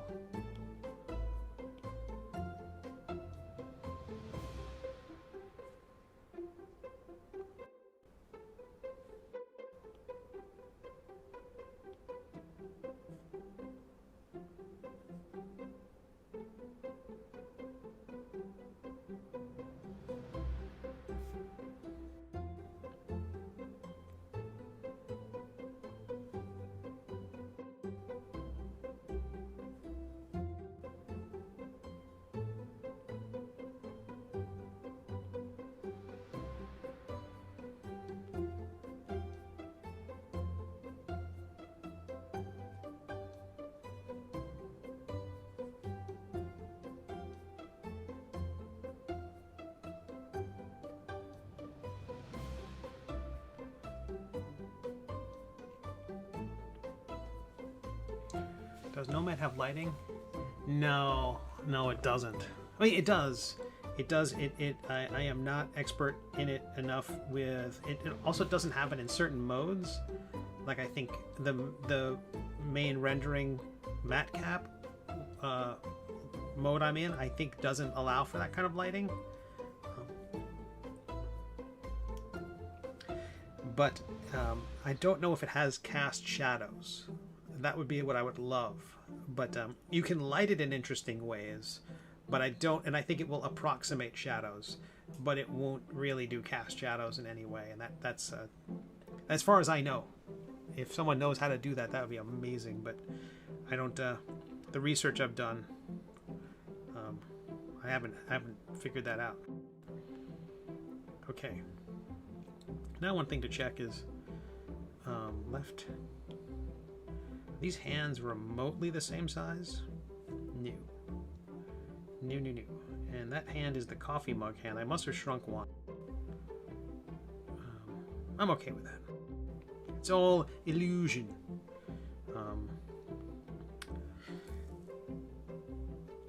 Okay. I won't know if I like that hand until I move it into position. Let's do it. Pinky. Boop, boop, boop, boop, boop, boop, boop, boop, boop, boop, boop, boop. Front view. Make sure orthographic is on.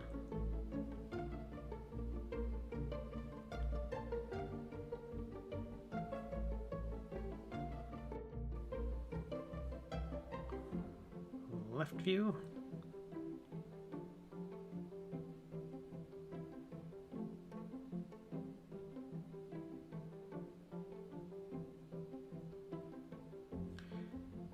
Front view again.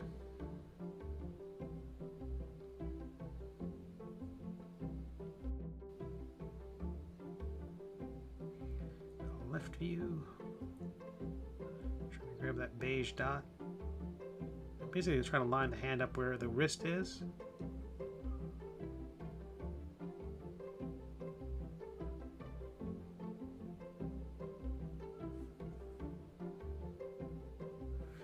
Might have to move the whole staff forward a skosh to line up with the arm.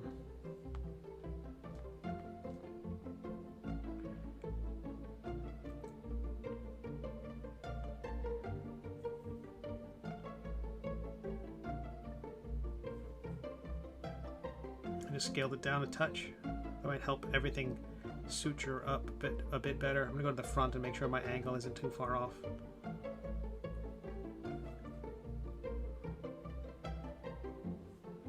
I think we're close. Why do I even have that other hand still visible? Let's just punching me in the face every time I rotate this thing. Okay, let's view. Let's hide the cylinder. Yeah, I'm not concerned about how the wrist and the hand line up at the moment. I'm mostly just concerned about the hand holding on the staff. That is so... I think that's so much better. Crazy. And or I'm crazy. I don't think it... It could still be a better hand, and it's not dispositive about my nature of my relative neurodivergence.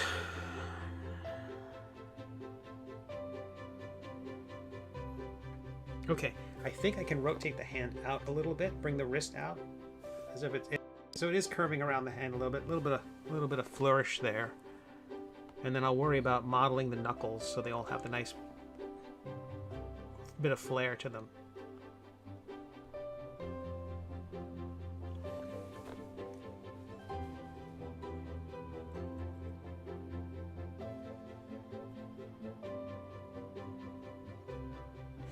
Okay, I can get rid of the shadow for now. Oh no, everything's still selected. That's great. I was going to say get rid of the cylinder, I mean.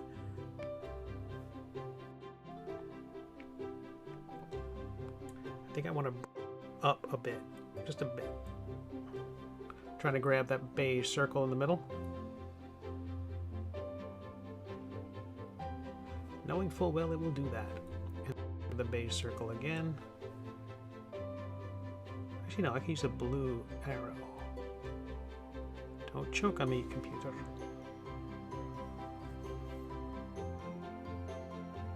Now compare it to the front again.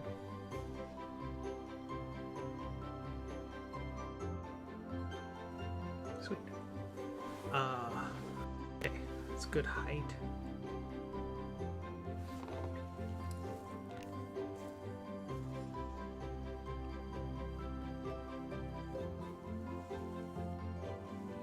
Okay, we talked about rotating. I think the green circle should let me rotate this thing out. I'm gonna lose rotation on the cylinder is gonna go off.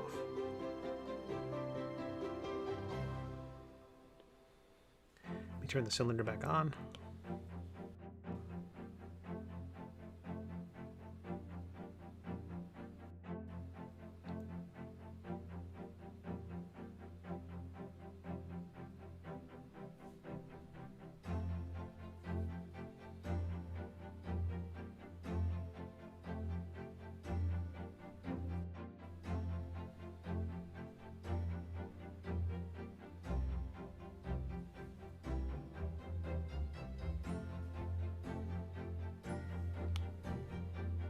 Turning the cylinder off and go back to view mode.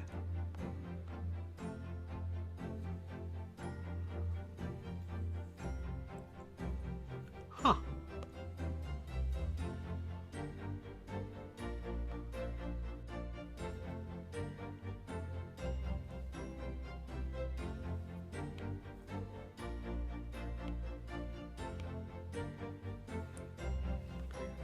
I'm going to save it there. All right, you lovely people. Thank you all so much for hanging out with me.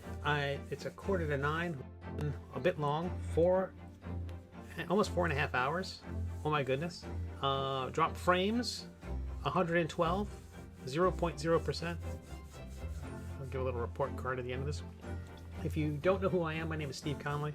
I'm a cartoonist and have been for a very long time. Thanks for sitting in on this. You can check out my webcomic for free at middleagecomic.com. It also can be read The Middle Age at WEBTOONs, Tapas, and GoComics. And you can follow me on Patreon at patreon.com/Steve Conley, where you can download a bunch of free ebooks. You can get an STL file of Sir Quimp, which I've done. I'm really excited to see that. I hope you enjoyed, LJ. I still haven't done my ending scene. There's a ton of stuff I have to do. I'm juggling a bunch of other freelance projects right now, which I hate. You know, eventually, once I'm doing this full time, it will be great. Right now, it's a great part-time job, but I still have to keep my freelance clients and some fun projects there too. But this is how the figure's coming together. Let me see. I'm gonna put one more. Let's use a brighter matte cap. That's too bright. Go to turntable. It's still showing the hint of the cylinder around Melvwyn's hand, but I think that's really close. I like that for the most part. There's still a couple of things I'm going to tweak. I'm going to bring that thumb meat down so it really feels like it's pressing against the cylinder and the staff. And I still have to do the stars on the other cuff. I'm still going to do that kind of false perspective of stars inside the cuffs as well, to kind of hint the fact that to kind of imply that it's going back in space, even if it's not. And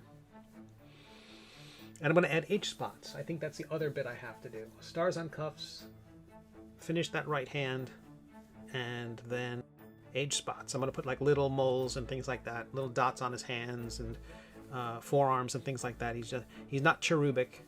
He doesn't have that porcelain skin anymore. I'm I'm glad it feels like it came together quickly. I felt like I spent 6 months on the beard. But the mug came. I think I watched two episodes of the Critical Role thing on Amazon Prime and finished that mug in that time. It came together very quickly. It was fun to shape. It's fun to not work on the beard for a little while, actually. And then applied the same scale approach that I did to Quimp's armor to the scales. I didn't know if I needed to put scales. I might hint at a couple of scales on the thighs of the dragon, but that's real. It's a mug. It's not. It's just something he magically enchanted into semi-sentience. I'm not going to come up with the evolutionary history of the mug, but yeah, this feels like a solid companion to the first piece. I hope to see everyone tomorrow night for some coloring of the Middle Age episode 275, and as a bonus stream, and then I'll see everybody on Thursday. I have no idea what I'm doing. I might be. Hopefully, I'm not drawing stars and moons. Who knows? Maybe I'll be working on little baby dragons. We'll see. Have a beautiful night. Thank you for joining me. Click like, click subscribe, click follow, whatever the other stuff. I don't know. I'm supposed to say that stuff. I don't know. Do you. Thanks, LJ. Have a great night, everybody. Bye.